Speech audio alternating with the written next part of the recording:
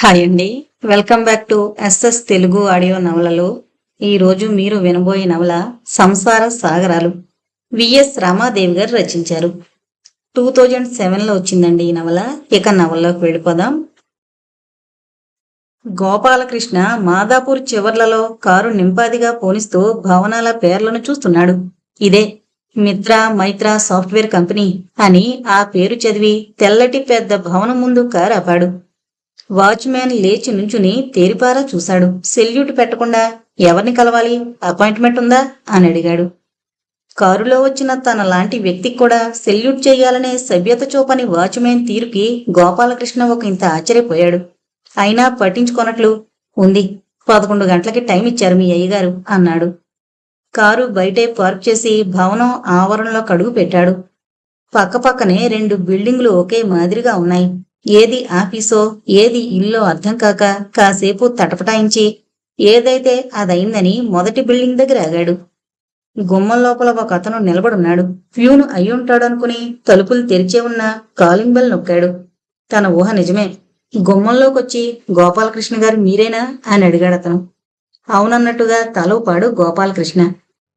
మీకోసం అయ్యగారు పోవగంట నుంచి ఎదురు చూస్తున్నారు అనగానే అతను చేతి వాచి చూసుకున్నాడు. 11:15 ఇంతలో ఒక ఆయన చామన చాయిగా 6 అడుగుల ఎత్తులో చూడగానే ఆకట్టుకునే విగ్రహంతో ఉన్న వ్యక్తి బయటకొచ్చాడు. మీరు గోపాలకృష్ణ గారు అయి ఉంటారు. నేను అర్జెంటుగా ఒక మీటింగ్కి వెళ్ళాలి. బహుశా ట్రాఫిక్ జామ్ లో చిక్కుకుని ఉంటారు. అందుకే లేట్ ఉంటుంది అన్నాడాయన. తను చెబుదామనుకుంటున్న కారణం ఆయనే చెప్పేశాడు. నిజానికి తనకి మాదాపూర్ కాస్త కొత్త. నెమ్మదిగా ఆఫీసు వెతుక్కుంటూ రావడంతో ఆలస్యమైంది. తను ఒక అరగంట ముందు బయలుదేరితే సరిపోయేది.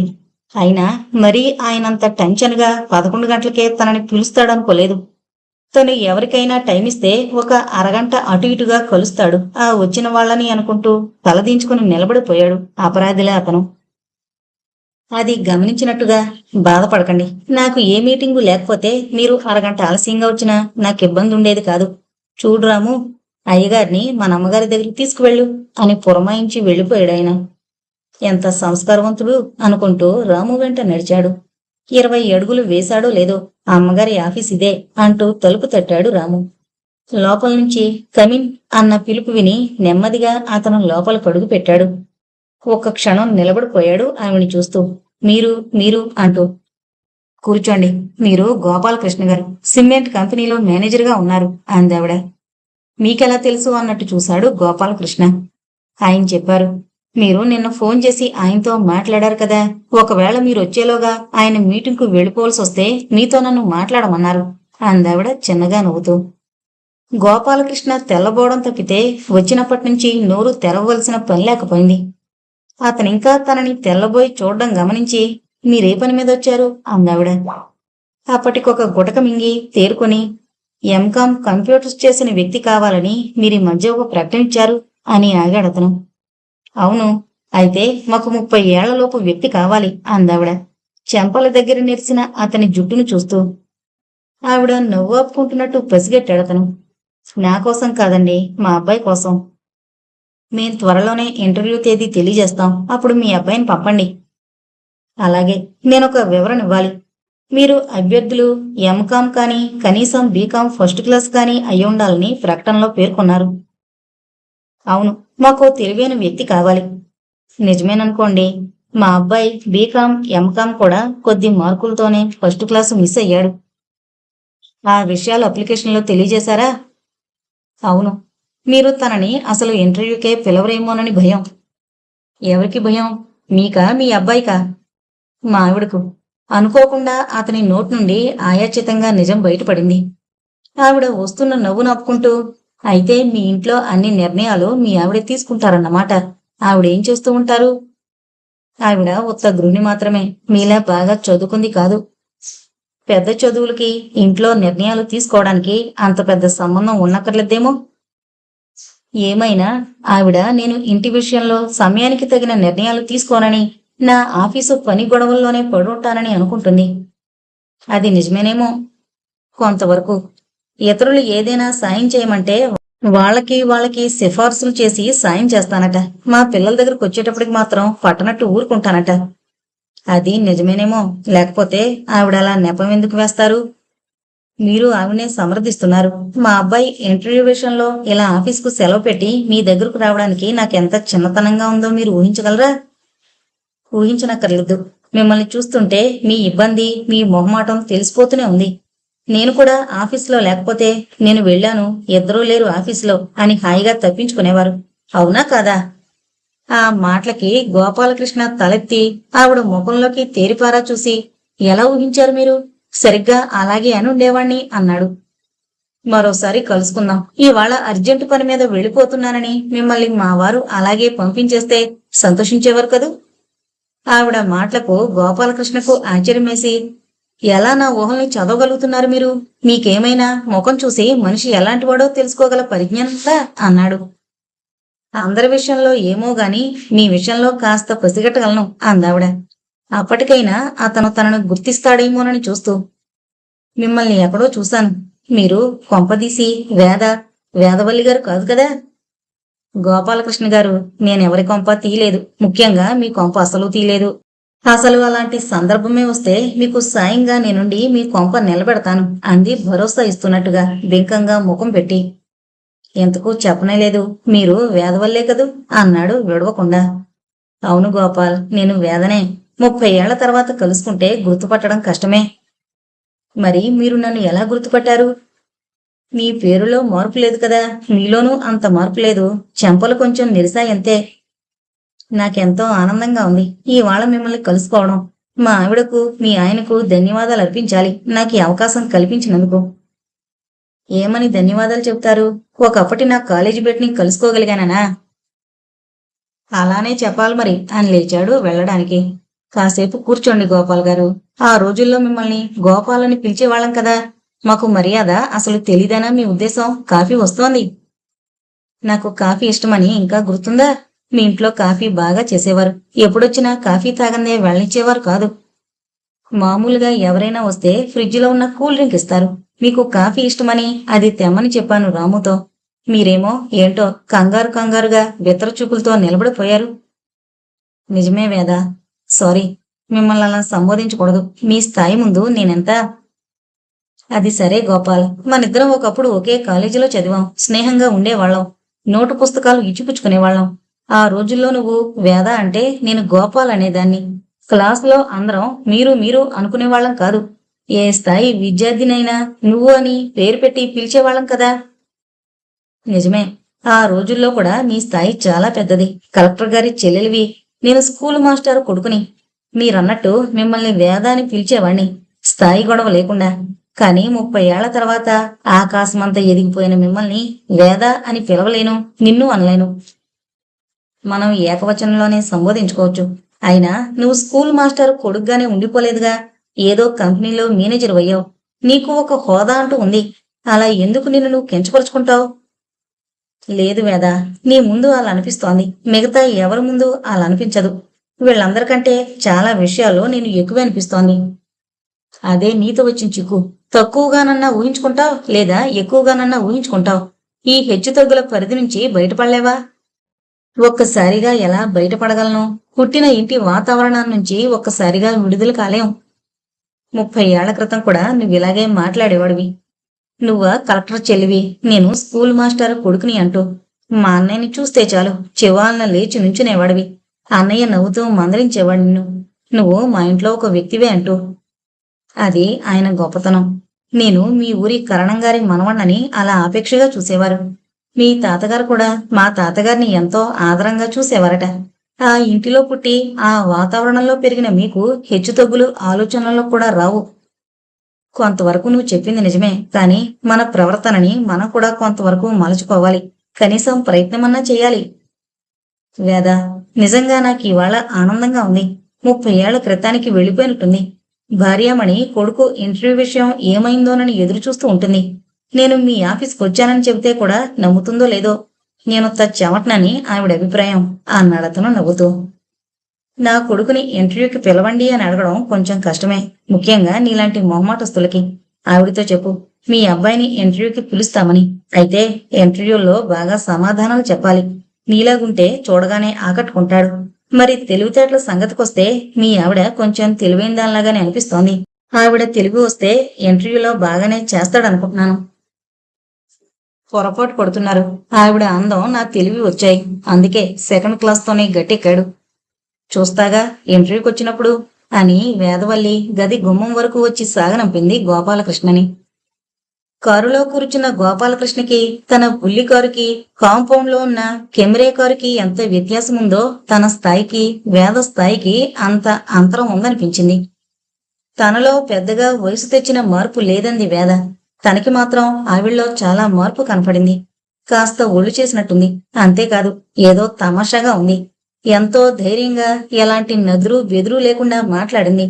తామిద్దరూ అలా కూర్చుని కాలేజీ సంగతులు మాట్లాడుకుంటుంటే భర్త మీటింగ్ నుంచి వచ్చి చూసి ఏమనుకుంటాడో అన్న బెదురు కూడా లేదు. ఎంత హాయిగా మాట్లాడింది. అలా అరమరికలు లేకుండా కూర్చుని మాట్లాడుతుంటే తనకి జైలు నుంచి బయటపడినట్లుగా హాయిగా అనిపించింది. ఎన్నో ఏళ్ల తర్వాత తనకు స్వేచ్ఛ లభించినట్లుగా అనిపించింది. అయితే దేని నుంచి స్వేచ్ఛ లభించినట్టు? తన పిరికితనం నుంచా, లేక ఇల్లు భార్య వాతావరణం నుంచా, లేక సిమెంట్ కంపెనీ మేనేజర్ గిరి నుంచా? అది ఏదైనా దేని నుంచో తనకు కాస్త విముక్తి కలిగినట్టు అనిపించింది. ఇలా ఆలోచనల్లో ఉక్కిరిబిక్కిరవుతూ 20 కిలోమీటర్ల దూరంలో ఉన్న తన అగ్గిపెట్టెలాంటి ఇంటికి చేరుకున్నాడు గోపాలకృష్ణ.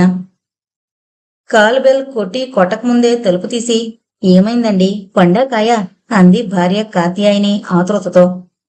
ఏమీ చెప్పలేం అప్పుడే. నేనైతే నువ్వు వేడుకోమన్నట్లు అహం చంపుకుని వేడుకునొచ్చాను. ఆ తర్వాత వారి దయ అన్నాడు బూట్లు విప్పుకుంటూ. ఈ కోపమంతా నేను కాస్త మన అబ్బాయి విషయం కనుక్కోమన్నాననే కదా. ఈ సంసారం నా ఒక్కదాందేనా? వాడు దిగులుగా ఇంట్లో కూర్చుంటే కడుపు తరుక్కుపోతుంది. వాడు కూడా ఉద్యోగంలో చేరితే వేడి నీళ్లకు చన్నీళ్ల మిగతా ఇద్దరు పిల్లల చదువులకైనా డబ్బు సరిపడుతుందని నా ఆశ. నా సంపాదన సరిపోవడం లేదా? బాగానే సరిపోతుంది. పని మనిషిని కూడా పెట్టుకోకుండా కుడితిలో పడ్డ ఎలకల ఇంటి చాకరీ తప్పితే మరో ప్రపంచాన్ని చూడకుండా సర్దుకుపోతుంటే మీకెవరికి ఏమీ తెలియడం లేదు. నేను పోతే అప్పుడు తెలిసొస్తుంది మీకు. అంతలేసి మాటలెందుకులే కాత్యాయిని. ఇప్పుడు నేనేమన్నాను? పని మనిషిని పెట్టుకోమని ఎంత చెప్పినా పెట్టుకోవు. ఇంత పెద్దింటికి పని మనిషి కూడా ఎందుకు దండగా? ఈ 2.5 గదులు నేను ఊడ్చుకోలేనా అంటావు. నీకసలు కష్టపడందే తోచదే కాత్యాయిని. మీరు మాత్రం కష్టపడ్డంలే. పొద్దుటి పూట పోతే రాత్రికొస్తారు. అదేం కంపెనీ ఉద్యోగమో కాని సరైన తిండా పాడా? నాకదే దిగులు. లేనిపోని దిగులు దేనికి? నేనేమైనా పాపాయినా? ఆకలేస్తే చుట్టుపక్కల చిన్న పెద్ద బోలెడు హోటళ్లున్నాయి. ఏదో ఒకటి తెప్పించుకుని తింటున్నానుగా. ఊరికే హైరాణ పడకు. మీకేం అలాగే చెప్తారు. ప్లేట్లో ఉప్మా పెసరట్టు పెడితే పెసరట్టు ఒకటి తుంచుకుని తింటారు ఏటో ఆలోచిస్తూ. ఉప్మా ముట్టనే ముట్టరు నేను చెప్పే వరకు. అన్నీ నేను దగ్గరుండి చూసుకోకపోతే సబ్బు బిళ్ళ ఉందో లేదో చూసుకోకుండా ఒట్టి నీళ్లు ఒంటి మీద పోసుకుని వచ్చేస్తారు. మీకంటే పాపాయిలేనయ్యాం. నీ మీద అంతగా ఆధారపడిపోయేటట్టుగా చేస్తున్నావు. తప్పు నాది కాదు, నీది. నువ్వు ఒక్కరోజు లేకపోతే నా పని హొళక్కే. ఏం మాటలవి అని పైకన్నా భార్యామణి లోపల తన మొగుడు ప్రతిదానికి తన మీద అంతగా ఆధారపడున్నాడు అని మురుసుకుంటూనే ఉంటుంది అనుకున్నాడు గోపాలకృష్ణ. ఇంటర్వ్యూకి పిలుపొచ్చింది హరికి. గోపాలకృష్ణకి ఫోన్ చేసి కాత్యాయిని ఆనందంగా కబురు అందజేసింది. అతడు ఆఫీస్ పనిలో తలమునకలుగా ఉండగా అమ్మయ్య ఒక గొడవ తీరింది అనుకున్నాడు. ఇంటర్వ్యూకి వెళ్లేటప్పుడు కొడుకుతో జాగ్రత్తగా చేసిరా, మెరిట్ లేకపోతే ఈ రోజుల్లో ఉద్యోగాలు దొరకవు అన్నాడు గోపాలకృష్ణ. ఎంత పెద్ద జోకు వేశారండి. మెరిటా పాడా? సిఫార్సు లేనిదే ఉద్యోగాలు దొరకవు ఈ రోజుల్లో. అందుకనే కదా మిమ్మల్ని అంత పోరింది నేను అంది కాత్యాయిని.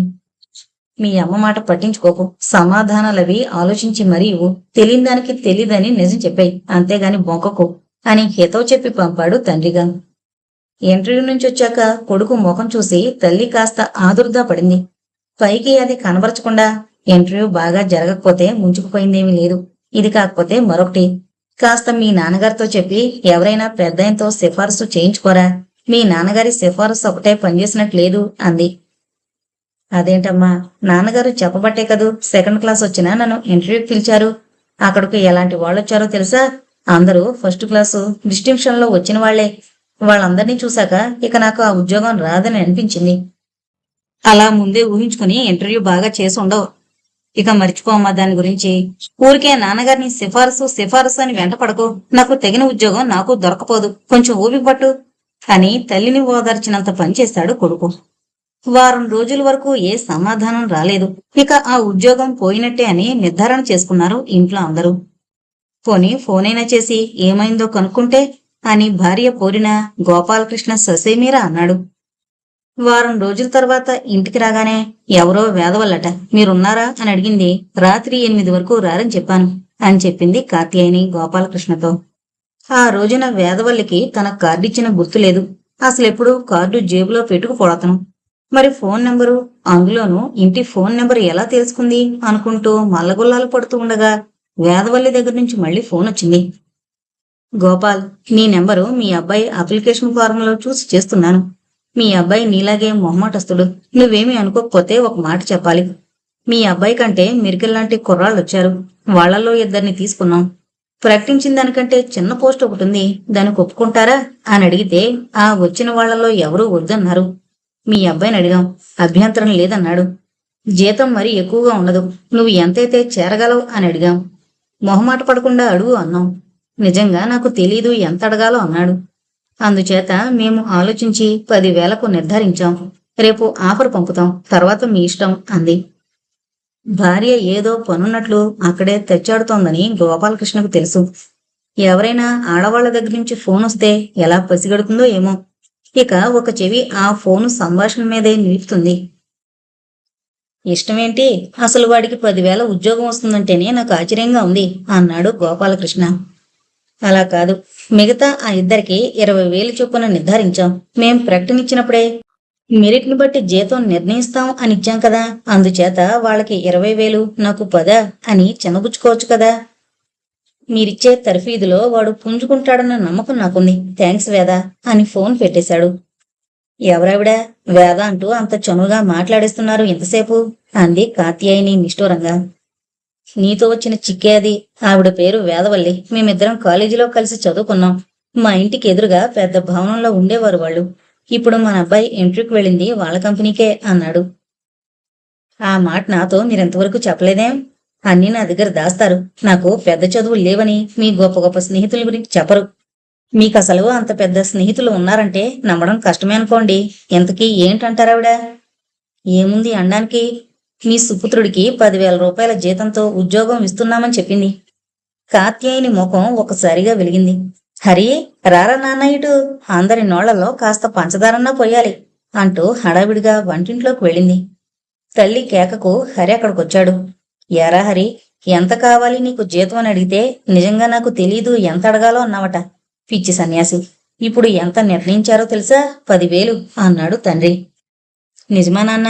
గట్టిగా చెప్పమంటే 7-8,000 అని ఉండేవాణ్ణి అన్నాడు ఎంతో నిజాయితీగా కొడుకు.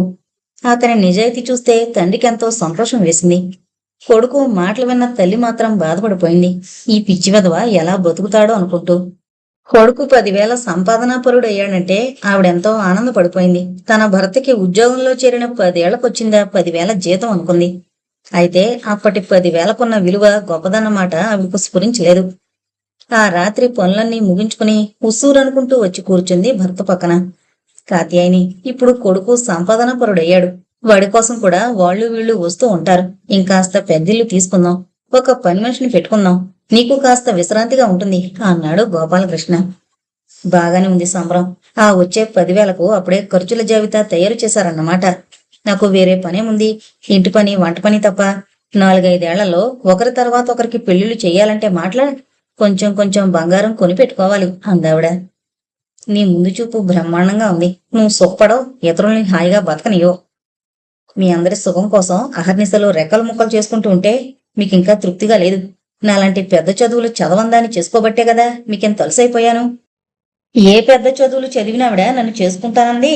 నేను గొప్పింటివాణ్ణని, పెద్ద చదువులు చదివినవాణ్ణని ఆడవాళ్లంతా లైన్లో నుంచునేవారు. నువ్వది చూసావు కూడా అన్నాడు అతను హేళనగా. అవన్నీ లేకపోతేనే మన్మదాకారం ఉంది కదూ, అందుకోసం ఎవరైనా చేసుకునేవారు కళ్ళకద్దుకుని. మరెందుకు నేను ఎవరినీ చేసుకోలేకపోయాను చాలా కాలం వరకు? మీకే తెలియాలి. ఎన్ని సంబంధాలొచ్చినా ఆ వంక ఈ వంక పెట్టి మీ వాళ్ళు పండించేవారు కాదట కదా. కట్నవాస లేకపోతే నాకు తెలిసిన 2 అమ్మాయిలకి మీ వాళ్ళు వంకలు పెట్టి చెడగొట్టారట. కట్నం మాట ఎత్తితే మీరూరుకోరని ఆ వంకలు ఈ వంకలు పెట్టి మీకు వచ్చిన సంబంధమల్లా చెడగొట్టారట. నీకెవరు చెప్పారు ఈ చిదంబర రహస్యాలు? ఇవి దాగుతాయా దాస్తే కూడా? మా సంబంధానికి మీరొస్తున్నారని తెలిసి మా చిన్నాన్న కూపీలాగి అన్ని విషయాలు సేకరించుకొచ్చాడు.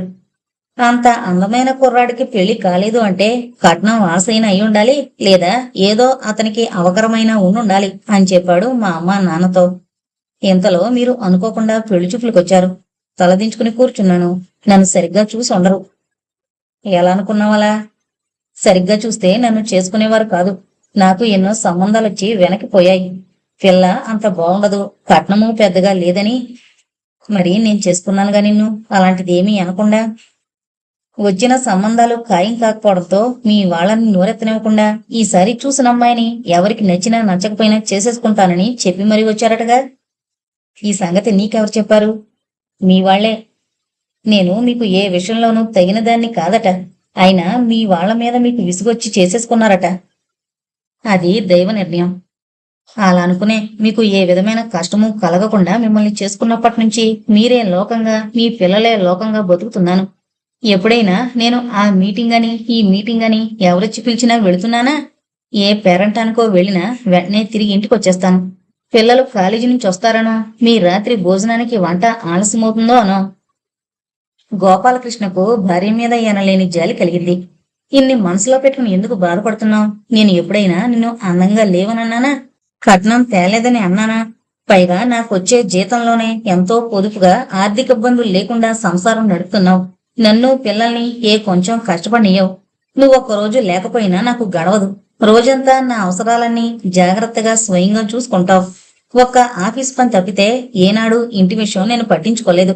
అన్నీ నువ్వు చూసుకుంటున్నావు. నువ్వు దొరకడం నా అదృష్టం కాత్యాయిని అంటూ భార్యను ప్రేమగా దగ్గరకు తీసుకున్నాడు గోపాలకృష్ణ. హరి దగ్గర నుంచి ఉత్తరం వచ్చింది. మనం ఇద్దామనుకున్న జీతానికి ఒప్పుకున్నట్టు. 11 గంటలకు రమ్మన్నాను అంది వేదవల్లి భర్తతో పాటు బ్రేక్ఫాస్ట్ చేస్తూ. పనిని అందుకోగలడంటావా? ఇంటర్వ్యూలో మరీ బెదిరిపోయినట్టు కనపడ్డాడు అన్నాడు మనోహర్. అదే మొదటి ఇంటర్వ్యూ అన్నాడు. మనం కొంచెం ధైర్యం చెబితే కొద్ది రోజుల్లోనే కాలరు పైకెత్తుకొస్తాడు మీ దగ్గరకు. మనోహర్ నవ్వుతూ, అమ్మో మరీ అంత ధైర్యం పోయిపు అన్నాడు. ఇంట్లో వాతావరణాన్ని బట్టి, తిరిగే సమాజాన్ని బట్టి కూడా మనస్తత్వం ఉంటుంది. అదే కాస్త కలిగిన వాళ్ళ నుంచి వచ్చిన వాళ్ళు చూడండి ఎంత ధైర్యంగా చెప్పారో. ఒక కుర్రాడు 10,000 ఇస్తాను సరేనా అంటే నేనంత తక్కువకి రాను అని లేచి వెళ్లిపోయాడు. అతనికి తన మీద తనకున్న నమ్మకం, అతని ఇంటి వాతావరణం, పెంపకం వల్ల కలిగినవే. అవును, హరి తండ్రి కూడా బెదురుగా వచ్చాడు నన్ను కలవడానికి. కాలేజీలో చదివేటప్పుడు కూడా అలాగే ఉండేవాడు. మహా మొహమాటస్తుడు. వాట్? అతను నీ కాలేజీ మేటా? చెప్పలేదే నాకు ఆ సంగతి ఎంతవరకు. ముందే చెబితే నాతో కలిసి కాలేజీలో చదివాడు కనుక అతని కొడుకు ఉద్యోగానికి నేను ఎక్కువ మొగ్గు చూపించానని అనుకోవచ్చుగా మీరు. మన కంపెనీ సంగతి తెలుసుగా నీకు. సగం మందిని మెరికల్ లాంటి వారిని తీసుకుంటాం, మిగతా సగం మందిని మనం శిక్షణ ఇచ్చి తర్ఫీదు చేసుకోవడానికి తగిన సొత్తు ఉన్న వాళ్ళని తీసుకుంటాం కదా. నిజమే. మరి మెరికల్ లాంటి వాళ్ళు మరో 2,000 ఎక్కువ ఇస్తామంటే మనల్ని వదిలేసి మరో కంపెనీకి వెళ్ళిపోతారు. నికరంగా ఉండేవాళ్ళు మనం తర్ఫీదిచ్చేవాళ్లే. అంత మరీ నికరంగా ఉంటారన్న నమ్మకం పెట్టుకోకు.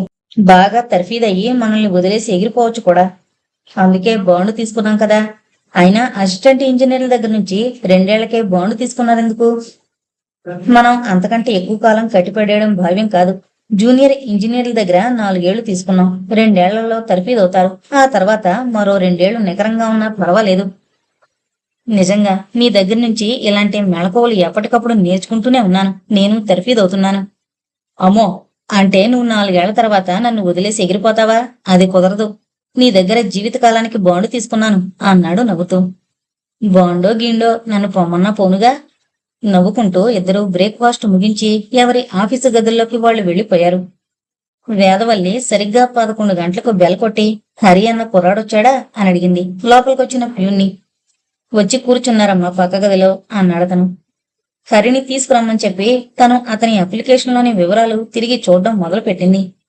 భయపడుతూ నెమ్మదిగా ప్యూన్ వెంట లోపలికొచ్చాడు హరి. అలికిడికి తలెత్తి చూసింది. మౌనంగా చేతులు జోడించాడు హరి. కూర్చో హరి, చాలాసేపయిందా వచ్చి? ఎక్కువసేపు కాలేదు, 10:30కొచ్చాను మేడం అన్నాడు హరి చేతి గోళవంక చూసుకుంటూ.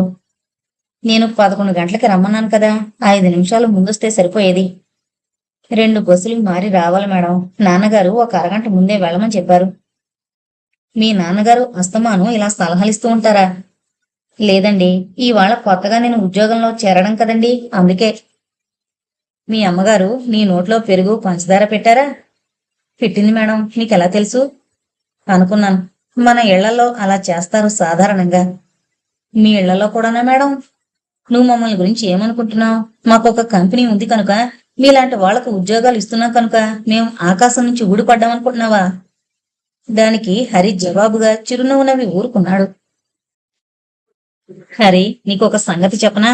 ఒక ఆయన 30 ఏళ్ల క్రితం మన రాష్ట్రంలోని ఒక చిన్న టౌన్ నుంచి అమెరికా వెళ్ళాడు. ఆయన అతి సామాన్య మధ్యతరగతి కుటుంబానికి చెందినవాడు. అయితే చదువులో అతి చురుకైనవాడు. కష్టపడి చదివేవాడు. సాయంత్రం పూట లెక్కల ట్యూషన్లు కూడా చెబుతుండేవాడు. తెలివికి తోడు శ్రద్ధగా చదువుకోవడంతో ఎప్పుడూ స్కూల్లోనూ తర్వాత కాలేజీలోనూ ఫస్ట్ వచ్చేవాడు. దాంతో స్కాలర్షిప్ వచ్చేది. అదేవిధంగా ఒక విదేశీ విశ్వవిద్యాలయంలో కూడా సీటు, స్కాలర్షిప్ సంపాదించాడు. ఇక మెట్టు మెట్టు ఎక్కుతూ పైకొచ్చాడు. ఆయనెవరో తెలుసా? తెలీదు అన్నట్టు తలూపాడు హరి. అక్కడ ఒక సాఫ్ట్వేర్ కంపెనీ తెరిచాడు. దానిలోనూ చాలా కష్టపడి పనిచేసి మంచి పేరు తెచ్చుకున్నాడు. ఆ తర్వాత మన రాష్ట్రంలో కూడా దానికి అనుబంధ కంపెనీ తెరిచాడాయన. దాని పేరు ఊహించుకోగలవా? ఒక క్షణం ఆగి, మేడం, మిత్ర మైత్ర కంపెనీయా అన్నాడు. అది చూసావా, నేను చెబుతోంది జాగ్రత్తగా వింటూ పసిగట్టేశావు. మేడం, ఈ కంపెనీకి ఆ పేరెందుకు పెట్టారు? పర్వాలేదు, ఆ అబ్బాయి కాస్త ధైర్యం తెచ్చుకుంటున్నాడు అనుకుని. మిత్ర మా అమ్మాయి పేరు, మైత్ర మా అబ్బాయి పేరు. ఇక్కడ కంపెనీ వాళ్ళిద్దరి పేరుతో పెట్టాం. అమెరికా కంపెనీ మీ ఇద్దరి పేర్లతో పెట్టారా మేడం? మొదట నా ఒక్కదాని పేరుతోనే పెట్టారు, వేద సాఫ్ట్వేర్ కంపెనీ అని. ఆయనకెందుకో తన పేరుతో పెట్టుకోవడం ఇష్టం లేదు. మేం ఈ కంపెనీల గొడవ నుంచి విశ్రాంతి తీసుకున్నప్పుడు బహుశా మా పిల్లలు ఆయన ఒక్కరి పేరుతో కంపెనీ పెడతారేమో. ఇప్పుడు ఉమ్మడి కంపెనీ. మేడం, సంకోచం దేనికి? చెప్పు హరి. ఏం లేదు మేడం, నేనేం పని చేయాలి? తొందరపడకు. ఒక వారం రోజులు ఇక్కడ వాతావరణానికి అలవాటు పడు. సంకోచం లేకుండా కంపెనీ ఆవరణంతా తిరిగి చూడు, ఎవరిని డిస్టర్బ్ చేయకుండా. ఆ తర్వాత నా దగ్గరకు రా, అప్పుడు చెబుతాను నువ్వేం చెయ్యాలో అని ప్యూన్ని పిలిచి హరికి మన కంపెనీ అంతా చూపించు. సింగ్ గారి దగ్గరకు తీసుకువెళ్ళు, ఆయన మిగతా సంగతులు చూసుకుంటారు అంటూ కుర్చీలోంచి లేచి ముందుకొచ్చి హరి భుజం తట్టి, ఇక నుంచి నువ్వు బయటవాడివి, పరాయివాడివి కావు, మా పరివారంలో ఒకడివి. అలా అనుకుని ఇక్కడ పనిచేయాలి, సరేనా అని అతన్ని ప్యూన్తో పంపింది. ఆ రాత్రి భోజనాల దగ్గర కొడుకు ఉద్యోగంలో మొదటి రోజు ముచ్చట్లు చెబుతూ ఉంటే గోపాలకృష్ణ అతడి ముఖం వంక శ్రద్ధగా చూశాడు. కాత్యాయిని నా కొడుకే కదా ఉద్యోగస్తుడయ్యాడు అని మురిసిపోతూ రోజు కంటే ఒక కూర ఎక్కువ చేసి కొసరి కొసరి భర్తకి, కొడుక్కి, 2 కూతుర్లకి వడ్డించింది. నువ్వు కూర్చో కాత్యాయిని, మేము వడ్డించుకుంటాంలే అన్నాడు గోపాలకృష్ణ. నేను కూర్చుంటే కైనట్టే. అన్నీ సరిగ్గా వేసుకు తింటారా? మీ అందరికీ అన్నీ వడ్డించి మీరు తినడం చూస్తే కలిగే ఆనందం మీకెంత చెప్పినా అర్థం కాదు. నువ్వలా కొసరి కొసరి పొట్టలు పగిలేలా వడ్డించకుండా నువ్వు మాతో పాటు కూర్చుంటే మాకెంత ఆనందంగా ఉంటుందో తెలుసా? అవునమ్మా, నాన్నగారు అన్నది నిజం అన్నాడు కొడుకు. చెల్లెళ్ళిద్దరూ తెల్లబోయి అన్నవంక చూసి కిస్కున నవ్వారు. నిజమేరా, రోజు తల వంచుకుని గబగబా తినేసేవాడివి, నోరు విప్పేవాడివి కాదు మీ నాన్న ఎదురుగా. ఇవాళ మీ నాన్నకు వతాసు పలుకుతున్నావు, ఉద్యోగంలో చేరిన మొదటి రోజే అంది తల్లి. నిజమే కాత్యాయిని, నేను అదే గమనిస్తున్నాను. వాడికి తన మీద తనకి కాస్త నమ్మకం కుదిరినట్టుగా కనబడుతున్నాడు. పూర్వం ఏది చెప్పినా అమ్మో అనేవాడు అన్నాడు గోపాలకృష్ణ. పిల్లలు ముగ్గురికి తల్లి దగ్గరే ఎక్కువ మాలిమి. తండ్రి ఎప్పుడూ ఆఫీస్ పనిలో మునిగి తేలుతూ ఉండడం వల్ల ఆయన దగ్గర వాళ్ళకి ఎక్కువ చనువు ఏర్పడలేదు. అయితే ఆయనంటే భయంతో కూడిన ఆప్యాయత మాత్రం మెండుగానే ఉంది. తమకేది కావలసొచ్చినా తల్లినే అడుగుతారు. గోపాలకృష్ణ కూడా కాత్యాయిని ఎప్పుడూ ఏమీ నిలదీసి అడగడు. ఆవిడ అవసరానికి కావలసిన డబ్బు అతని పర్సులో నుంచి తీసుకుంటుంది. పర్సు ఖాళీ అయితే బ్యాంకు నుంచి డబ్బు తీసుకొచ్చి పర్సులో పెడతాడు. అయితే ఏనాడు కాత్యాయిని వాళ్ల స్తోమతకు మించిన ఖర్చు పెట్టలేదు. ఉన్నంతలోనే కాస్త కాస్త మిగిల్చి పిల్లలకి ఏదో ఒకటి కొనిపెడుతూ ఉంటుంది. కొన్న తర్వాత ఆవిడ భర్తకు చెప్పే విధానం కూడా గమ్మత్తుగా ఉంటుంది. పెద్దమ్మాయి ముఖంలో కాస్త తేడా కనబడుతోందా అని అడిగింది ఒక రోజు రాత్రి భోజనాల దగ్గర. తండ్రి ఆ పిల్ల ముఖంలోకి నిశ్చితంగా చూసి కాస్త చిక్కినట్టుగా ఉంది. మరీ అంత అర్ధరాత్రి వరకు చదవకమ్మా అంటే అందరూ ఒకసారిగా నవ్వారు. ఎందుకు నవ్వారో గోపాలకృష్ణకు అర్థం కాలేదు. అమ్మాయి చెవులు చూసారా అంది కాత్యాయని కాస్త విసుగ్గా. ఓ, లోలకులా బావున్నాయి. రోజు అవే కదా పెట్టుకునేది అన్నాడు తెలివి తక్కువగా. అయ్యో కర్మ, ఆ లోలకులు ఈవాళే కొన్నాను. రోజు ఎక్కడ చూశారు మీరు? ఎంతసేపు ఆఫీసు ధ్యాసే తప్పితే మరింకేదీ పట్టదు అందావిడ రుసరుసలాడుతూ. మిగతా పనులన్నీ నువ్వెంతో నేర్పుగా చేస్తావని నీ మీద వదిలేస్తున్నాను మరి అన్నాడాయన. ఎన్నిటికని నేనొక్కదాన్ని దేవుళ్లాను, మీరు కాస్త పట్టించుకోవడం అవసరం. నువ్వే చెప్పు. నేను ఆఫీసు నుంచి వచ్చేటప్పటికే రాత్రి 8 అవుతోంది. పొద్దున్నే 9 గంటలకే ఆఫీసుకు పోవాలి. ఆదివారాలు ఎలాగూ నీతో సరుకులు కొనడానికి, కూరగాయల వేటకి వస్తున్నాను కదూ. ఆహా, వచ్చారులేండి. ఏం పట్టనట్టుగా కారాపి దాన్ని ఆనుకొని నిలబడతారు. కొనేటప్పుడు కనీసం నాకు సలహా ఇవ్వచ్చుగా. ఒకసారి సలహా ఇవ్వబోతే మీకేం తెలీదు, ఊరుకోండి, హాయిగా కారులో కూర్చోండి అని ఆజ్ఞాపించావుగా. అయ్యో రామా, చూసావా మీ నాన్నగారి వరస. ఏదో చచ్చు సలహా ఇచ్చుంటారు, అందుకే అలా ఉంటాను. పిల్లలు ముగ్గురు వాళ్ళిద్దరి సంభాషణ వింటూ నవ్వుకుంటూ భోజనాలు ముగించారు. ఒక్క విషయం, నేను మీ అమ్మతో చేయించలేని పని మీరు చేయించాలి అన్నాడు గోపాలకృష్ణ. ఏంటన్నట్టుగా ముగ్గురు తండ్రి వంక చూశారు.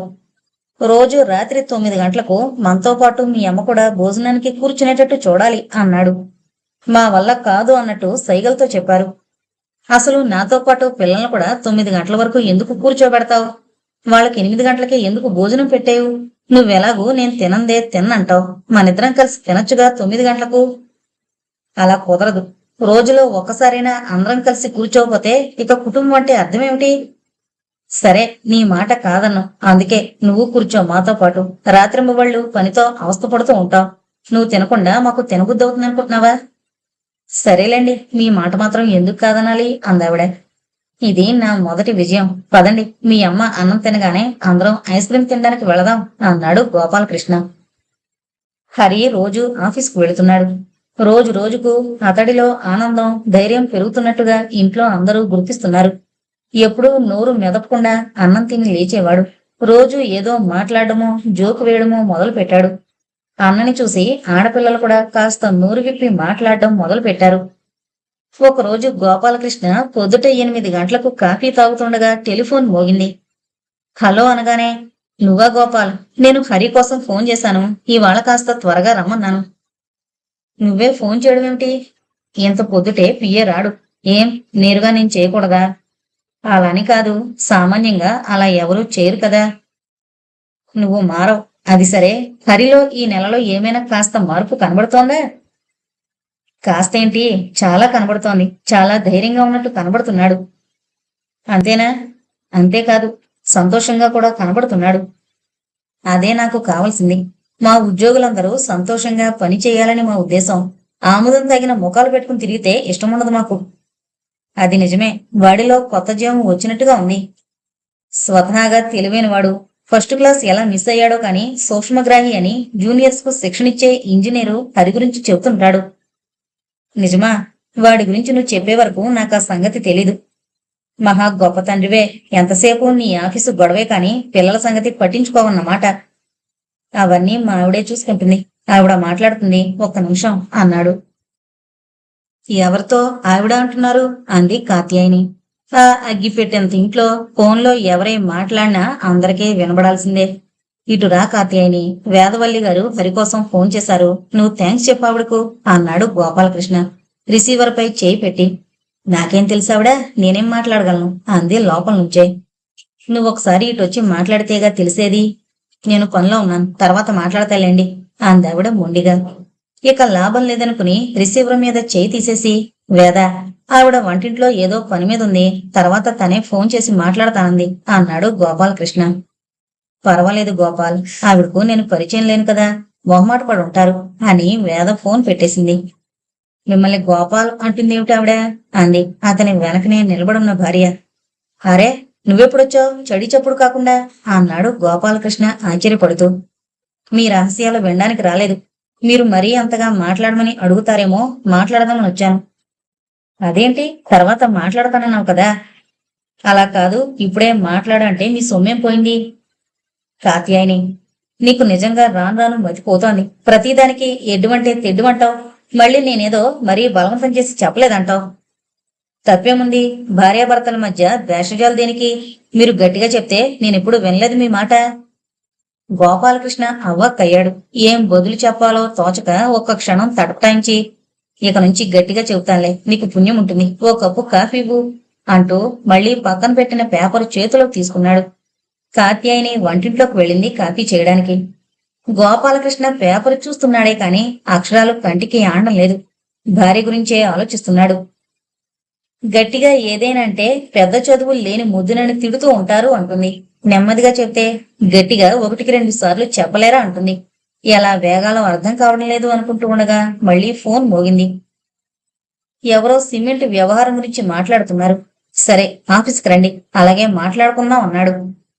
మీ ఇంటికి దగ్గరలోనే ఉన్నాం, ఓ 5 నిమిషాల్లో వస్తాం అనగానే, ఆఫీస్కి రండి, నేను త్వరగా తయారయ్యి ఆఫీస్కి వెళ్ళాలి, ఇంట్లో కుదరదు అని వాళ్ళకి మరో మాటకి తావివ్వకుండా ఫోన్ పెట్టేశాడు గోపాలకృష్ణ.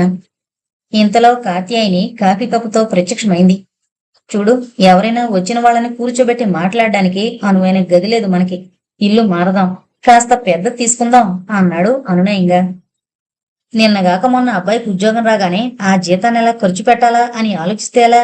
అయినా ఈ వాడకట్టుకు ఈ ఇంటికి అలవాటు పడిపోయాం. ఈ పొట్టుదలేనిది. ఇప్పుడెవరో సిమెంట్ పని మీద మీ ఇంటికి దగ్గరలోనే ఉన్నాం, వస్తామని ఫోన్ చేస్తే రావడానికి వీల్లేదు అన్నట్టుగా మాట్లాడాల్సి వచ్చింది. వాళ్ళు ఏమనుకుంటారు? ఆఫీస్ పని మీద వచ్చేవాళ్ళు ఆఫీసులో కలవచ్చు, ఇంటికెందుకు రావడం? అసలు మీరింట్లో పెళ్ళాం పిల్లలతో కలిసి ఉండేదే నిండా రోజుకు 4 గంటలు ఉండదు. ఇక ఆ టైంలోనూ ఆఫీస్ పని ఇంట్లో మొదలు పెడతారా? సరేలే, నన్ను స్నానం చేసి ఆఫీసుకు తయారు కాని అని స్నానాల గదికి దారి తీశాడు గోపాలకృష్ణ. రాత్రి భోజనాల దగ్గర గోపాలకృష్ణ హరితో, మీ బాసు పొద్దుట ఫోన్ చేసింది, నిన్ను కొంచెం త్వరగా రమ్మందట కదా, వెళ్ళలేదా అన్నాడు. నేనెంత త్వరగా వెళ్ళినా బస్సు మిస్ అయ్యాను, 2 బస్సులు మారాలి నాన్నగారు అని సంజేష్ ఇచ్చాడు. పోనీ ఆటోలో వెళ్ళలేకపోయావా? నిజమే నాన్నగారు, నాకు తట్టలేదు. మనోహర్ గారు నీ పని ఎలా ఉందంటున్నారు? ఆయనకు మా జూనియర్ ఆఫీసర్లతో పనిలేదు, మాకు బాస్ వేదవల్లి గారే, ఆవిడే మాకు శిక్షణ ఇప్పించడం, మా చేత పని చేయించడం చూసుకుంటారు. పోనీ ఆవిడికైనా నీ పని నచ్చుతోందా? ఇంకా శిక్షణ పూర్తి కాలేదు, అయినా ఇది ఆన్ జాబ్ ట్రైనింగ్ కనుక తేలిక పనులు చేయిస్తున్నారు. శ్రద్ధ పెట్టి నేర్చుకో. 2 బస్సులు మారి అవస్థపడ్డం దేనికి? మోపెడో మోటార్ సైకిల్ కొనుక్కోరాదు. మీరేమంటారో అని అడగలేదు, నేను అదే అనుకుంటున్నాను. నేనేమంటానురా, ఉద్యోగస్తుడు అయ్యావు, ఆఫీసులో పని చేయాలంటే కనీస సౌకర్యాలు ఉండాలి కదా, కొనుక్కో. అంతవరకు నోరు మెదపకుండా వడ్డన చేస్తూ వాళ్ల మాటలు వింటున్న కాత్యాయిని మంచి సలహా ఇచ్చారు. వాడు తిన్నగా ఉండాలని లేదా మీకు? స్కూటర్ మీద వెళితే సుఖం అనుకుంటున్నారా? మొన్న మన పక్కింటి ఆయనకి స్కూటర్ మీద వెళుతుండగానే కదా యాక్సిడెంట్ అయి కాల్ తీశారు అంది. ప్రతిదానికి భయపడితే ఎలాగే? హడావిడిగా బస్సు ఎక్కుతూ కింద పడి తల పగలగొట్టుకున్నాడు ఒక విద్యార్థి అని ఈ మధ్యనే పేపర్లో చూడలేదా అన్నాడు గోపాలకృష్ణ. అక్కడే కూర్చుంటే ఆ టాపిక్ మీద ఇంకా వాదన పెరిగి చివరికి తండ్రి కూడా, సరేలేరా, మీ అమ్మ వద్దంటోంది, బస్సు మీద వెళ్ళు అంటే ఇంకా అక్కడితో తను స్కూటర్ కొనుక్కోవడం కుళకే అనుకుని గబగబా అన్నం తినేసి లేచి వెళ్లిపోయాడు హరి. అది గమనించిన కాత్యాయిని, హరి పెద్దవాడైపోయాడు, తన నిర్ణయాలు తాను తీసుకునే స్థితికి ఎదిగిపోయాడు అని సణుక్కుంటూ ఎంగిలి కంచం సింకులో పెట్టింది. ఆ తర్వాత కూడా కాత్యాయిని ముభావంగా పడుకుని ఆలోచిస్తున్నట్టుగా కనబడితే, కాత్యాయిని, హరి అలా అన్నం గబగబా తినేసి లేచినందుకు బాధపడుతున్నావా? నువ్వన్నట్టు వాడు ఎదిగాడు, అదృష్టవశాత్తు ఉద్యోగం కూడా వచ్చింది. ఇంకా ప్రతి చిన్నదానికి మనమే నిర్ణయాలు తీసుకుంటే ఎలా?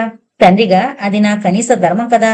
అలా నేను చెప్పకపోయి తనంతట తనే ఒక స్కూటర్ కొనుక్కొచ్చి చూపిస్తే బాగుండేదా నీకు అని అనునయంగా పలికితే వెక్కి వెక్కి ఏడ్చింది కాత్యాయిని. గోపాలకృష్ణ కాత్యాయిని దగ్గరకు తీసుకుని ఓదార్చిన తర్వాత కుదుటపడి, తెలివి తక్కువ మొద్దుని, పెద్ద చదువులు చదవకపోవడం వల్లే కదా నాకు ఇలాంటివి తట్టవు అంది. నువ్వు అనవసరంగా పెద్ద చదువుల మాట దేనికెత్తుతావు? నాకు మాత్రం పెద్ద పెద్ద డిగ్రీలు ఎక్కడేడిచాయి, కొత్త బీకామే కదా, అయినా చదువుకి దీనికి సంబంధం ఏముంది అంటూ ఓదార్చాడు ప్రేమగా. పాపం ఆయనకు నా మీద ప్రేమే, నేనే అనవసరంగా మాటిమాటికి అత్తగారు ఆడబిడ్డ అన్న మాటలు గుర్తు తెచ్చుకుని బాధపడుతుంటాను, ఆయనని బాధ పెడతాను అనుకుంటూ నిద్రపోయింది కాత్యాయిని. హరి ఉద్యోగంలో చేరి ఏడాది దాటింది. తల్లి మనసు కష్టపెట్టడం ఇష్టం లేక అతను స్కూటర్ను కొనడం వాయిదా వేసుకున్నాడు. ఒక రాత్రి భోజనాల దగ్గర హఠాత్తుగా గోపాలకృష్ణ, హరి, మా ఆఫీస్ కూడా మీ ఆఫీసు దగ్గరగా రాబోతోంది, వచ్చే 1 తారీఖు నుంచి. మా ఫ్యాక్టరీ కొండాపూర్ దగ్గరలో కదా, అందుకని మాదాపూర్లో ఒక బిల్డింగ్ ఎవరో అమ్ముతుంటే కొన్నారు కంపెనీ వాళ్ళు. ఇక రోజు నేను నిన్ను దించొచ్చు. అయితే ఇక హరి కూడా రోజు మీలాగే 8 దాటాకే వస్తాడన్నమాట అంది కాత్యాయని వడ్డన కానిస్తూ. ఇప్పుడు మాత్రం 2 బస్సులు మరి వచ్చేటప్పటికి ఇంచుమించు అంతే అవుతుంది కదమ్మా అన్నాడు హరి. పెద్ద నేనేదో స్కూటర్ కొనద్దు, యాక్సిడెంట్లు అవుతాయి అన్నందుకే కదూ నువ్వు మీ నాన్నలా ఎద్దేవు చేస్తున్నావు. నా భయం ఏదో చెప్పాను గాని నీ సౌకర్యాలకు నేనేమీ అడ్డుపడడం లేదు, నువ్వే వాయిదా వేస్తున్నావు అంది కాత్యాయని. ఇక ఇప్పుడు ఆ గొడవ దేనికి, ప్రస్తుతానికి నేను వెళ్లేటప్పుడు దించగలను అన్నాడు గోపాలకృష్ణ. అంతేగాని నేను వచ్చేటప్పుడు 1 గంట ముందొస్తాను హరిని తీసుకుని అనలేరా అంది కాత్యాయని.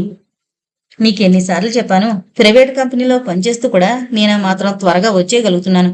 కొనుగోలుదారులు మాట్లాడడానికి సాయంత్రం పూట ఎక్కువగా వస్తారు. సరేలేండి, ఇక ఆ సంగతి ఎత్తితే ఒట్టు. అమ్మా, నువ్వు కోపం తెచ్చుకోకపోతే ఒక మాట చెప్పనా అన్నాడు హరి.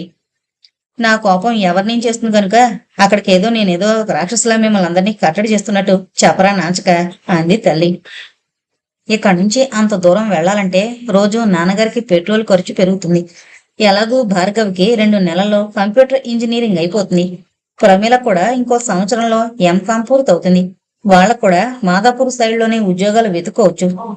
అయితే తండ్రి చాలా ఉత్సుకతతో వింటున్నాడు తల్లి కొడుకుల సంభాషణ. ఎలాగూ ఇల్లు సరిపోవడం లేదు.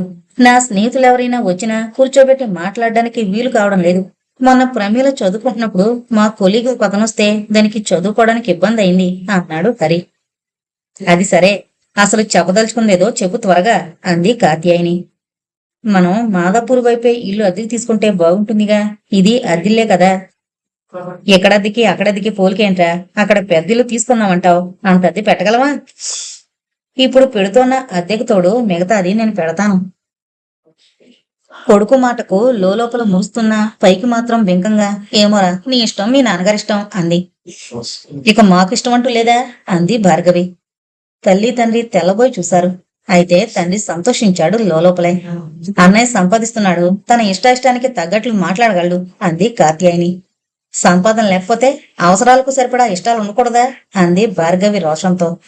తల్లి అవాక్కైంది. మొట్టమొదటిసారి భార్గవి అలా మాట్లాడేటప్పటికి. ఆ రాత్రి మళ్ళీ కాత్యాయని దిగులుగా పడుకోవడం చూసి, కాత్యాయని ఎందుకే అలా ఊరికే బాధపడతావు?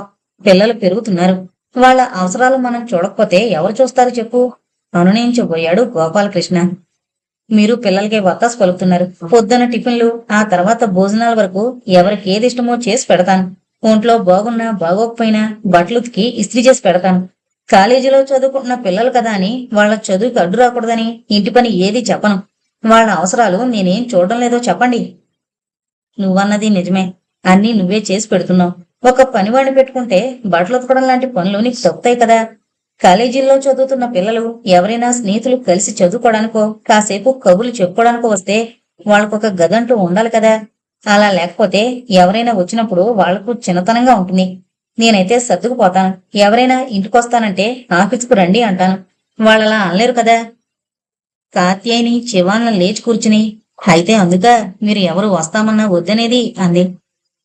నీకిప్పటి వరకు ఆ సంగతి అర్థం కాలేదా? అసలే ఆఫీసులో రోజంతా పనిచేసి వస్తారు.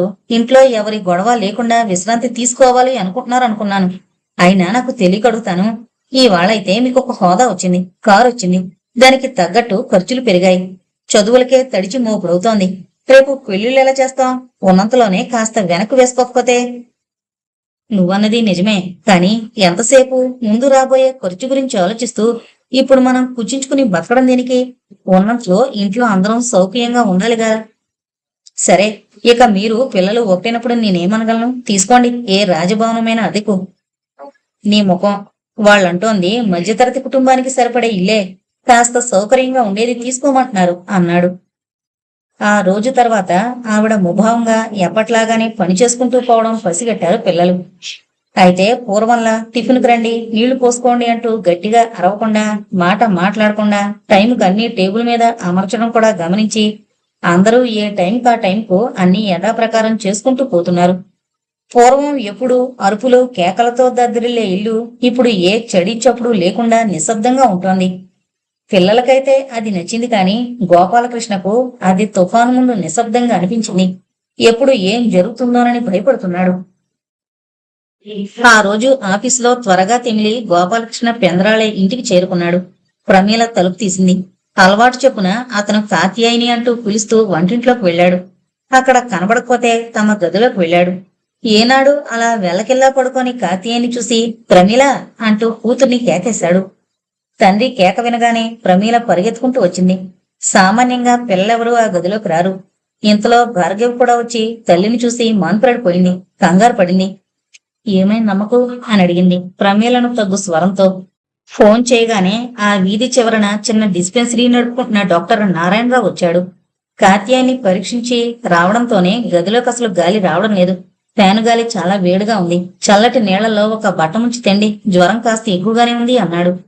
ఎంతుంది డాక్టర్ అడిగాడు గోపాలకృష్ణ. 103 డిగ్రీలుంది అంటూ చల్లని బట్ట అందుకుని ఆమె నుదుటి మీద పరిచాడు. 10 నిమిషాల్లో కళ్ళు తెరిచింది కాత్యాయిని. ఏమైంది నాకు అని అడిగింది అందర్నీ చూసి. ఏం కాలేదు, కొంచెం జ్వరం వచ్చిందంతే, కాసేపు కళ్ళు మూసుకుని పడుకోండి అని డాక్టరు లేచి బట్టతడి ఆరగానే మళ్లీ చల్లని నీళ్లలో ముంచి నుదురు మీద పెట్టండి, 2 ఐస్ ముక్కలు వేయండి నీళ్లలో ఎప్పటికప్పుడు అని పురమాయించి ముందు గదిలోకి వెళ్ళాడు. అక్కడున్న పాత సోఫాలో కూర్చుని ప్రిస్క్రిప్షన్ రాస్తూ ఆవిడ చాలా నీరసంగా కనబడుతున్నారు. హిమోగ్లోబిన్ చాలా తక్కువగా ఉన్నట్లుంది. ఆవిడ శక్తికి మించిన పని చేస్తారా అని అడిగాడు. అవును, అన్ని పనులు తనే చేసుకుంటేనే గాని ఆవిడకు తృప్తుండదు. పిల్లల పని కూడా తనే చేస్తుంది అన్నాడు గోపాలకృష్ణ. మన మధ్యతరగతి కుటుంబాల్లో గృహిణులు చాలా మంది ఇలాగే ఆరోగ్యం పాడు చేసుకుంటారు. ఒక్కొక్క ఏడు పైబడ్డ కొద్దీ శరీరంలో శక్తి తగ్గుతుంది కదా, అంతా విల్ పవర్తో నడిపిస్తారు. కొన్నాళ్ల పాటు ఆవిని కష్టమైన పనులు చేయనీకండి. జ్వరం 2-3 రోజుల్లో తగ్గుతుంది. విటమిన్లు, ఐరన్ టాబ్లెట్లు, ఇంకా బలమైన ఆహారం తీసుకోవాలి. ఆవిడకు మందుల కంటే విశ్రాంతి, పౌష్టికాహారం అవసరం అన్నాడు డాక్టర్.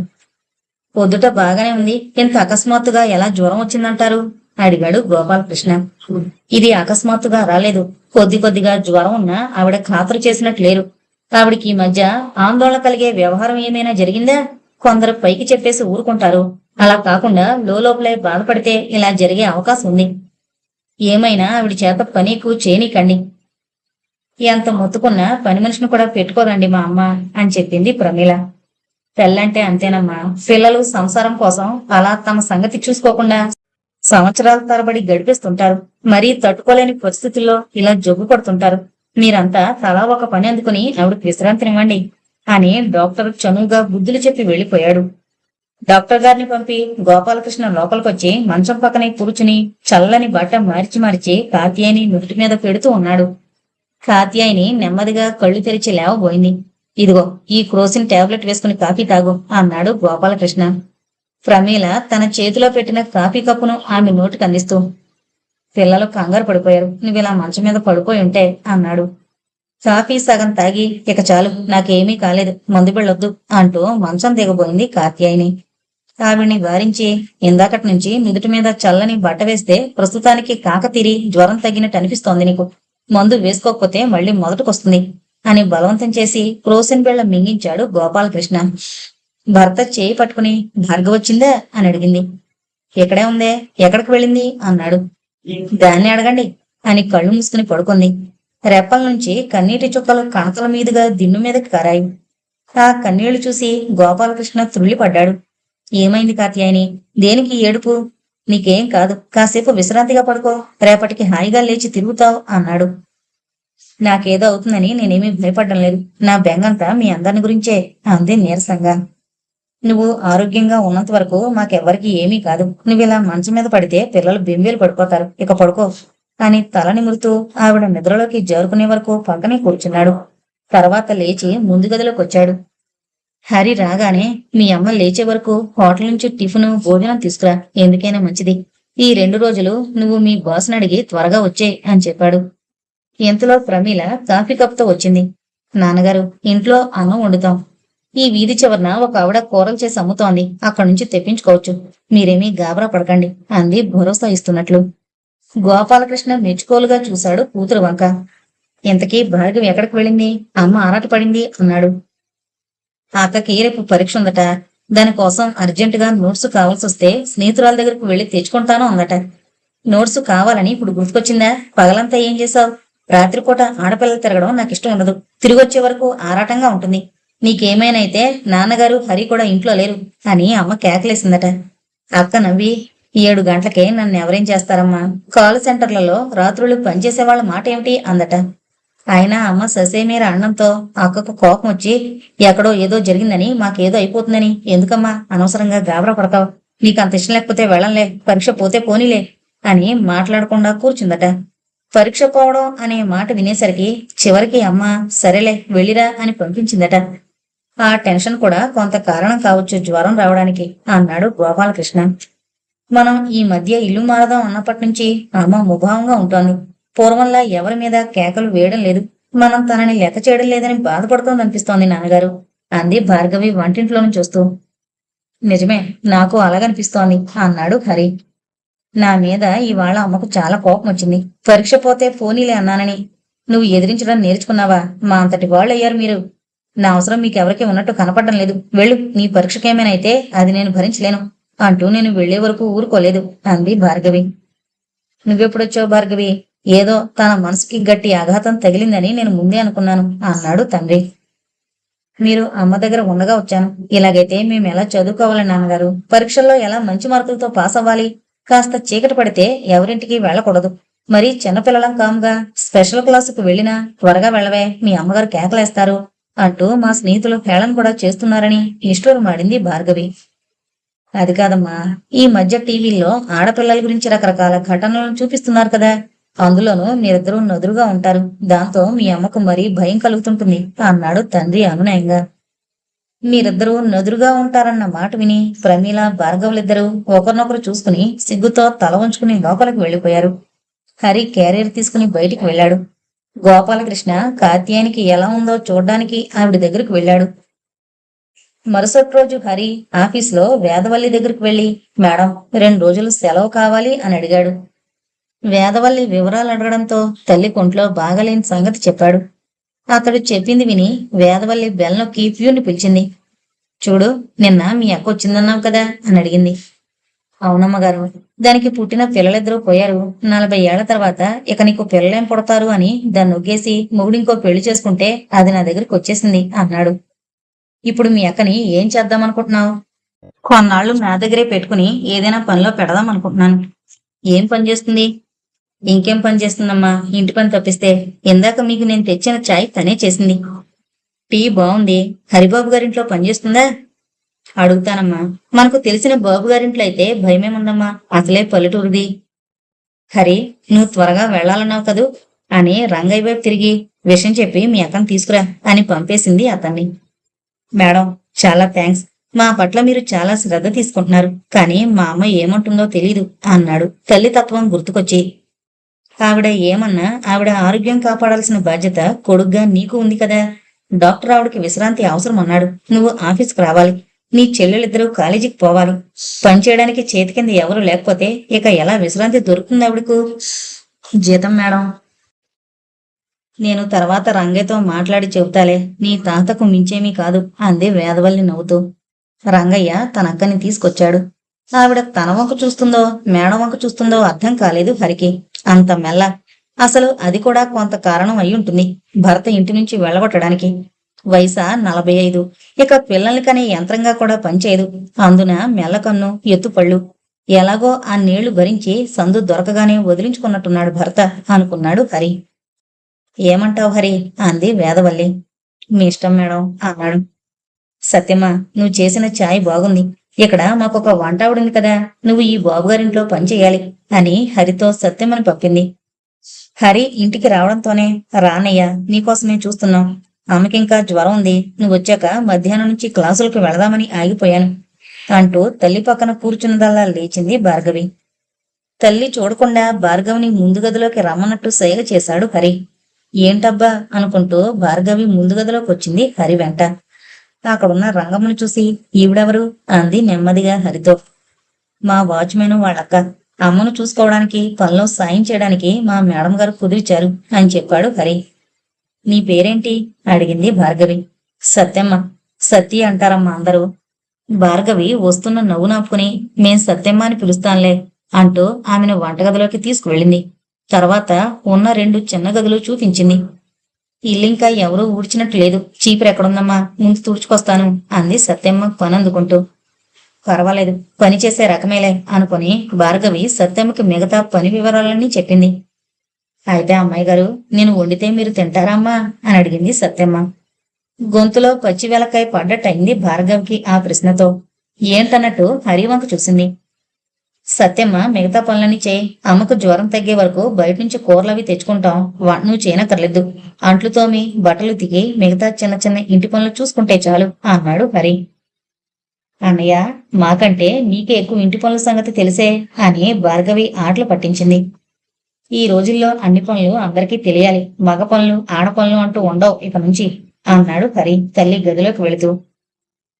వెళ్ళగానే ఎవరితోరా మాట్లాడుతున్నారు అని అడిగింది కాత్యాయని.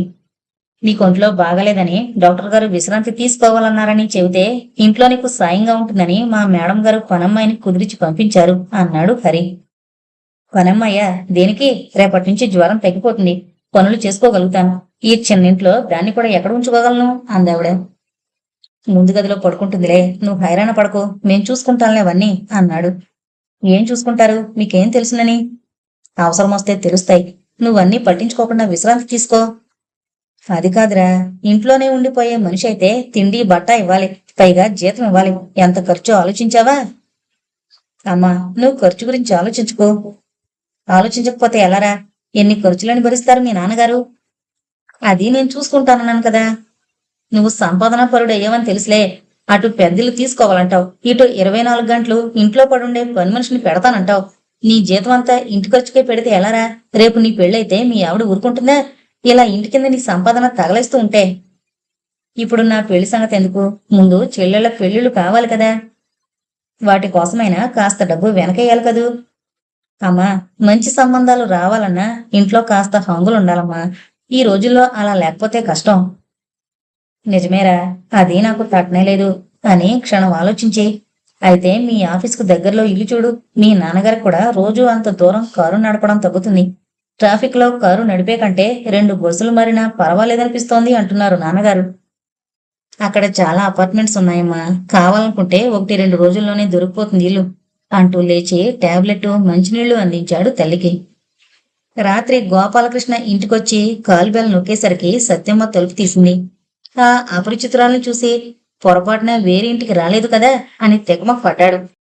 ఇంతలో హరొచ్చి తండ్రి పరిస్థితి చూసి నవ్వుతూ, మనలే, ఈవిడ పేరు సత్యమ్మ, ఇక నుంచి అమ్మకు సాయం చేస్తూ మన ఇంట్లోనే ఉంటుంది అని తండ్రికి విషయం చెప్పాడు. ఇదిగో సత్యమ్మ, ఈయన పెద్దయ్య గారు, అంటే మా నాన్నగారు. నాన్నగారి చేతిలోని ఆ పెట్టి తీసుకుని లోపల పెట్టు అన్నాడు. గోపాలకృష్ణ సంకోచంగా బ్రీఫ్ కేసు సత్యమ్మ చేతికిచ్చాడు. సత్యమ్మ వెనకాలే గోపాలకృష్ణ భార్య మంచం దగ్గరకు నడిచాడు. ఎలా ఉంది కాత్యాయని అంటూ. పర్వాలేదు, బాగానే ఉంది. మీరు రాగానే పనమ్మాయి బ్రీఫ్ కేసు కూడా పట్టుకొచ్చేసిందే ఏకంగా గదిలోకి అంది. పాపం ఆ అమ్మాయికేం తెలుసు, హరే పురమాయించాడు. మీ పనులు నేను చూసుకుంటానులేండి, దానికి పని మనిషి అవసరం లేదు అంది కాత్యాయని. అయ్యగారు, చాయ్ తెమ్మంటారా అంది సత్యమ్మ. నేను తెచ్చానులే అంటూ హరి లోపలికొచ్చాడు టీ కప్పుతో. సత్యమ్మ అలాగే గోపాలకృష్ణను చూస్తూ నిలబడిపోయింది పల్లెటూరి ధోరణిలో.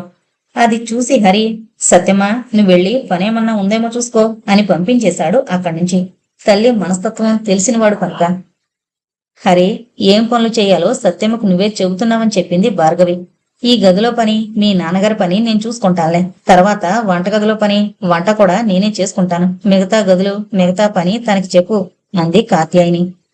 ఆ మాటలు విన్నాక గోపాలకృష్ణకి కాస్త ఊపిరాడింది. అదృష్టవశాత్తు మెల్లకన్ను, ఎత్తుపళ్ళు 40-50 ఏళ్ల మనిషి కనుక సరిపోయింది. కాస్త అందంగా ఉన్న వయసులో ఉన్న అసలు కాత్యాయని ఇంట్లో పెట్టుకోవడానికి ఒప్పుకునేదే కాదు అనుకున్నాడు. హరి వ్యవహారత్ అయిపోయాడు. నిర్ణయాలని తనే తీసేసుకుంటున్నాడు అంది కాస్త నిష్ఠూరంగా కాత్యాయని. మంచిదేగా మనకి, నిజంగా సంతోషించాలి మనం అన్నాడు గోపాలకృష్ణ. నిన్న మొన్నటి పిల్లలు ఇవాళ మనతో సంప్రదించకుండా పెద్దరికాలు వెలగబెడుతుంటే ఏంటోగా ఉంది. పిల్లలు మనంతటి వాళ్ళయ్యాక వాళ్ళని స్నేహితులుగా చూడాలి తల్లిదండ్రులు. ఇంకా నయం, పెద్ద చిన్న అంటూ ఇక లేనట్టేనా? ఎంత పెద్దవాళ్ళైనా తల్లిదండ్రులు మించిన పెద్దవాళ్ళు కారుగా. పోనీలే, ఇప్పుడు అవన్నీ ఆలోచించుకో, నీ ఆరోగ్యం కుదుటపడి అంటూ గోపాలకృష్ణ స్నానం చేయడానికి లేచాడు. హరి తండ్రి పేరుతో మాదాపూర్లోనే ఒక అపార్ట్మెంట్లో ఓ ఫ్లాట్ తీసుకున్నాడు. భార్గవి పరీక్షలైపోవడంతో ఇక కాలేజీకి వెళ్లే పని లేదు. ఎటొచ్చి ప్రమీలకే కాస్త ఇబ్బంది. అయితే అపార్ట్మెంట్ చూడగానే, అన్నయ్య, నా కాలేజీకి దూరమైనా పర్వాలేదు, ఇల్లు బాగుంది అంది. తండ్రి 6 నెలల అద్దె అడ్వాన్స్ గా ఇచ్చిన హరి మాత్రం ప్రతి నెల తనే 7,000 రూపాయల అద్దె కట్టేయడానికి నిర్ణయించుకున్నాడు. మిగతా 3,000 చేతిలో ఉంటాయి కనుక పర్వాలేదు అనుకున్నాడు. తన ఆఫీసు 1 కిలోమీటర్ దూరంలోనే ఉంది. గోపాలకృష్ణకి 2 కిలోమీటర్ల దూరంలోనే ఆఫీసు. భార్గవి రిజల్ట్స్ వచ్చాయి. డిస్టింక్షన్ లో పాస్ అయింది. వెంటనే ఉద్యోగాల వేటలో పడింది. కాత్యాయిని మాత్రం ఇక వరుడి వేటలో పడాలి అనుకుంది. అనుకుందే తడువుగా భర్తను వేధించడం మొదలుపెట్టింది. భార్గవి ఎక్కువగా మాట్లాడదు. మాట్లాడినట్టే చాలా ఖచ్చితంగా ఉంటాయి ఆ మాటలు. ఒక రోజు రాత్రి భోజనాల దగ్గర, నాన్నగారు, నేనిప్పుడే పెళ్లి చేసుకోను, కనీసం 2 ఏళ్లైనా ఎవరి గొడవ లేకుండా ఉద్యోగం చేస్తాను అంది. విన్నారా దాని మాటలు? కూర వడ్డిస్తూ భర్తతో అంది కాత్యాయిని. అమ్మా, నువ్వు ప్రతిదానికి అడ్డు చెప్పుకో. సంబంధాలు చూడమని నాన్నగారిని వేధించుకో. కనీసం 2 ఏళ్ల వరకు నేను చేస్తే పెళ్లి చేసుకోను అంది భార్గవి ఖచ్చితంగా. ఇక నీ మాటకి ఎదురు చెప్పే సాహసమా నాకు? మా అంతటి వాళ్ళయ్యారు. ఏది ఎలా జరగాలనుంటే అలా జరుగుతుంది అంది కాత్యాయిని ముఖం గొంతు పెట్టుకుని. ఆ రాత్రి గోపాలకృష్ణకు భార్యను సముదాయించడమే సరిపోయింది. తల్లి కూతుళ్ల మధ్య మాటలంతగా లేవు ఆ తర్వాత. ఒక రోజున రాత్రి భోజనాల దగ్గర, నాన్నగారు, 4వ నెంబర్ అపార్ట్మెంట్ లో ఉంటున్నాడే నా కొలీగ్, అతను మన ప్రమీల రోజు కాలేజీకి వెళ్ళడం చూస్తున్నాడట. అతనికి తను నచ్చినట్టుగా ఉంది అన్నాడు హరి. ప్రదీప 1-2 సార్లు మన ఇంటికొచ్చాడు నీ కోసం, అతనేనా అంది తల్లి. అతనే. అతను వచ్చినప్పుడల్లా ప్రమీలే తలుపు తీసిందనుకుంటా అంది కాత్యాయిని గుర్తు తెచ్చుకుంటూ. ఉండొచ్చు, ఆ మాట అతనేమీ నాకు చెప్పలేదు. మన కుటుంబ విషయాలు అవి అడిగాడు, చెప్పాను అన్నాడు హరి. మంచిదే, వరుణ్ వెతికే పని తప్పుతుంది అన్నాడు గోపాలకృష్ణ నవ్వుతూ. బాగుందండి సంబడం. కొడుకేదో చెప్పడం, తండ్రి తందాన తాన అనడం. అసలు కులమేంటో, తల్లిదండ్రులు ఎవరో, కుటుంబం ఎలాంటిదో చూడద్దా అందావిడ. ఆ వివరాలన్నీ తెలుసుకుంటాలే, ముందసలు మనం పర్వాలేదు అనుకుని ముందుకు వెళదామో వద్దా చెప్పండి అన్నాడు హరి. అది సరేరా, భార్గవి మాట ఏంటి? ముందు దాని పెళ్లి కావాలి కదా. అదేమో కనీసం 2 ఏళ్ల వరకు ససేమిరా చేసుకున్నట్టోంది అంది కాత్యాయిని. సరేలేమ్మా, అతను ఇంకా ముందుకొచ్చి మాట్లాడినప్పుడు చూద్దాంలే అని అక్కడికి ఆ సంగతి ఆపేశాడు హరి. అట్టే తర్జన భర్జనలకు తావీయకుండా. ఆ రాత్రి భార్యకు నచ్చజెప్పేటప్పటికి గోపాలకృష్ణకు తల ప్రాణం తోక్కొచ్చింది. అయినా ఆవిడ మాట ఆవిడిదే. చిన్నపిల్లకు సంబంధం ముందు కుదిరిందని తెలిస్తే పెద్ద పిల్లలో ఏదో లోపముంది అనుకుంటారు. ఇక దానికి సంబంధాలొస్తాయా అంది. హరి ఏదో అన్నాడు. అప్పుడే చిన్నదాని పెళ్లి కుదిరిపోయినట్టు మాట్లాడతావేంటి కాత్యాయిని? నువ్వు అనవసరంగా ఆలోచించుకుని హైరాణ పడిపోతావు. పడుకో, మళ్ళీ పొద్దున్న లేవగానే నీ పని నీకుంటుందిగా. మీ కొడుకు సత్యమని పెట్టాడుగా, నాకున్నదల్లా వంటొకటే. అలాంటప్పుడు కాస్త పిల్లలకిష్టమైన టిఫిను కూరలైనా చేయకపోతే నేనుండి ఎందుకింట్లో? హరి నీ కొడుకు కాడా ఏంటి? అది సరే, సత్యమ్మ పని బాగా చేస్తోందా? బాగానే చేస్తోంది. సరిఫీదివ్వడానికి టైం పట్టిందనుకోండి. సత్యమ్మలో ఒక సుగుణం ఉంది. చుట్టుపక్కల డ్రైవర్లు వాళ్ళు దాని మీద కన్నేస్తారేమోనన్న భయం లేదు అందావిడ నవ్వుతూ. గోపాలకృష్ణ కూడా నవ్వుతూ, వాళ్ళకు అర్థమై ఏడవాలిగా ఎవరిని చూస్తోందో. అయినా మగవాళ్ళని నమ్మడం కష్టం. నీకసలు అపనమ్మకం కలిగేలా ప్రవర్తించానా ఎప్పుడైనా? మీరు ప్రవర్తించకపోవచ్చు. మీకు గుర్తుందా, ఒకసారి మా చిన్నాన్న కూతురు వచ్చింది. అది ఒకటే పనిగా బావగారు బావగారు అంటూ చొంగలు కాల్చుకుంటూ చూసేది మిమ్మల్ని. ఆ తర్వాత మళ్ళీ ఒకసారి నా మీద ధ్యాస పోయిందంటూ వస్తానంటే మనం 1 వారం రోజులు ఊళ్ళో ఉండడం లేదని చెప్పేశాను. నా మీద ధ్యాస పోవడమా పాడా? మిమ్మల్ని చూస్తూ గుటకలు మింగడానికి వస్తానంది. నేను లేకపోతే అది మిమ్మల్ని వల్లో వేసుకునే బాపతు. అదెప్పుడైనా చెప్ప పెట్టకుండా వస్తే జాగ్రత్త. నాకేం భయం లేదు, 1000 కళ్ళతోనూ కనిపెట్టుకుని ఉంటావు కదా అన్నాడు గోపాలకృష్ణ నవ్వుతూ. పిచ్చివాళ్ళం మేము అలా అనుకుంటాం. మగవాళ్లు చేసే పనులు చేసుకుంటూనే ఉంటారు. చపల చిత్తం ఉన్న భర్తల్ని ఎంతవరకు కాపాడుకోగలం? ఒకవేళ నాకెప్పుడైనా చపల చిత్తం కలిగితే విడాకులిస్తావా? అమ్మో, విడాకులే? తాడు బొంగరం లేనిదాన్ని నేను విడాకులిచ్చి ఎక్కడికి పోతాను? అసలు మన సమాజంలో విడాకులిచ్చిన స్త్రీకి గౌరవం ఉంటుందా? అందులో డబ్బు దశకం లేని ఆడవాళ్లు ఎవరి పంచం చేరగలరు? ఎవరూ చూడరు. మంచో చెడో భర్త దగ్గరే పడి ఉండాలి. భార్యలందరూ ఇలాగే అనుకుంటారా? మధ్యతరగతి కుటుంబాల్లో భార్యల స్థితి ఇదేగా. అది సరే, ఒకసారి వేదవల్లి దంపతుల్ని మన ఇంటికి పిలిస్తే బాగుంటుంది కదూ. ఇప్పుడు ఎందుకులేదురు, ఏదో సందర్భం పడినప్పుడు పిలుద్దాం. పోనీ సత్యమని పంపినందుకైనా ఆవిడకి ఫోన్ చేసి థ్యాంక్స్ చెప్పాల్సింది. పని మనిషిని పంపమని నేనేం ఆవిడని అడగలేదుగా. అందుకనే నువ్వు మరీ థ్యాంక్స్ చెప్పాలి. మీరు నిజంగా అమాయకులో లేకపోతే అలా నటిస్తారో నాకు అర్థం కాదు. హరి నన్ను చూసుకోవడానికి వారం రోజులు సెలవు పెట్టి ఎక్కడ ఇంట్లో ఉండిపోతాడోనని ఆ వాచ్మ్యాన్ కి మనకి మెహర్బాణిగా సత్యంని ఇక్కడ పంపింది ఆవిడ. కాత్యాయిని, నువ్వెప్పుడు వక్రంగానే ఆలోచిస్తావెందుకు? ఎవరిని సరైన దృక్పథంతో చూడవు. నాకే దృక్పథాలు తెలియవు. అనవసరంగా అందరితో పరిచయాలు పెట్టుకోను. అందరి మాట వేరు, ఆవిడ మాట వేరు. ఏం మీతో కాలేజీలో కలిసి చదివిందనా? అంతేకాదు, మన హరికి ఫస్ట్ క్లాసు రాకపోయినా ఉద్యోగం ఇచ్చింది. అందుకేగా 20,000 ఇవ్వకుండా 10,000 ఇస్తోంది. ఇచ్చిన దానికంటే ఎక్కువగా చేయించుకుంటోంది. వాడు ఇంచుమించు మీరొచ్చే టైంకే వస్తున్నాడు ఇంటికి. నిజంగా కాత్యాయిని, నీకు కృతజ్ఞత కూడా లేదే అని విసుక్కుంటూ పక్కకు తిరిగి పడుకున్నాడు గోపాలకృష్ణ. కాసేపటికి కాత్యాయిని వెక్కి వెక్కి ఆడడం వినిపించి మళ్లీ చచ్చినట్టు సముదాయించడం మొదలు పెట్టాడు. గోపాలకృష్ణకి వయసు పెరిగిన కొద్దీ ఓపిక తగ్గిపోతోంది. ఆఫీసులో చాకరీ, ఇంటికొస్తే భార్యని సముదాయించడం. భార్య ఇంట్లో అందరికీ సౌకర్యాలు కలగజేస్తోంది. కానీ లేనిపోని అనుమానాలతో భవిష్యత్తులో జీవితానికి సరిపడా పొదుపు చేసే యత్నంతో మనశ్శాంతి లేకుండా చేస్తోంది. పిల్లలు పెద్దవాళ్లయ్యాక కొంచెం ధైర్యం పుంజుకున్నారు. దానికి సంతోషించడం పోయి తనకు ఏమాత్రం విలువివ్వడం లేదని బాధపడుతోంది అని మనసులోనే విసుక్కున్నాడు. నాన్నగారు, మీకోసమే చూస్తున్నాను అంది భార్గవి. కాలుబెల్ల వినగానే తలుపు తీసి, ఏంటమ్మా ఏమైంది అన్నాడు గోపాలకృష్ణ కూతురి ముఖం వంక చూస్తూ. ఆమె ముఖంలో అలజడి లక్షణాలు లేవు, ఆనందం కనబడుతోంది. నాన్నగారు, నాకు విప్రో నుంచి ఇన్ఫోసిస్ నుంచి ఒకేసారి ఇంటర్వ్యూ ఉత్తరాలొచ్చాయి అంటూ గబగబా లోపలికెళ్లి తెచ్చి ఆ రెండూ చూపించింది తండ్రికి. ఉత్తరాలు చూస్తూ, చాలా సంతోషమమ్మా. ఎప్పుడు? ఎల్లుండి విప్రో, అవతలెల్లుండా ఇన్ఫోసిస్ లో. అయితే రేపే బయలుదేరి వెళ్లాలిగా అన్నాడు. ఎలా వెళుతుందండి? అక్కడెక్కడుంటుంది? హైదరాబాద్ గొడ్డుపోయిందా? అంతటి ఉద్యోగం ఇక్కడ దొరకదా అంది కాత్యాయిని అక్కడికొచ్చి. పోనీలే, ఇంటర్వ్యూకి వెళ్ళి రాని, తర్వాత సంగతి తర్వాత చూసుకోవచ్చు అన్నాడు గోపాలకృష్ణ. అయితే ఒంటరిగా పంపుతారా అడిగింది ఆవిడ. అవసరమైతే 2 రోజులు సెలవు పెట్టి నేను వెంట వెళతాలే అన్నాడు గోపాలకృష్ణ. ఏమో, నాకు మీ తండ్రి కూతుర్ల వరస నచ్చడం లేదు. ఊరికే ఇంటర్వ్యూకి వెళ్లడం దేనికి? కర్మంచాలకు సెలెక్ట్ అయితే బెంగళూరు పంపుతారా? ఎప్పుడు ఏ పదం వాడాలో తోచడం లేదు నీకు. కర్మంచాలకేమిటి, అదృష్టవశాత్తు అనాలి అన్నాడు గోపాలకృష్ణ నవ్వుతూ. మీకంతా నవ్వులాటగా ఉంటుంది. పెళ్లి కావలసిన పిల్లని ఎక్కడికో పంపడం ఏమిటి? ఆ కవర్లు 2 చించి అవతల పారేయండి అందావిడ. నాన్నగారు, మీరు రానవసరం లేదు. నా స్నేహితురాలు కూడా ఇన్ఫోసిస్ నుంచి పిలుపొచ్చింది. వాళ్ళన్నయ్య వదిన బెంగళూరులోనే ఉంటారు. ఈ 2-3 రోజులు మేమిద్దరం అక్కడే ఉంటాం అంది భార్గవి. పిలుపులు రావడం తరువాయి. ఇద్దరూ అప్పుడే అన్ని ప్రణాళికలు వేసేసుకున్నారన్నమాట. ఇంకేం, టికెట్లు కూడా కొనుక్కునే ఉంటారు అంది కాత్యాయిని. ఇంకా లేదు, అన్నయ్యతో చెప్పి తనకి నాకు బస్సుకు తెప్పించమంది. వాడొకడు దొరికాడు మీకు తోడు రుసరుసలాడుతూ అంది కాత్యాయిని. సరే పద, నాకు టీ తెచ్చి, రాగానే గొడవ దేనికి అన్నాడు గోపాలకృష్ణ అసహనంగా. అయ్యో నా మతిమండ, ఉండండి ఇప్పుడే తెస్తాను అంటూ వంటింటి వైపు వెళ్ళింది ఆవిడ. బాధపడకు, హరికి ఫోన్ చేసి చెప్పు టికెట్లు తెమ్మని అంటూ పర్సులోంచి డబ్బు తీసిచ్చాడు గోపాలకృష్ణ కూతురికి. భార్గవి బెంగళూరు వెళ్లిన దగ్గర నుంచి కాత్యాయనికి ఒకటే ఆదుర్ద. తిన్నగా వెళ్ళిందో లేదోనని, భార్గవి దిగిన ఇంట్లో వాళ్లు సవ్యమైన వాళ్లు కాదోనని సవాలక్ష సందేహాలతో 4 రోజులు గడిపింది. 5వ రోజు భార్గవి తండ్రి ఆఫీసుకు ఫోన్ చేసి తను 2 కంపెనీల్లోనూ సెలెక్ట్ అయ్యానని చెప్పింది.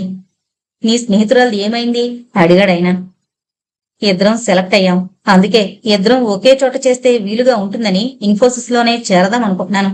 పైగా వాళ్ల బ్రాంచ్ ఆఫీసు హైదరాబాద్ లో కూడా ఉంది. అక్కడికి బదిలీ చేయించుకోవచ్చు తర్వాత. మంచి ఐడియానే. ఎప్పుడొస్తున్నారు? రేపు జాయిన్ అయ్యి వారం రోజుల్లో బట్టలవి తీసుకువెళ్ళడానికి వస్తున్నాం. ఏంటి, అప్పుడే జాయిన్ అయిపోవాలా? ఇక్కడికొచ్చి బ్రాంచ్ ఆఫీసుకు వెళ్లి ఖాళీలేమైనా ఉంటే ఇక్కడే చేరొచ్చు కదా.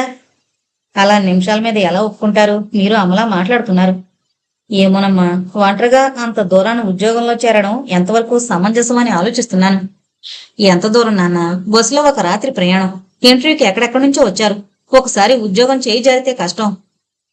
నేనేమీ చెప్పలేకపోతున్నాను. అవునలేను, కాదనలేను. అమ్మ చాలా బెంగ పెట్టుకుంటుంది. అమ్మ సంగతి సరే, తన లోకం తందే. తన మాట మిన్నా అనుకుంటుంది.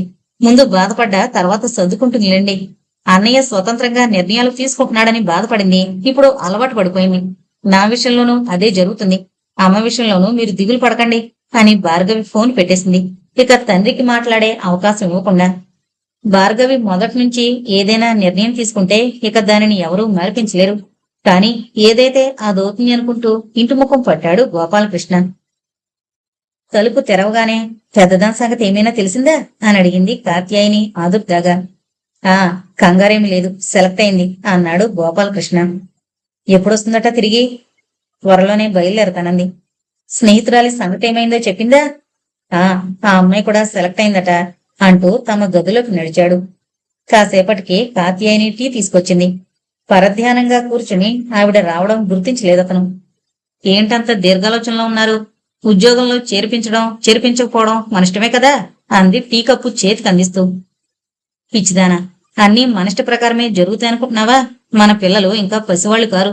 తమ నిర్ణయాలు తాము తీసుకునే స్థితికి ఎదిగారు అన్నాడు.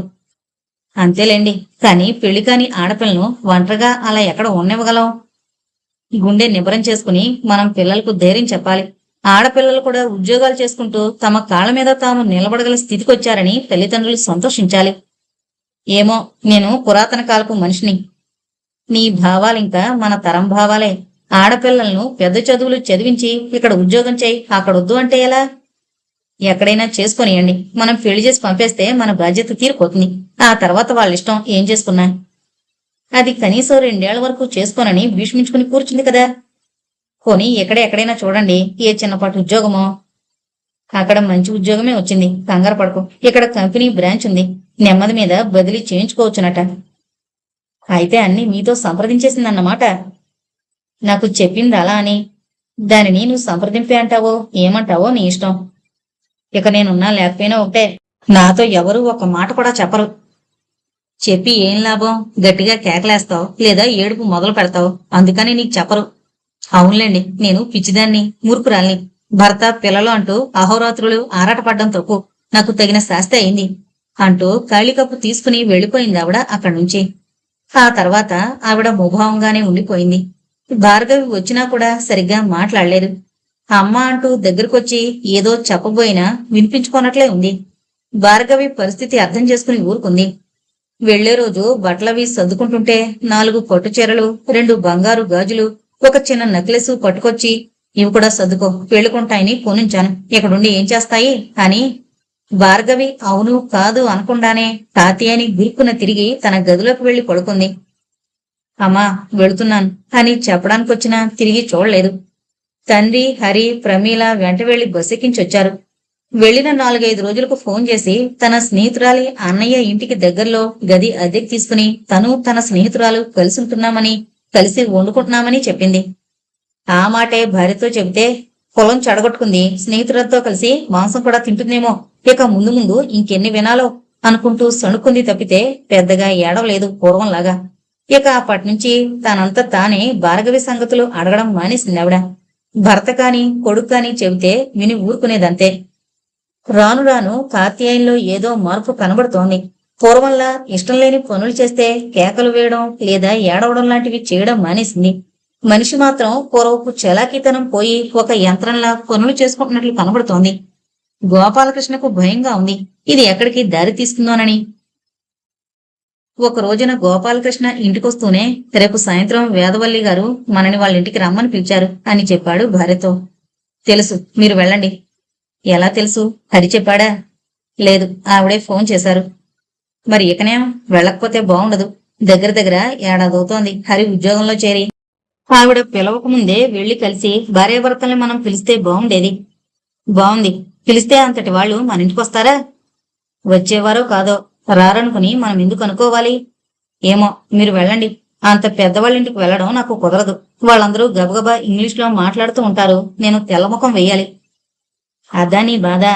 ఆవిడ అసలు సిసలు తెలుగు ఆవిడ, చక్కటి తెలుగు మాట్లాడుతుంది. వాళ్ళంతా ఎన్నెన్నో ఫ్యాషన్లు చేసుకుని ఉంటారు. నేనిలా సాదాగా వెళితే బాగుండదు. సాదాగా ఎవరు వెళ్ళమన్నారు? ఎప్పుడూ డబ్బు పొదుపు చేసి ఏవేవో కొంటూనే ఉంటావుగా పిల్లల పెళ్లిళ్ళకని. వాళ్ళ సంభాషణ వింటున్న ప్రమీల, అమ్మా నువ్వు ఆ కేక్ తీసుకువెళ్ళమని ఇచ్చినవి నా దగ్గరే పెట్టి వెళ్ళింది. లేత గులాబీ రంగు కంచిపట్టు చీర కట్టుకో, నెక్లెస్ కూడా నాజుగ్గా ఉంది, అది వేసుకో అమ్మా అంది. భార్గవి అవి తీసుకువెళ్ళలేదా అందావిడ ఆశ్చర్యంగా. అది నీ కూతురేగా, నువ్వు బెగదీసుకుని పడుకుంటువి. నువ్వు కోపంతో ఇచ్చావని అదేమో వాటిని ప్రమీల దగ్గరే వదిలేసి వెళ్ళిపోయి ఉంటుంది అన్నాడు గోపాలకృష్ణ.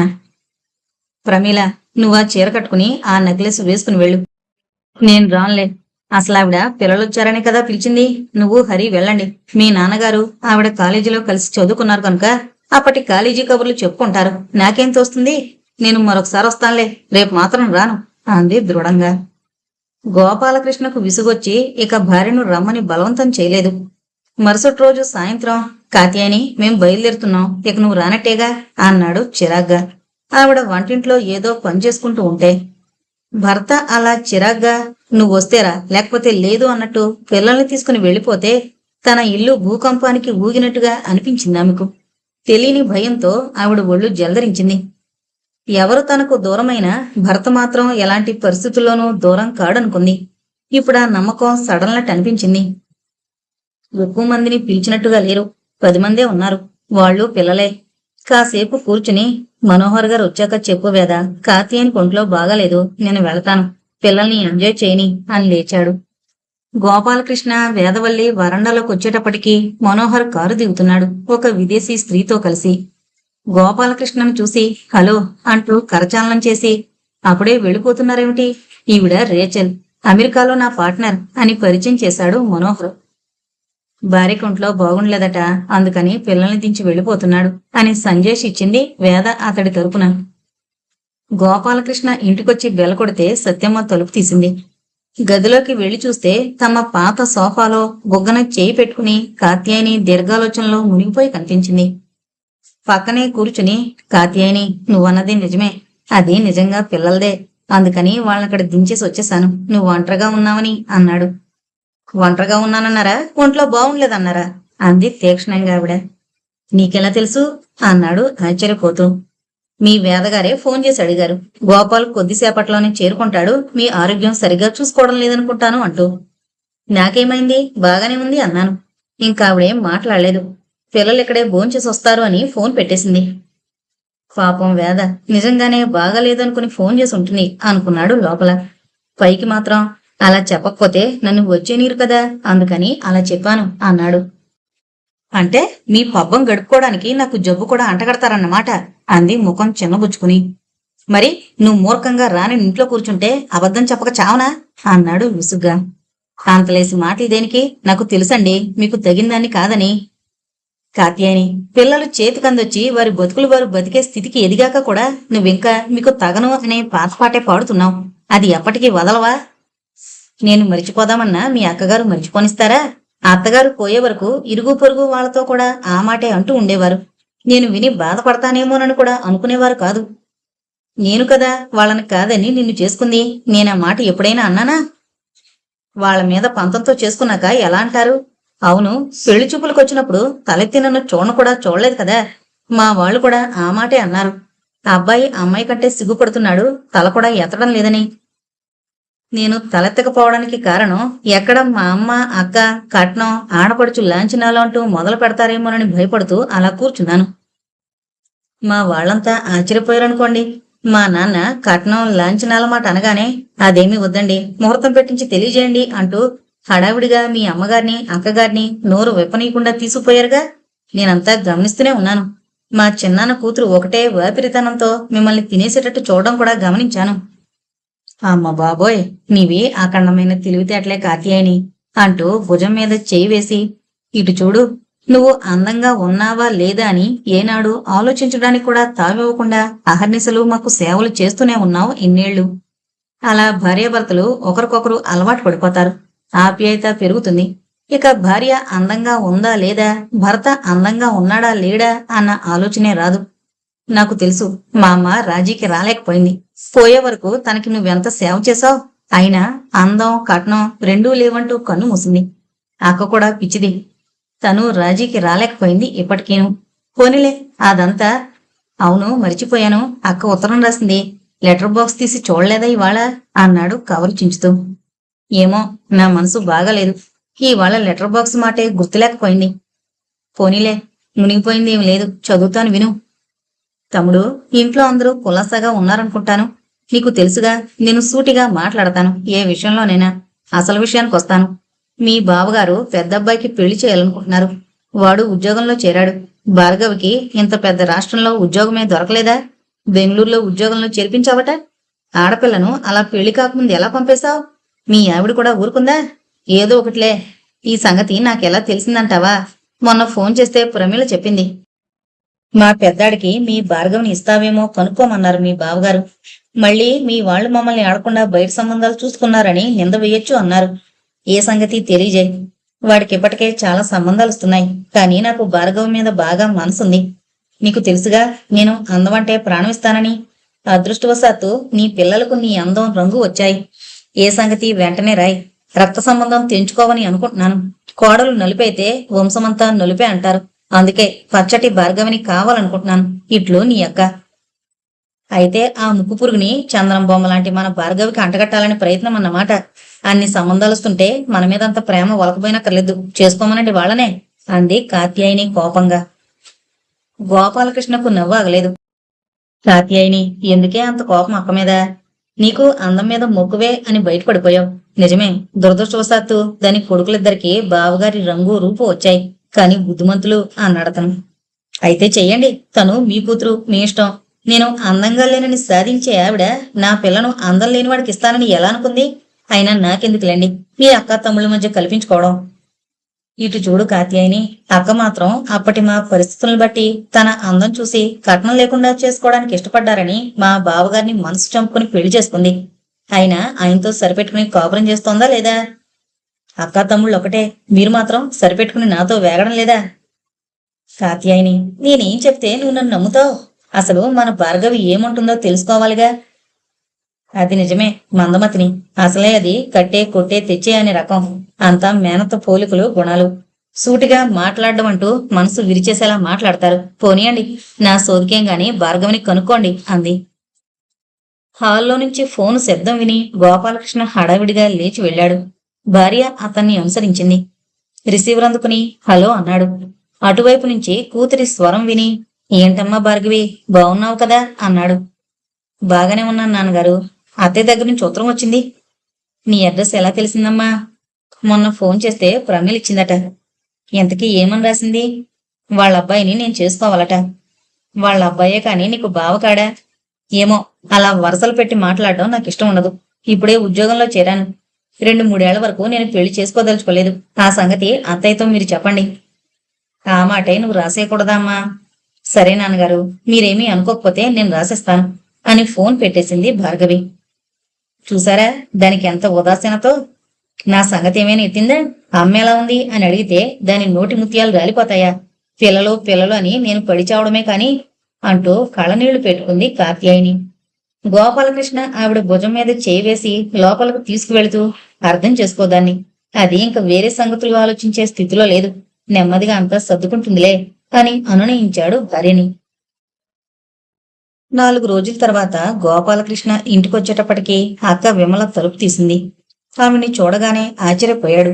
ఎప్పుడొచ్చావక్క అంటూ లోపలికి నడిచాడు సాలోచనగా.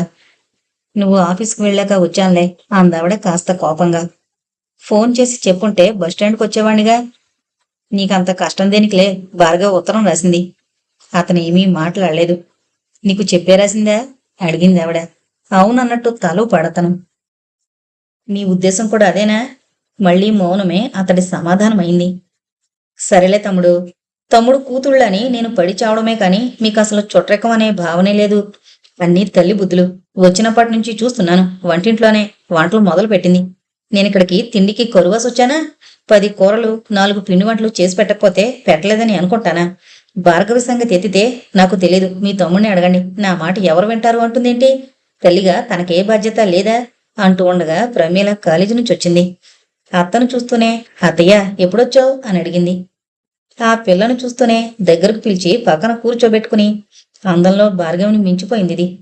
అది 2-3 ఏళ్ల వరకు పెళ్లి చేసుకోనన్నంటోంది. ప్రమీల, నీ చదువు ఎప్పుడైపోతుంది అని అడిగింది మేనకోడల్ని. అయిపోయింది, రిజల్ట్స్ కోసం ఎదురు చూస్తోంది చెప్పాడు గోపాలకృష్ణ. అవునా, సరేలే అమ్మా, ఇప్పుడే వచ్చావు బయట నుంచి. కాళ్ళు చేతులు కడుక్కుని టిఫిన్ చేయి అని లోపలికి పంపేసింది మేనకోడల్ని. ఇటు చూడు, చిన్నదానికి పెళ్ళిడొచ్చింది కదా, పోనీ దాన్నెవరాదు మా వాడికి అంది లోగొంతుతో. లోపల నుంచి వీళ్ల మాటలు వింటున్న కాత్యాయనికి లోగొంతులో మాట్లాడిన ఆడబిడ్డన్న మాటలు బాగానే వినపడ్డాయి. కాసేపు వేచి చూసింది భర్త ఏమంటాడోనని.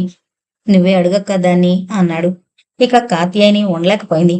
అదేంటండి, పెద్దదాని కాకుండా చిన్నదానికి ఎలా చేస్తాం అంటూ ఇద్దరికి టిఫిను టీ తెచ్చిస్తూ అంది.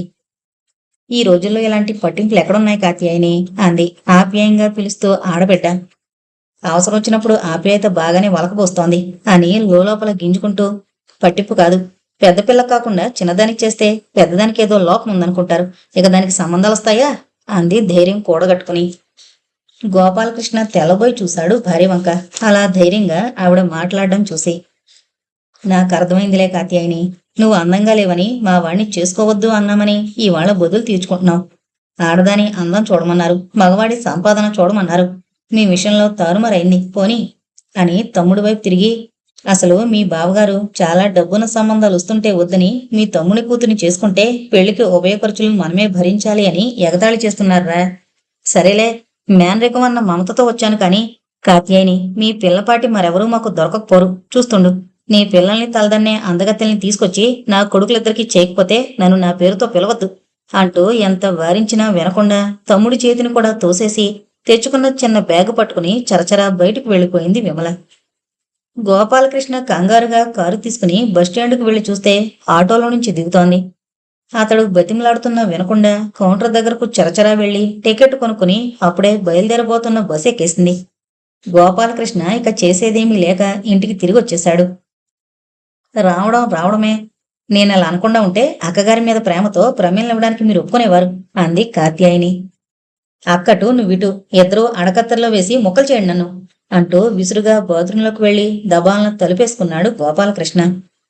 భర్త అలా ఎన్నడూ మాట్లాడడం చూసి ఎరుగని కాత్యాయని బెత్తరపోయింది.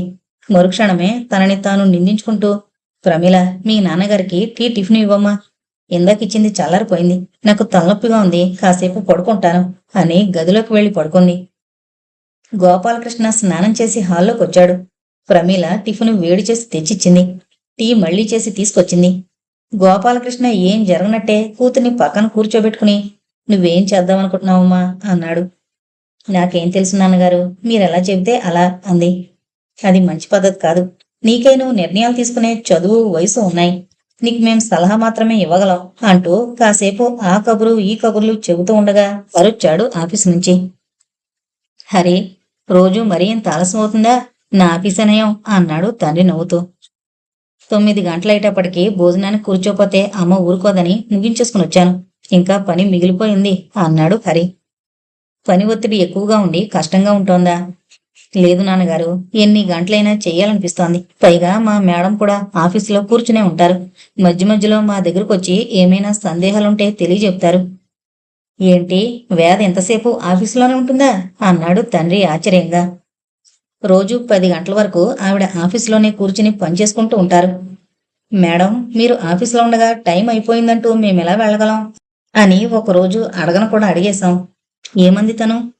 నాకు ఈ పని కూడా లేకపోతే ఏం తోచక పిచ్చెక్కుతుంది అని నవ్వారు. తన విషయం పట్టించుకోకుండా మా టైంకి మమ్మల్ని వెళ్ళిపోమని చెప్పారావిడ. అసలు ఆవిడ మేం ఎన్ని గంటలు కూర్చున్నాం అన్నది చూడరు, పని పూర్తి చేస్తే చాలు. అది అమెరికన్ పద్ధతిలే, ఆస్ట్రేలియాలోనూ అంతేనట, పని పూర్తి కావడం ముఖ్యం. అదేం మంచిదనిపిస్తోంది నాన్నగారు. రోజు టైంకి ఆఫీస్కి వెళ్లి లంచ్ అవరని మరోటని సాయంత్రం వరకు పని మీద శ్రద్ధ పెట్టకుండా జాప్యం చేయడం, మధ్య మధ్యలో బాతాకానీలు, పని మాత్రం సవ్యంగా జరగదు. దానికంటే వాళ్ల పద్ధతే బావుంది. ఇంతలో ప్రమీలొచ్చి టేబుల్ మీద ప్లేట్లు పెట్టింది. అది చూసి, ఏంటమ్మా ఇవాళ నువ్వు భోజనాలు వడ్డిస్తున్నావు అన్నాడు తండ్రి. అమ్మ తలనొప్పిగా ఉందని పడుకుంది, లేపితే లేవలేదు, మంచి నిద్రలో ఉంది, అందుకని నేను పెడుతున్నాను అంది. గోపాలకృష్ణ ఒక క్షణం ఆలోచించి, సరే పదండి భోంచేద్దాం అన్నాడు. హరి కూడా వంటింట్లోకి వెళ్లి చెల్లెలికి సాయపడ్డాడు. భోజనాలయ్యాక గోపాలకృష్ణ కూతుర్నడిగి ఒక గ్లాసు పాలు తీసుకుని భార్య దగ్గరికి వెళ్లి, కాత్యాయని లే, ఈ పాలు తాగు అంటూ లేపి పాల గ్లాసు నోటికి అందించాడు. కాత్యాయని ఏమనుకుందో కాని మాట్లాడకుండా పాలు తాగేసింది. లేచి వెళ్లి మొహం కడుకునొచ్చింది. గోపాలకృష్ణ కాత్యాయనితో, కాత్యాయని సారీ, కఠినంగా మాట్లాడాను కదూ నీతో అన్నాడు. కాత్యాయని బావురుమంది. తప్పు మీది కాదు. నేను తెలివి తక్కువ మొద్దుని. ఎప్పుడు ఎలా మాట్లాడాలో తెలీదు. అసలే మీ అక్కగారు అలా వెళ్ళిపోయేటప్పటికీ మీరు బాధపడుతూ వస్తే నేనలా రాపాడించాల్సింది కాదు. నా వల్ల మీకు సుఖం లేదు అంది ఏడుపు మాని. నీ ముఖం. నువ్వివాళ భోజనం వడ్డించకపోతే మాకెవరికీ అన్నం తిన్నట్టే లేదు. హరి కూర వేసుకోవడం మరిచిపోయి పచ్చడి తర్వాత పెరుగు వేసుకుని తిని లేచిపోయాడు. ప్రమీల చారున్నంతో లేచిపోతుంటే పెరుగు వేసుకోమని చెప్పాను. నిజమా? అయ్యో, మీరైనా తిన్నారా? ఎలా తింటాను? రోజు కొసరు కొసరు వడ్డించేదానివి అంచేత నాకసలు ఏం తిన్నానో కూడా తెలియలేదు. అయ్యో, అర్ధాకలతో లేచిపోయారా? నువ్వు మాత్రం ఆకలితో పడుకుంటావా? ఆలస్యమైతే అయింది, కొంచెం అన్నం తిను. ఇక ఇప్పుడు తిననులేండి, మీ అక్కగారున్నారు కదా అని పాయసం చేశాను అంటూ లేచింది. హాల్లోకి పద, పిల్లల్ని కూడా పిలుస్తాను. అందరం కలిసి కబుర్లు చెప్పుకుంటూ తిందాం. భార్గవి వెళ్ళిపోయాక అందరం మౌనంగా అన్నం తినడమే కాని సరదాగా మాట్లాడుకోవడమే మానేశాం అన్నాడు గోపాలకృష్ణ. కాత్యాయన్లో కొంత మార్పు కనబడుతోంది.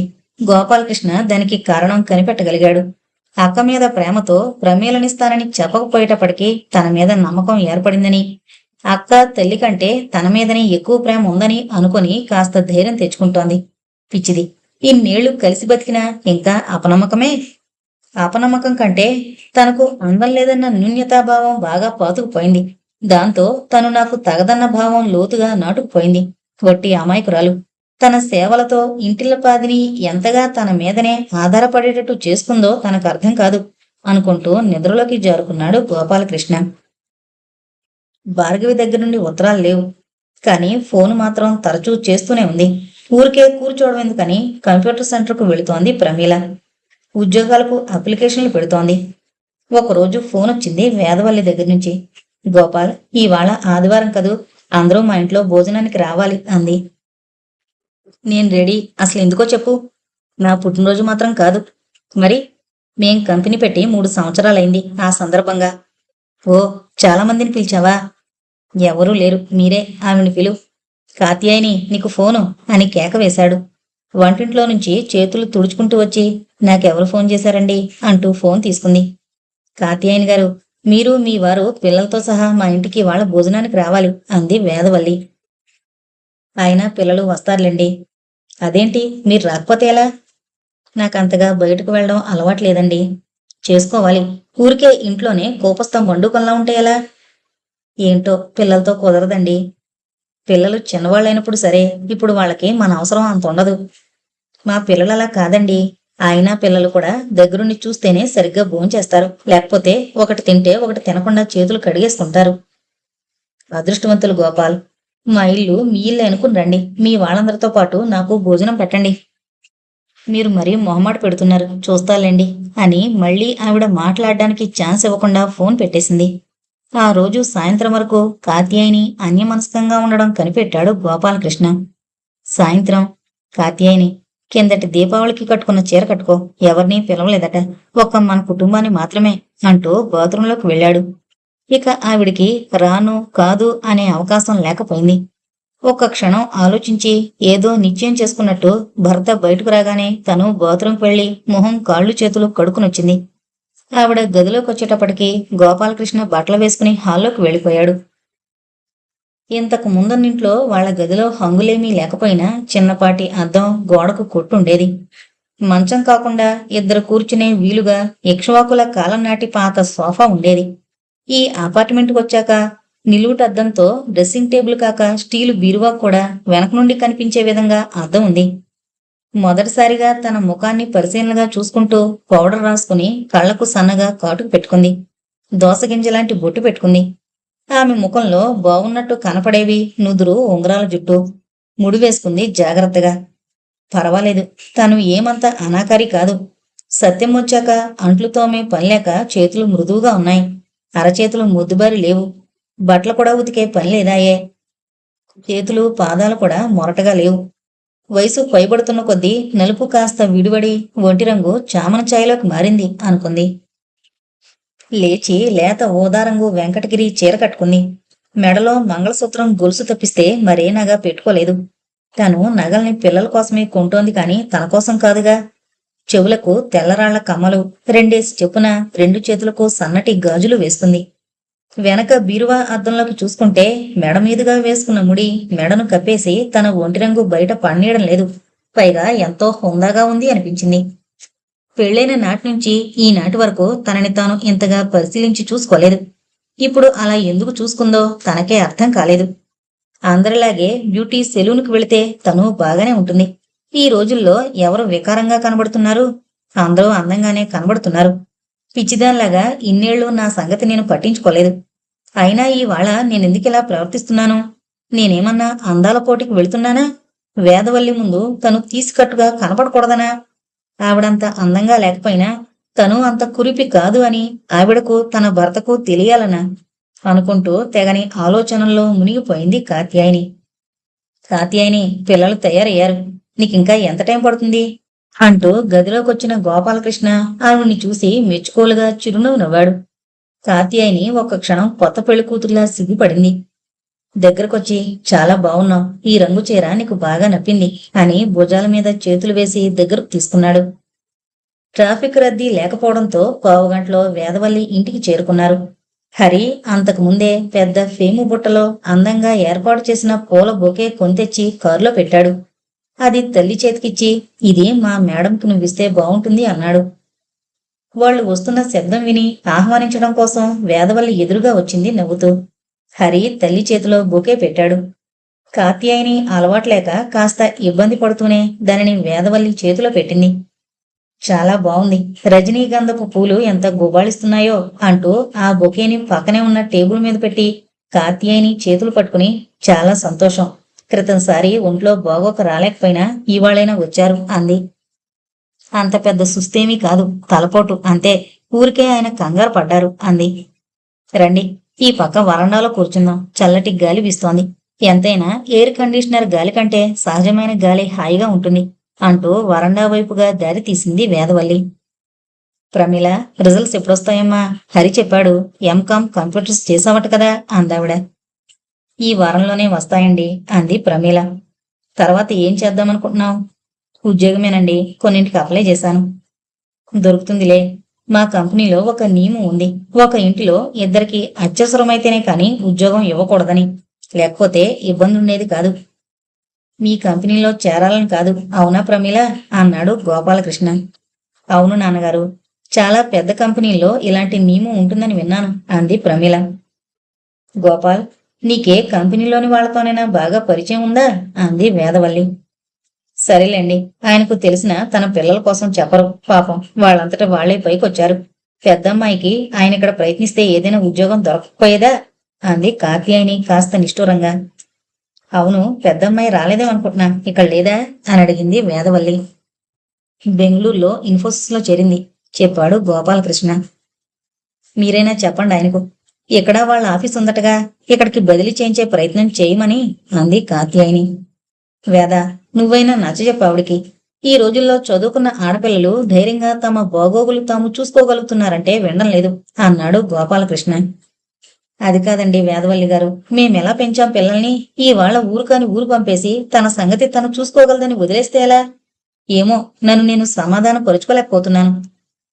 కాత్యాయని, కొద్ది రోజులు పోతే నీకే అలవాటవుతుంది. నీలో వస్తున్న మార్పుని నువ్వు కనుక్కోలేకపోతున్నావు అన్నాడు గోపాలకృష్ణ. చల్లటి బత్తాయి రసం, వేయించిన జీడిపప్పు, వేరుశనగపప్పు తెచ్చిపెట్టాడు నౌకరు. కాత్యాయని తీసుకోలేదు. నాకు రాత్రిపూట తీసుకుంటే పడిసం పడుతుంది అంటూ. పోన్లేండి, కాసేపు ఆగి వేడివేడి సూప్ తెప్పిస్తాను, అందాక కనీసం జీడిపప్పు అయినా తినండి అంది వేదవల్లి ఆవిడ ముందుకు ప్లేట్ తోస్తూ. కొలెస్ట్రాల్ పెరుగుతుంది, జాగ్రత్త, 2-3 గంటలు ఎక్కువ తినకండి మీరు అని భర్తతో అంటూ తను 2 జీడిపప్పులు 2 వేరుశనగపప్పులు చేతిలోకి తీసుకుంది కాత్యాయని. గోపాల్ భార్య చెప్పినట్టే 2 జీడిపప్పులు 1 వేరుశనగపప్పు చేతిలోకి తీసుకుని, సరేనా, నీ ఆజ్ఞను పాలించానా లేదా అన్నట్టు చూశాడు నవ్వుతూ.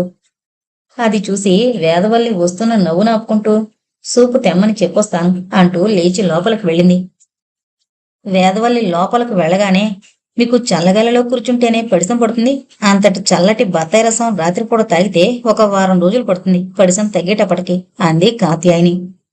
నువ్వు తాగవు, నన్ను తాగనీయవు, ఎక్కడికైనా వచ్చినప్పుడైనా ఇలాంటి ఆంక్షలు పెట్టకు, బాగుండదు అన్నాడు గోపాలకృష్ణ. నిజమేనమ్మా, మేడం రావచ్చు, మీ ఇద్దరు గొడవ వింటారేమో ఆవిడ అన్నాడు హరి. బాగుందిరా మీ వరుస, ఆయనేమో ఆంక్షలంటారు, నువ్వేమో గొడవ అంటావు, అందుకే నేనెక్కడికి రాను అసలు బలవంతం పెట్టి తీసుకురావడం, ఏమీ తెలియని పల్లెటూరి బయతున్నట్టు నాకు పాఠాలు చెబుతారు. మీరు అనుకుంటున్నట్టుగా ఆవిడేమీ అనుకునే మనిషిలా కనపడడం లేదు. ఎంతో సాదాసీదాగా ఉన్నారు. ఇసుమంత కూడా గర్వం లేదు. ఏమీ లేని వాళ్ళు కూడా ఎంతంత గొప్పలు పోతారో తెలుసా? వేదవల్లి గారు పెద్ద కంపెనీ యజమానంటే ఎలా ఉంటుందో అనుకుంటూ వచ్చాను. ఎంత అతిశయంగా ఉంటుందో అనుకున్నాను. చూడగానే ఎంత ఆప్యాయంగా పలకరించారో నాకు నోట మాట రాలేదు ముందు. ఏంటి కాత్యాయని గారు, నన్ను గురించి ఏదో అంటున్నారు? లోపల నుంచి వస్తూ అంది వేదవల్లి. ఆమె వెనకే నౌకరు ట్రేలో సూపు బౌల్స్ తీసుకునొచ్చాడు. ఇంతవరకు కాత్యాయని అంతగా పొగిడిన వాళ్ళని చూడలేదు నేను. నువ్వెంత మంచిదానివి, అంత మంచిదానివి అంటోంది. చూసి చూడగానే ఆవిడ నీ ఆకర్షణలో పడిపోయింది అన్నాడు గోపాలకృష్ణ సంతోషంగా. ఆడవాళ్ళంటే ఆడవాళ్లకు పడదంటారు మగవాళ్ళు, కానీ నిజానికి ఆడవాళ్లతోనే ఆడవాళ్లు మనసు విప్పి మాట్లాడతారు అంది వేదవల్లి. అది నీ అనుభవం.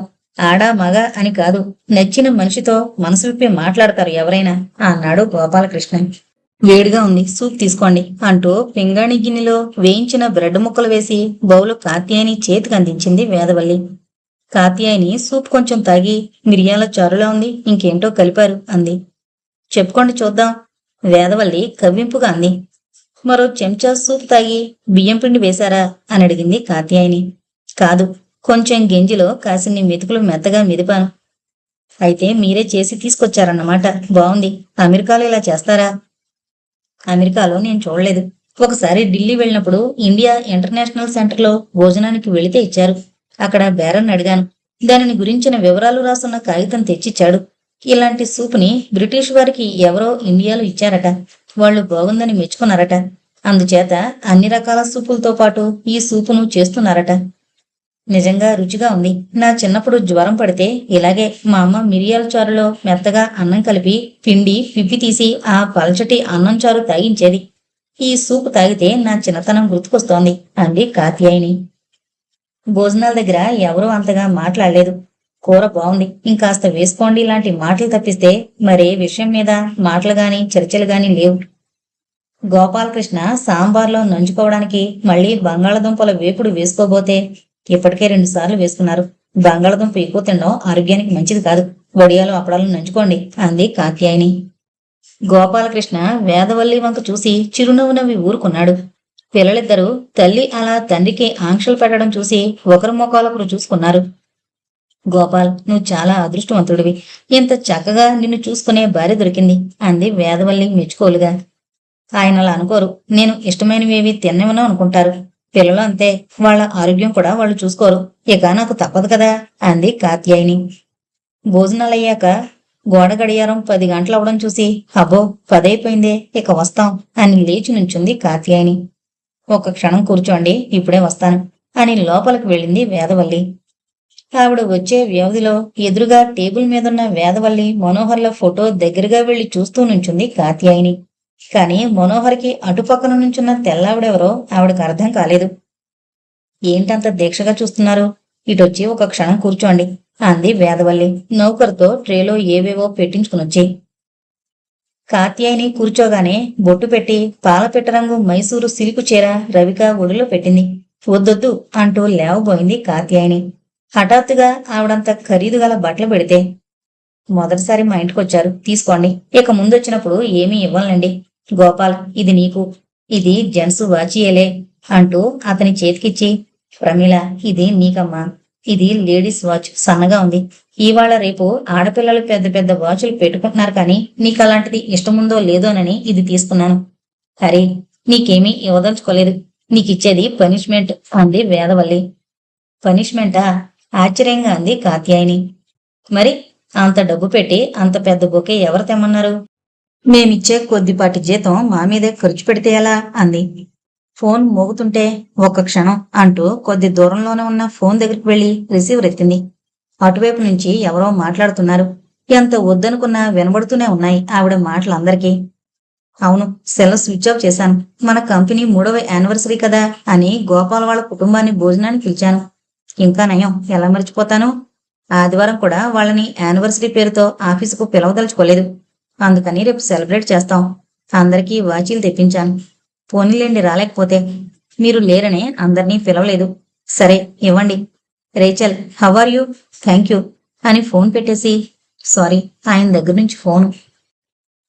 హరి, నీకు రేపు మిగతా అందరితో పాటు ఇస్తాను అంటూ కారు వరకు వచ్చి వాళ్ళని సాదరంగా సాగనంపింది వేదవల్లి. కారులో ఎవరూ మాట్లాడుకోలేదు. ఎవరి ఆలోచనలో వారున్నారు. ఇంటికి చేరుకున్నాక కాత్యాయని పడుకోబోయే ముందు భర్తతో, మీతో నేను రావడం మంచిదైంది అంది. ఏం, లేకపోతే నాకేమైనా అయిపోయేదా అన్నాడు నవ్వుతూ గోపాలకృష్ణ. ఈవిడితో ఇక భయం లేదు. కాకపోతే ఆవిడ మిమ్మల్ని గోపాలన్నం, మీరు ఆవిడ్ని వేద అనడం మాత్రం నాకు అంతగా నచ్చలేదు. ఆవిడ నాకు కాలేజీలో క్లాస్మేట్. కాలేజీలో చదువుకునే విద్యార్థులు ఒకరినొకరు మీరు అని మాట్లాడుకోరు. పూర్తి పేరు పెట్టి పిలుచుకోరు. ఆంధ్రోనా మీరిద్దరూనా అంది నవ్వును దాచుకుంటూ ఆవిడ. ఒకవేళ మేమిద్దరం ఆ రోజుల్లో దగ్గరైన వాళ్ళమే అనుకో. అయితే ఇన్నేళ్ల తర్వాత నీకొచ్చిన బాధ ఏంటి? ఇప్పుడు కొత్తగా నాకేమీ బాధ లేదులేండి. నన్ను చేసుకోకపోవడం మీరెవరితో తిరిగితే నాకేంటి? సరేలే, ఇక ఆ గొడవ మానే. నీకు అనుమాన పిశాచం మాత్రం వదిలేటట్టు లేదు. వయసు పైబడే కొద్దీ ఆ జబ్బింకా ఉధృతమవుతోంది. మీరింత అందంగా ఉంటారు కదా, ఎవరి మనసు మీ మీద పడుతుందోనని నా భయం అంది దగ్గరగా వచ్చి కూర్చుని. పోనీలే, అంతవరకు నా మీద అపనమ్మకం లేదు. ఇతరుల మీదే నీ అనుమానం. అయినా కాత్యాయని, ఆడవాళ్ళందరికీ ఇక వేరే పనేం లేదా? అందమైన మగవాడు కనబడితే వెంటపడ్డం తప్ప. నాకంటే అందంగా ఉండేవాడు కనబడితే నీ మనసు కూడా చెలుస్తుందా? ఉలికి పడింది ఆవిడ. అదేంటి అలా అన్నారు అంది ఏడుపు దిగమింగుతూ. నీలాంటి వాళ్లే మిగతా ఆడవాళ్లు కూడా. ఎందుకలా చులకనగా మాట్లాడతావు ఇతరుల గురించి? నువ్వసలు ఇల్లు దాటి బయటకు రాకపోవడం వల్ల ఇలా పిచ్చి పిచ్చిగా ఆలోచిస్తున్నావు అన్నాడు పక్కకు తిరిగి పడుకుని. కాత్యాయని ఏం మాట్లాడలేదు. కాసేపు మౌనంగా ఉండిపోయింది, ఏదో ఆలోచించుకుంటూ. ఏమండి, నిద్రపోయారా? నాకొక సందేహం అండి అంది. ఏంటి నీ సందేహం? నాంచక త్వరగా చెప్పు, నిద్రొస్తోంది అన్నాడతను. ఏం లేదండి, ఫోటోలో భర్తకు ఇటుపక్క ఈవిడ, అటుపక్క ఆ తెల్లావిడ. ఏంటి ఆవిడ పేరు? రేచల్. ఆవిడ వీళ్లతో కలిసి నుంచుని ఉండడం ఏంటి? ఇక్కడ వేదవల్లి ఎలా ఈ కంపెనీ చూస్తోందో అమెరికాలో ఆవిడ అక్కడ కంపెనీ చూస్తోంది. ఆవిడ ఆయన పార్ట్నర్. ఆవిడ అక్కడ పార్ట్నర్ అయితే ఈవిడిక్కడ పార్ట్నర్ అన్నమాట అంది నవ్వుతూ. ఎందుకా నువ్వు? ఆడవాళ్ళు పార్ట్నర్గా ఉండకూడదా? ఎందుకు ఉండకూడదు? ఆవిడ కంపెనీలోనే పార్ట్నరా, జీవితంలోనూ పార్ట్నర్రా అని? నీకు ఇలాంటి సందేహాలు అనుమానాలు ఎలా వస్తాయో మాకెవరికి ఏమీ అనిపించలేదు. మీరు పిల్లలు కుర్చీలను అతుకుని కూర్చున్నారు. ఆవిడ లోపలికి వెళ్ళినప్పుడు నేను లేచి భోజనాల గదిలో మూల టేబుల్ మీదున్న వాళ్ళ ఫోటో చూశాను. అమెరికాలో ఎన్నో ఏళ్లుగా ఉన్నవాళ్లు అలా ఫోటోలు తీయించుకోవడం సాధారణమే. అయినా కాత్యాయని, నీ కళ్ళ నుంచి ఏదీ తప్పించుకోలేదే. ఏం నిశిత పరిశీలన? మగవాళ్ల కంటే ఆడవాళ్లకు ఇల్లెలా పెట్టుకున్నారా అని చూడడం అలవాటు. అలా నా కంటపడింది. ఓహో, మగవాళ్లకు ఏదైనా పెడితే తినడం రావడమునా అన్నాడతను నవ్వుతూ. మీకంతా నవ్వులాటే. అక్కడ హాయిగా లొట్టలేసుకుంటూ భోజనం ఎక్కువే లాగించారు. ఇక పడుకోండి, నాకు నిద్రొస్తోంది అందావిడ ఆవులిస్తూ. ఒకరోజు వేదవతి దగ్గర నుండి ఫోన్ వచ్చింది. గోపాల్, ఒకసారి ఆఫీస్కి వస్తావా? నీతో మాట్లాడాల్సిన పనుంది అంటూ. ఏం పనబ్బా? హరి ఏమైనా సరిగ్గా పనిచేయడం లేదా ఈ మధ్య అనుకుని వెంటనే వేదవల్లి ఆఫీస్కు బయలుదేరాడు. వెంటనే వచ్చేసావే, అంతగా కంగారు పడే విషయమేమీ కాదులే. నీతో సంప్రదించడం ఎందుకో మంచిదని పిలిచాను. నీ పనికేం ఆటంకం లేదు కదా? ఇక్కడే కాసేపు కూర్చుంటే అంది వేదవల్లి. పర్వాలేదు, అసిస్టెంట్కు చెప్పొచ్చాలే. అర్జెంటు పనుంటే ఫోన్ చేస్తాడు. అసలు ఇంతకీ ఎందుకు పిలిపించావు? ఇది ఆఫీసుకు సంబంధించింది కాదులే. భోజనం టైం అయిందిగా. మీ ఆవిడ నీకు లంచ్ బాక్స్ పెట్టివ్వలేదు కదా? నేను 12:30కే భోజనం చేస్తాను. మ్యాగజైన్లు చదివి చదివి కొలెస్ట్రాల్ పెరగకుండా, బరువు పెరగకుండా భోజనం కట్టిస్తుందిలే. అందువల్ల వాటిల్లో నాకు ఇష్టమైన ఉండవు అన్నాడు నవ్వుతూ, ఆవిడతో పాటు నడుస్తూ. అన్నట్టు నీకు బంగాళదుంప వేపుడు ఇష్టం కదూ? బహుశా ఇవాళ అదే చేసినట్టుంది మా వంటమ్మాయి. తినగలిగినంతే తిను నాతో పాటు అంటూ భోజనాల గదికే నేరుగా తీసుకెళ్ళింది గోపాలకృష్ణని. భోజనం చేస్తూ, ఇంతకీ నన్ను ఎందుకు పిలిచినట్టు అన్నాడతను. మీ అమ్మాయి ప్రమీలకు ఉద్యోగం వచ్చిందా? ఫస్ట్ క్లాస్లో పాస్ అయిందటగా అంది. అవును, ఏవో ప్రయత్నాలు చేస్తోంది. నిమిషాల మీద ఉద్యోగాలు ఎలా దొరుకుతాయి? నిజమే. మీ ఆవిడ పిల్లల పెళ్లిళ్ళ మాట తలపెట్టడం లేదా? సరేలే, ఎందుకు తలపెట్టదు? పెద్దమ్మాయి 2-3 ఏళ్ల వరకు ససేమిరా పెళ్లి చేసుకున్నాంది. అన్నట్టు నీకు గుర్తుందా మా అక్క విమల? ఆ పేరు సరిగ్గా గుర్తులేదు కానీ ఆవిడ బాగా గుర్తున్నారు. భలే అందంగా ఉండేవారు ఆవిడ. ఇప్పుడు అందంగానే ఉంది. వాళ్ళ పెద్దబ్బాయికి మా పెద్దమ్మాయిని ఇవ్వమని అడిగింది. అది చేసుకోనంటే మా రెండో అమ్మాయిని ఇమ్మంది. ఇద్దామని నిశ్చయించారా? లేదు. పెద్దమ్మాయికి కాకుండా రెండవ దానికి వీలు కాదంది కాత్యాయని. మా అక్క కొడుకు అంత బాగుండడు. అందుకే ఆమెకు అసలు ఇష్టం లేదు. అదేంటి? ఆవిడంత అందంగా ఉంటారు కదా. కొడుకులిద్దరికీ తండ్రి పోలికలు వచ్చాయి. అక్కకు కోపం వచ్చి మాకు శుభలేఖ కూడా పంపకుండా పెద్దబ్బాయికి పెళ్లి చేసేసింది. మా అక్కకి కాస్త హోదా డబ్బున్న వాళ్ళంటే ఇష్టం. ఈ రెండింటికంటే అందం అంటే మరీ ఇష్టం. అవునా? ఆవిడ భర్త పోలికలు పిల్లలకు వచ్చాయన్నావు. ఆయనంత బాగుండ్రా? బాగుండడు. ఆవిడెలా ఇష్టపడ్డారు పెళ్లికి? కట్నం లేకుండా చేసుకుంటానన్నాడు తన అందం చూసి. దాంతో ఆనందపడిపోయింది. పైగా పెద్ద కంపెనీలో అప్పటికే మంచి ఉద్యోగంలో ఉన్నాడు. హోదా డబ్బు ఉన్నాయి కదా, అందం లేకపోయినా అని సరిపెట్టుకుంది. మా అక్కకి నువ్వంటే ఇష్టంగా ఉండేది అన్నాడు నవ్వుతూ. నేనేమీ అందంగా ఉండేదాన్ని కాదుగా. మీ అన్నయ్యకు కలెక్టర్ హోదా ఉండేది కదా, అందుకని నువ్వు అందంగానే ఉన్నట్టు తన లెక్క. మా అన్నయ్యకు హోదా ఉండేది, కానీ మా తల్లిదండ్రులు మాకేమీ ఆస్తి మిగిల్చిపోలేదు. గోపాలకు పోయి వెచ్చలవిడిగా ఆస్తంతా హారతి కర్పూరం చేసేశారు. ఆ తర్వాత కొద్ది రోజులకే ఇద్దరూ పోయారు. అన్నయ్య నా చదువు వరకు చూడగలిగాడే గాని కట్నమిచ్చి పెళ్లి చేసే స్థితిలో లేకపోయాడు. నీ పెళ్ళెప్పుడైంది? బీకాం పూర్తి చేసిన కొద్ది రోజులకే. నేను ఎంకాం చేద్దామనుకున్నాను. అప్పుడు ఇన్ని కోర్సులుండేవి కావుగా. మనోహర్ గారు నిన్ను కట్నం తీసుకోకుండానే చేసుకున్నారా? ఆ, ఆయన ఏదో పని మీద ఇండస్ట్రీస్ మినిస్ట్రీకి వచ్చారట. అక్కడ అన్నయ్య డైరెక్టర్గా ఉన్నాడు. ఆయన లోపలికి వచ్చేటప్పటికి అన్నయ్య నాతో ఏదో ఫోన్లో మాట్లాడడం విన్నారట. ఆయన ఆశ్చర్యపడి మీరు తెలుగువారా అన్నారట తెలుగులో. నీకు విసుగ్గా ఉంది కదూ? లేదు లేదు, చెప్పు.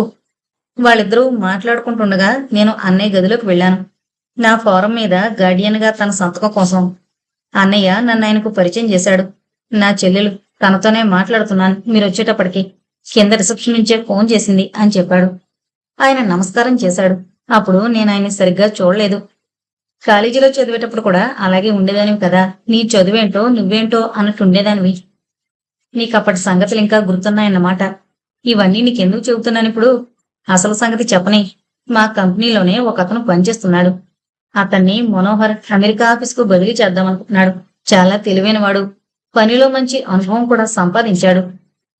అతడి గురించి నాకెందుకు చెబుతున్నావు? హరి అంత బాగా పనిచేయలేకపోతున్నాడా? చచ్చా, అదేంటి అలా అంటున్నావు? ఎవరో బాగా చేస్తున్నాడంటే హరి బాగా చేయడం లేదని అర్థం. పూర్తిగా వింటే అసలు సంగతి అర్థమవుతోంది నీకు. హరి నిన్న అతన్ని తీసుకుని నా దగ్గరకు వచ్చాడు. అతను ప్రమీలను రోజు కాలేజీకి వెళుతుండగా చూసేవాడట. చాలా అందంగా ఉంటుంది కదా. కళ్ళు తిప్పుకోలేక మనసు తిప్పుకోలేక అవస్థ పడుతున్నాడట. పెళ్లి చేసుకుంటాడట. ఎలా వేదా? కాత్యాయని రాద్ధాంతం చేస్తుంది, ఒప్పుకోదు. తనకు కులం పట్టింపు. పైగా భార్గవికి పెళ్లి కాకుండా రెండో దానికి ఎలా పెళ్లి చేస్తా ఉంటుంది. ఇది జరిగే విషయం కాదు. జరిగేటట్టు చేస్తే బాగుంటుందేమో. అది నా వల్ల కాదు. అయినా వాళ్ళిద్దరూ నీ దగ్గరికి ఎందుకు వచ్చారు? నిన్ను ఒప్పించమని. హరి అతను ప్రాణ స్నేహితులైపోయారు. భార్గవి పెళ్ళయ్యే వరకు అతను ఆగితే అప్పుడు ఆలోచించచ్చు. పూర్తిగా విని ముందు. అతను తెలుగువాడు కాదు. వాళ్ళ నాన్నగారు Andhra cadre IAS officer. Retire అయ్యాక పోయారు. వాళ్ళు ఉత్తరప్రదేశ్ బ్రాహ్మలు. వేద, లాభం లేదు. ఈ పని నా వల్ల కాదు. అందులో అతను అమెరికా వెళ్ళబోతున్నాడు. భలే వాడివే. అందరు తల్లిదండ్రులు అమెరికాలుడే కావాలని ఊళ్ళురతారు. అందరిది ఒక దోవైతే పులిపి కట్టేది ఇంకొక దోవ. మాదంతా ఒక రకం. ఇప్పుడు ఆ భారతం అంతా ఎందుకులే అన్నట్టు కాత్యాయనికి ఒక సందేహం వచ్చింది. ఈసారి వచ్చినప్పుడు చెబుతా దాని సంగతి. అయితే అప్పుడు నా భారతం విప్పాలన్నమాట అంటూ నవ్వింది ఆవిడ. నాకు తెలీదు నీకు ఒక భారతం ఉందని అంటూ నవ్వుతూ వెళ్లిపోయాడు గోపాలకృష్ణ. వేదవల్లి హరిని పిలిచి, మీ నాన్నకు అభ్యంతరం ఉండదు. మీ అమ్మ విషయం చెప్పలేం. మీ నాన్న ఒక మాట అన్నారు. పెద్ద పిల్ల పెళ్లి కాందే చిన్నపిల్ల పెళ్లికి మీ అమ్మ ఒప్పుకోదని అంది. భార్గవి 2-3 ఏళ్ల వరకు పెళ్లి చేసుకోనని భీష్మించుకుని కూర్చుంది మేడం. ఇంకా చేయగలిగేదేమీ లేదు. ప్రదీప్తో చెప్పేస్తాను, ఇది కుదిరే వ్యవహారం కాదని అంటూ నిరాశగా లేచి వెళ్ళాడు హరి. హరి చెప్పిందంతా విన్న ప్రదీప్, నాకేమీ అభ్యంతరం లేదు. మీ పెద్ద చెల్లి పెళ్ళయ్యాక ప్రమీలను తప్పకుండా నాకు ఇచ్చి చేస్తారా లేదో కనుక్కో మీ ఇంట్లో అన్నాడు. హరి గొంతులో పచ్చి వెలకాయ పడినట్టయింది. దానికి ఏం సమాధానం చెప్పాలో అర్థం కాక గుటకలు మింగాడు. నాకు కొంచెం టైం ఇవ్వు. మా ఇంట్లో వాళ్ళని ఒప్పించడానికి ప్రయత్నిస్తాను. అసలు ప్రమీల ఏమంటుందో ముందు తెలుసుకుంటాను అన్నాడు హరి. ప్రమీల తన గదిలో కంప్యూటర్ ముందు కూర్చుని ఏదో చూస్తోంది. ప్రమీల అంటూ లోపలికొచ్చాడు హరి. ఏంటన్నట్టు తల తిప్పి అతన్ని చూసింది. నీకు అమెరికా వెళ్ళాలనుందా? నాకు అక్కడ ఉద్యోగం దొరుకుతుందా? నీ మనసులో ఉద్యోగం తప్ప మరేమీ ఉండదా? ఏముంటుంది? ఇంకేం ఉండాలసలు?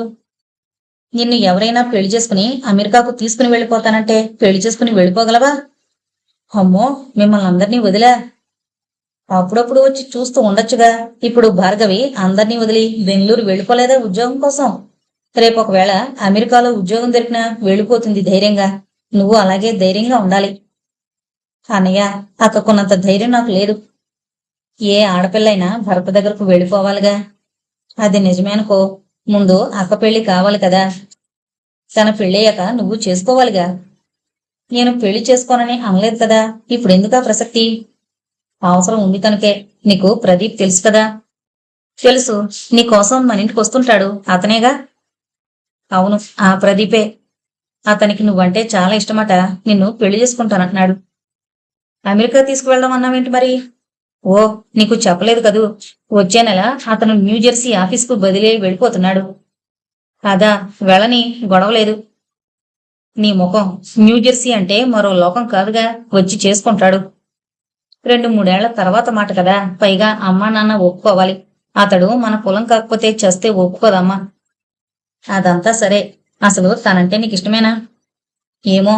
అయినా నేను ఆ దృష్టితో అతని గురించి ఆలోచించలేదుగా. ఇప్పుడు ఆలోచించు. ముందు నీ ఇష్టం తెలుసుకోమన్నాడు అతను. నాకు కొంచెం టైం ఇవ్వన్నయ్యా. అతను అమెరికా వెళ్ళిపోయేలాగా చెబుతలే. సరే పో అన్నయ్యా అంటూ భుజం పట్టుకుని గది బయటకు తోసింది. ఒక వారం తర్వాత అమ్మ నాన్నలకు నీకు అక్కకి ఇష్టమైతే నాకు ఇష్టమే అని చెప్పింది ప్రమీల హరికి. హరి తండ్రి ఆఫీస్కు వెళ్లి ప్రమీల చెప్పిన విషయం, చెప్పిన పద్ధతి వివరించాడు నవ్వుతూ. పిచ్చిపిల్ల, దానికి స్వతంత్రంగా ఆలోచించే అవకాశమే ఇవ్వలేదు మనం. భార్గవిలాగా తనకి తాను అవకాశాలు కల్పించుకోలేదు. ఈ సంబంధం నీకిష్టం. భార్గవి కూడా అడ్డు చెప్పదు. నాకేమీ అభ్యంతరం లేదు. అందరం కలిసి మీ అమ్మను ఒప్పిద్దాం. సరేనని చెప్పు ప్రదీప్కి. అంతగా కావాలని అలాంటి వాడు అడుగుతున్నాడంటే అంతకంటే ఆలోచించవలసిందేముంది? మనం కావాలన్నా అలాంటి సంబంధం తేగలమా అన్నాడు గోపాలకృష్ణ. హరి తండ్రి ఆఫీస్ నుంచే భార్గవికి ఫోన్ చేసి అన్ని విషయాలు చెప్పాడు. నా పెళ్లి వరకు ఆగద్దు. నేను 2 రోజులు సెలవు పెట్టి ఈ రాత్రి బస్కే బయలుదేరుస్తున్నా అని ఫోన్ పెట్టేసింది. గోపాలకృష్ణకు పెద్ద కూతురి తడాకా తెలుసు. అమ్మయ్య అని ఏదో పెద్ద బరువు తీరినట్లు సంతోషించాడు. చెప్పినట్టుగానే భార్గవి బెంగళూరు నుంచి మరుసటి రోజు పొద్దుటే వచ్చింది. కాలు బెల్ కొట్టగానే కాత్యాయని తలుపు తీసింది. ఎదురుగా భార్గవి. అమ్మా, ఎలా ఉన్నావు అంది నవ్వుతూ. పెద్ద కూతుర్ని చూసి ఆశ్చర్యపోయి, ఏంటింత హఠాత్తుగా? అయినా నీకు నేనిప్పుడు గుర్తొచ్చానా అంటూ కళ్ళనీళ్లతో కౌగిలించుకుని లోపలికి తీసుకొచ్చింది.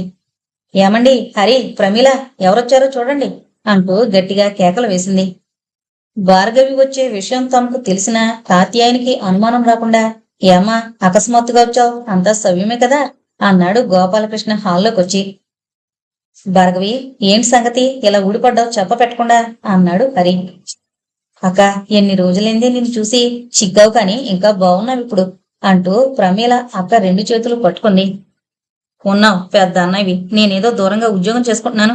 నువ్వేం చేస్తున్నావు ఇక్కడ? ప్రమీలకి ఏదైనా ఉద్యోగం చూసావా? పోనీ పెళ్లి కొడుకుని ఏమైనా వెతుకుతున్నావా?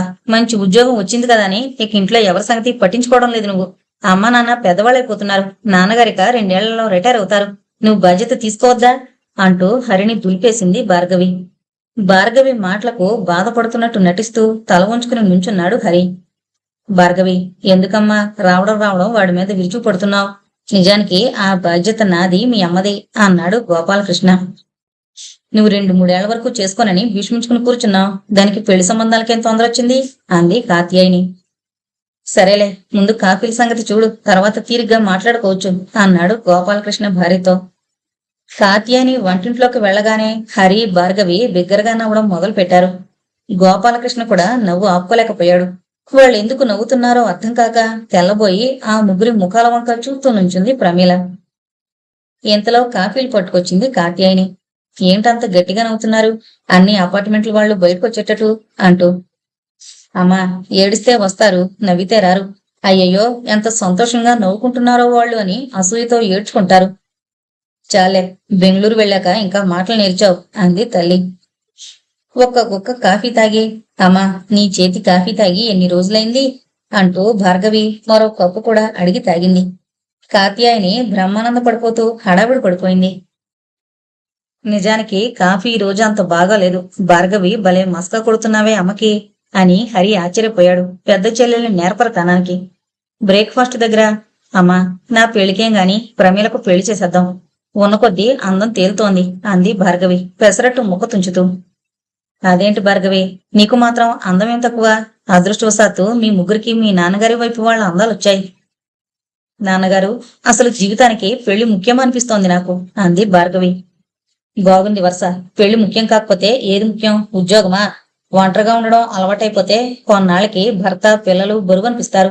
అందుచేత ఏ వయసుకు తగిన ముచ్చట ఆ వయసులో జరగాలి అంది తల్లి.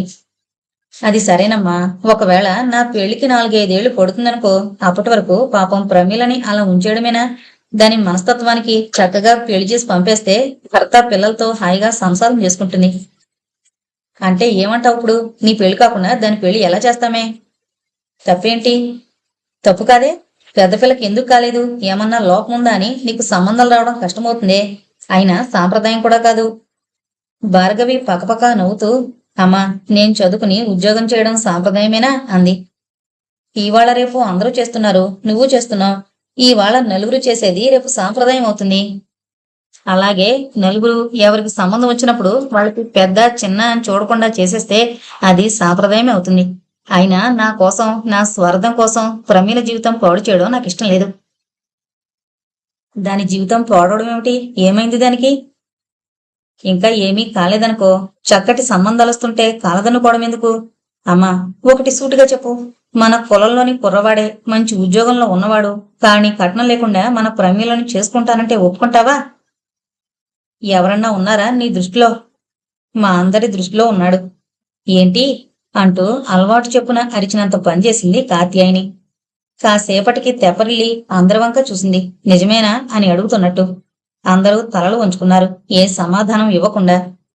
ఏమే ప్రమీల, నీకు తెలుసా అని అడిగింది. అవును కాదు అనకుండా తల వంచుకుంది ప్రమీల. ఈ ఇల్లు నాది కాదు, ఈ పిల్లలు నా వాళ్ళు కారు.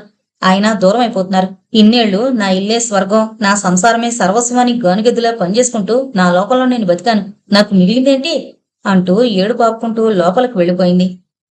గోపాలకృష్ణ తప్పనిసరిగా లేచి వెళ్ళాడు భార్యను సముదాయించడానికి. వెళ్లడం వెళ్ళాడే కాని ఎలా సముదాయించాలో బోధపడ్డం లేదు అతనికి. తన సంసారం కూలిపోతున్నట్టు విలువల్లాడిపోతుంది. ఊరుకో కాత్యాయని, దేనికిప్పుడు ఏడుపు? భార్గవి మాత్రం ఏమంది? నీకిష్టం లేని పని ఇంట్లో ఎవరూ చేయరు. ఇక ఆ ఊసు ఇంట్లో ఎవరు ఎత్తడానికి వీల్లేదని చెప్పేస్తాలే. ఇన్నేళ్లొచ్చి పెళ్ళేదో అందని ఇలా ఏడవడం ఏమిటి? ఊరుకో, లేచి మొహం కడుకురా. నేనిలా చూస్తే పిల్లలు బెంబేలు పడతారు అంటూ అతి కష్టం మీద ఆవిడ్ని ఊరడించి బయటకొచ్చాడతను. అసలు నాన్నగారు నన్నాలి. మొదటి నుంచి ఆ అమ్మ ఏమన్నా సరే ఊకొట్టి ఊరుకునేవారు. అంతా ఆవిడ ఇష్టరాజ్యంగా సాగింది. ఎల్లకాలం అలాగే సాగాలంటే ఎలా కుదురుతుంది? చిన్నపిల్లలం. అప్పుడు అమ్మ అరుస్తోందని నోరు మూసుకుని ఊరుకునేవాళ్ళం. నాన్నగారికి ఏమైంది? ఇలా కాదు అలా అని చెప్పచ్చుగా అంటోంది భార్గవి. ఖాళీ టిఫిన్ ప్లేట్ ముందు అలాగే కూర్చుని హరి ప్రమీల వింటున్నారు శ్రోతల్లాగా. అవును కాదు అనకుండా. ఇంకా ఏమేమి వినాల్సి వస్తుందోనని గోపాలకృష్ణ గబగబా వాళ్ళ దగ్గరకొచ్చాడు. హరి, ప్రమీల, భార్గవి మాటలు తండ్రి విన్నాడేమోనని కంగారు పడ్డారు. భార్గవి మాత్రం వింటే మంచిదే అన్నట్టుగా తొణక్కుండా బెదరకుండా కూర్చుంది. తండ్రి ముఖంలో ఏ భావమూ లేదు. విన్నాడో లేదో తెలియడం లేదు. భార్గవి మరో 2 రోజులు ఉండకూడదు అన్నాడు గోపాలకృష్ణ. హరి, ప్రమీల తెరిపిగా ఊపిరి పీల్చుకున్నారు. అమ్మయ్య, నాన్నగారు భార్గవి మాటలు వినుండరు అనుకుంటూ. కష్టం నాన్నగారు, ఈ సెలవు కూడా ఒక్కరోజే కనుక ఇచ్చారు. రేపు ఎలాగో ఆదివారం, రేపు రాత్రి వెళ్ళిపోవాలి. హరి, నీ స్నేహితుణ్ణి సాయంత్రం టీకి పిలుచుకురా. నాన్నగారు కూడా చూసారో లేదో అందరం చూడాలిగా. ప్రదీప్ నా కోసం వచ్చినప్పుడు ప్రమీల చూసింది. అమ్మ కూడా 1-2 సార్లు చూసింది. కానీ ఈ ఉద్దేశంతో ఎవరూ చూడలేదు. ఊరికే చూడడం వేరు, పెళ్లి కోసం చూడడం వేరు. సాయంత్రం పిలుచుకురా అంటూ లేచింది భార్గవి. కాసేపు పడుకుంటాను, రాత్రంతా బస్సులో నిద్రలేదు అని గదిలోకి వెళ్ళింది. మధ్యాహ్నం భోజనాలయ్యాక, అమ్మా ఇవాళ హరి స్నేహితుడిని టీకి పిలిచాం. వాళ్ళ అమ్మగారికి ఒంటరిగా ఇంట్లో ఏమీ తోచడం లేదట. మనకు 4వ అపార్ట్మెంట్లోనే వాళ్ళుంటారు. ఒకసారి నీతో పరిచయం చేసుకుంటే అప్పుడప్పుడు వస్తూ ఉండొచ్చు అనుకుంటున్నారట అతను వాళ్ళమ్మ. అమ్మా, నువ్వు క్యాబేజీ పకోడీలు రవ కేసరి బ్రహ్మాండంగా చేస్తావు. ఆ రెండూ చెయ్యమ్మా సాయంత్రానికి. అమ్మా, నిజంగా సాయంత్రం అయిందంటే ఆఫీస్ నుంచి గదికి రాగానే నువ్వు గుర్తొస్తావు రోజు. మేం కాలేజీ నుంచి వచ్చేటప్పటికి ఏదో ఒక కొత్త టిఫిన్ చేసి మా కోసం ఎదురు చూసేదానివి. అసలు ప్రమేలకు హరికి పెళ్లి చేసేసి నాన్నగారు రిటైర్ అయిపోయాక మీరిద్దరూ వచ్చి నా దగ్గర ఉండండి అంటూ ఎంతో బెంగగా భార్గవి మాట్లాడేటప్పటికీ తల్లి కళ్లలో నీళ్లు తిరిగాయి. పిచ్చిది, గడుసుగా మాట్లాడడమే కాని మనసు మెత్తన, ఒంటరిగా ఉండి బెంగ పెట్టుకున్నట్టుంది మా మీద అనుకుంది. అమ్మా, నువ్వు కాసేపు రెస్ట్ తీసుకో. భోజనం అయ్యాక కొంచెం సేపు అయినా పడుకోవాలట. మళ్ళీ సాయంత్రం ఎలాగూ పని తప్పదు కదా అంది భార్గవి. నాకెక్కడ కుదురుతుందే పడుకోవడానికి. అమ్మా, నాకు అందుకే చిరాకేస్తుంది. ఇప్పుడు నీకొచ్చిన బాధ ఏంటి? మళ్ళీ సాయంత్రం వరకు నిజానికి పనేముంది? పూర్వం అంటే అన్ని పనులు చేసుకునేదానివి. శరీరానికి మించిన పని చేస్తూ ఉండడం వల్ల ఎప్పుడూ చిరాకు పడుతూ ఉండేదానివి. నీ పట్ల నువ్వు శ్రద్ధ తీసుకునేదానివి కాదు. ఇప్పుడు ఆ పని ఒత్తిడి తగ్గడం వల్ల నువ్వెలా ఉన్నావో తెలుసా? ఏమే ప్రమీల, అమ్మకి కాస్త ఫేషియల్ చేస్తే ఇంకా చిన్నదానిలా కనపడదు. ఫేషియల్ వద్దు, ఏమీ వద్దు కాని నన్ను నా మానను వదిలే తల్లి. అలా అంటావేంటమ్మా? అందంగా కనపడేటట్టు ఉండాలనుకోవడంలో తప్పేంటి? నీ నుదురు జుట్టు ఎంత అందంగా ఉంటాయో తెలుసా? అవి రెండు ప్రమీలకొచ్చాయి. రంగు మిగతా పోలికలు నాన్నగారు వచ్చాయి. మీ ఇద్దరిలోనూ అందమైన పోలికలన్నీ దానికొచ్చాయి. చూడగానే ఆకట్టుకుంటుంది ఎవరినైనా. తన నుదురు జుట్టు గురించి కూతురలా అని చిన్న కూతురికి ఆ రెండూ రావడం వల్ల అందం ఎక్కువైందని అనడంతో కాత్యాయనికి మనసులో ఎంతో సంతోషం వేసింది. అవునే భార్గవి, నీకు దూరం వెళ్ళాక నా మీద ప్రేమ పుట్టుకొచ్చింది అంది. ఇక్కడున్నప్పుడు ఎప్పుడు ఉండేది. నీతో కాసేపు కూర్చుని మాట్లాడదామంటే నీకు తీరుకుండేదా అసలు? రాత్రి భోజనాల దగ్గర కూడా ఇది తిను అది తినద్దు అంటూ ఆంక్షలు పెట్టేదానివి. దాంతో చిరాగ్గా ఉండేది. అంతేకాని నీ మీద అప్పుడు కూడా ఎంతో ప్రేమ ఉండేది అంటూ తల్లి దగ్గరికి వెళ్లి ఆవిడ భుజం మీద తలవాల్చుకుంది భార్గవి. ప్రేమతో కూతురి వీపు నిమిరింది తల్లి. వాళ్ళిద్దరినీ ప్రమీల ఆశ్చర్యంగా కళ్ళపిగించి చూస్తూ కూర్చుంది. సాయంత్రం 6 గంటలకు ప్రదీప్ తల్లిని తీసుకునొచ్చాడు. వాళ్లు రాగానే భార్గవి తండ్రికి అన్నకు ఫోన్ చేసింది త్వరగా వచ్చేయమని.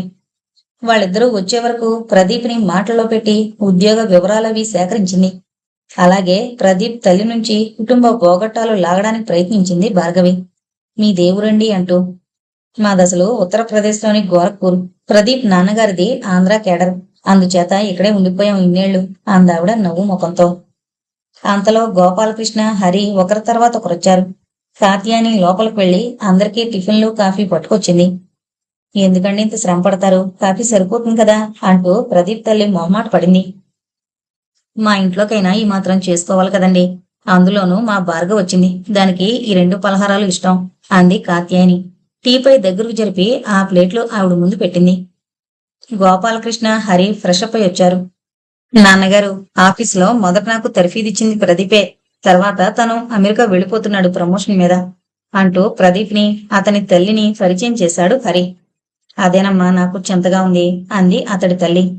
అదేంటండి, చక్కగా ప్రమోషన్ మీద అమెరికా వెళుతుంటే అంది కాత్యాయని. అలా అని కాదు, వెళ్లే ముందు పెళ్లి చేసుకుని వెళ్ళిపోతే బాగుంటుంది. లేకుంటే అక్కడ తిండి తిప్పలకు ఇబ్బంది పడి సరిగ్గా తింటున్నాడో లేదో అనే భయంగా ఉంటుంది. చాలా సంబంధాలై వస్తూ ఉండాలి అంది భార్గవి. రాకేమమ్మా, ఎవరిని చూడడు. పెళ్లి చూపుల తతంగం నాకు నచ్చదు అంటాడు. తెలుగమ్మాయి అయినా పర్వాలేదా అడిగింది భార్గవి. మేము తెలుగు వాళ్ళమే అయిపోయాంగా ఇన్నేళ్లు ఇక్కడుండి. బ్రాహ్మలైతే మరీ మంచిది. కాకపోయినా నేను సరిపెట్టుకోవడానికి సిద్ధమే. బాబు, హరి, మీరిద్దరూ ఒకచోటే పనిచేస్తున్నారు కదా. అక్కడ ఏ అమ్మాయి నచ్చిందా వీడికి? అలా ఎవరూ లేరండి అన్నాడు హరి. తనని ఆవిడ హఠాత్తుగా అడిగేటప్పటికీ కాస్త తడబడుతూ, పోనీ నీ స్నేహితుడి మనసేమో తెలుసుకో కాస్త, నీకు పుణ్యం ఉంటుంది. భార్గవి 3 గంట ప్రదీప్ని కనిపెడుతూనే ఉంది. ఉండగానే ఉన్నాడు. కాకపోతే తల్లి అందం రాలే. తండ్రి పోలికలొచ్చాయేమో. తెల్లగా ఆకర్షణీయంగా ఉన్నాడు, కానీ పెద్ద అందగాడని చెప్పలేం. ఎత్తు ఇంచుమించు 5 అడుగుల 10 అంగుళాలకు తక్కువ ఉండదు. ప్రమీల కూడా 5 అడుగుల 4 అంగుళాలే కదా అనుకుంటూ తనలో తను అన్ని అంచనాలు వేసుకుంటోంది భార్గవి. హరి, నీ స్నేహితుడు ఎప్పుడు వెళ్లాలట అమెరికాకి అని ప్రశ్నించింది భార్గవి. వేసాది వచ్చి వెళ్లేటప్పటికి 2 నెలలవుతుందేమో భార్గవి. ముందు 15 రోజుల్లో వెళ్ళిపోవాలన్నారు. ఇంతలో మా మేడం గారికి ఏదో మెసేజ్ వచ్చింది. 2 నెలలైనా పర్వాలేదని అన్నాడు. అయితే ఇకనే వాళ్ళ అమ్మగారు అన్నట్టు నీ స్నేహితుడి మనసులో ఎవరైనా ఉన్నారేమో కనుక్కో, పెళ్లి చేసుకునే వెళ్ళొచ్చు అంది భార్గవి. ఎంత అరిందైపోయింది భార్గవి అని ఆశ్చర్యపోతున్నాడు గోపాలకృష్ణ. వాళ్ళందరూ మాట్లాడుకుంటూ ఉంటే మౌనంగా వింటున్నాడు. హరి పెద్దవాడు, తర్వాతది భార్గవి, ఆ తర్వాత ప్రమీల అంటూ మురిపెంగా చెప్పింది కాత్యాయని ప్రదీప్ తల్లితో. మీ ఆడపిల్లలిద్దరు కూడా బొమ్మల్లా ఉన్నారు. సామాన్యంగా తెలుగువారిలో ఇంత తెల్లటి వాళ్ళని చూడలేం అందావిడ వారి అందం ఒంటి రంగు మెచ్చుకుంటూ. ఎర్రతోలు 7 వంకర్లను కప్పుతుందంటారులేండి అంది కాత్యాయని. కాని మీ అమ్మాయికి ఏ వంకరా లేదు. నాకే కనుక కూతురుంటే హరికిచ్చి చేసే వరకు నిద్రపోయేదాన్ని కాదు. మీ హరంటే నాకిష్టం. ఎంత నమ్రత, చక్కగా పలకరిస్తాడు. ప్రదీప్ కోసం వచ్చినప్పుడు అందంలో మీ ముగ్గురి పిల్లలు ఒకరిని మించిన మరొకరు అందావిడ మహా మెచ్చుకుంటూ. వాళ్ళకి నా రంగు పోలికలు రాలేదు. వాళ్ళ నాన్నగారి రంగు పోలికలు వచ్చేయాలండి అంది కాత్యాయని. రంగు అయిందే అయినా పోలికలు మీవి ఉన్నాయి. మీ రంగు మాత్రం నలిపేమిటి, చామంచాయ. మా వారిప్పుడు చామంచాయలో కళెక్కువ అనేవారు అందావిడ. కాత్యాయనికి ముందు అసలు ఆవిడ ఏమంటుందో అర్థం కాలేదు. తెల్లబోయినట్టు చూసింది ఆవిడ వంక. అదే అదననుకుని ఆ మాటే నేనంటే మా అమ్మ నమ్మదు. తనేదో నల్లగా బాగోననుకుంటుంది. అసలు మా ప్రమీలకు మా అమ్మ పోలికలొచ్చి కొట్టొచ్చినట్లు ఉంటుంది అంది భార్గవి. కాత్యాయనికి కూతురు మాటలకి ఏమనాలో తెలియలేదు. కాస్త సిగ్గనిపించింది. గోపాలకృష్ణ క్రీగంట కాత్యాయని వంక చూశాడు. భర్త అలా చూడగానే కాత్యాయని ఒక్కపొడి తెస్తానంటూ వెళ్ళిపోయింది. ఆ వంకన కాస్త తమాయించుకుని బయటకొద్దామని. కాసేపు కూర్చుని వెళుతూ వెళుతూ ప్రదీప్ తల్లి, ఈ ఫ్లాట్ అమ్ముతారట. వాళ్ళు కొడుకు దగ్గరకు వెళ్ళిపోతారట. మాది అలాగే కొనుక్కున్నాం. ఈ ఫ్లాట్లు వీలుగా ఉన్నాయి. ఎంతైనా ఇక్కడ సౌకర్యం మరొక చోట దొరకడం కష్టం. వీలైతే కొనుక్కోండి అని సలహా ఇచ్చింది. భార్గవి ఆవిడ్ని పంపడానికి తల్లితో పాటు కారిడార్లోకి వచ్చి, మీ అపార్ట్మెంట్ ని ఏం చేస్తారు? తాళం పెట్టి వెళ్ళిపోతే పాడైపోదా అంది భార్గవి. ఎందుకు కదమ్మా, అది వాడు ఆఫీసులో లోన్ తీసుకుని కొనుక్కున్నాడు. లోన్ తీర్చే వరకు అమ్మడానికి వీలవుదేమో మరి. ఏమోనమ్మా, ఈ విషయాలన్నీ వాడే చూసుకోవాలి. అన్ని విషయాల్లోనూ నేనట్టే కల్పించుకోను. పిల్లలు మనంతటి వాళ్ళయ్యాక అడిగితే సలహా ఇవ్వాలి తప్పితే ఊరికే నష్టపెడితే వాళ్ళకి విసుగ్గా ఉంటుంది.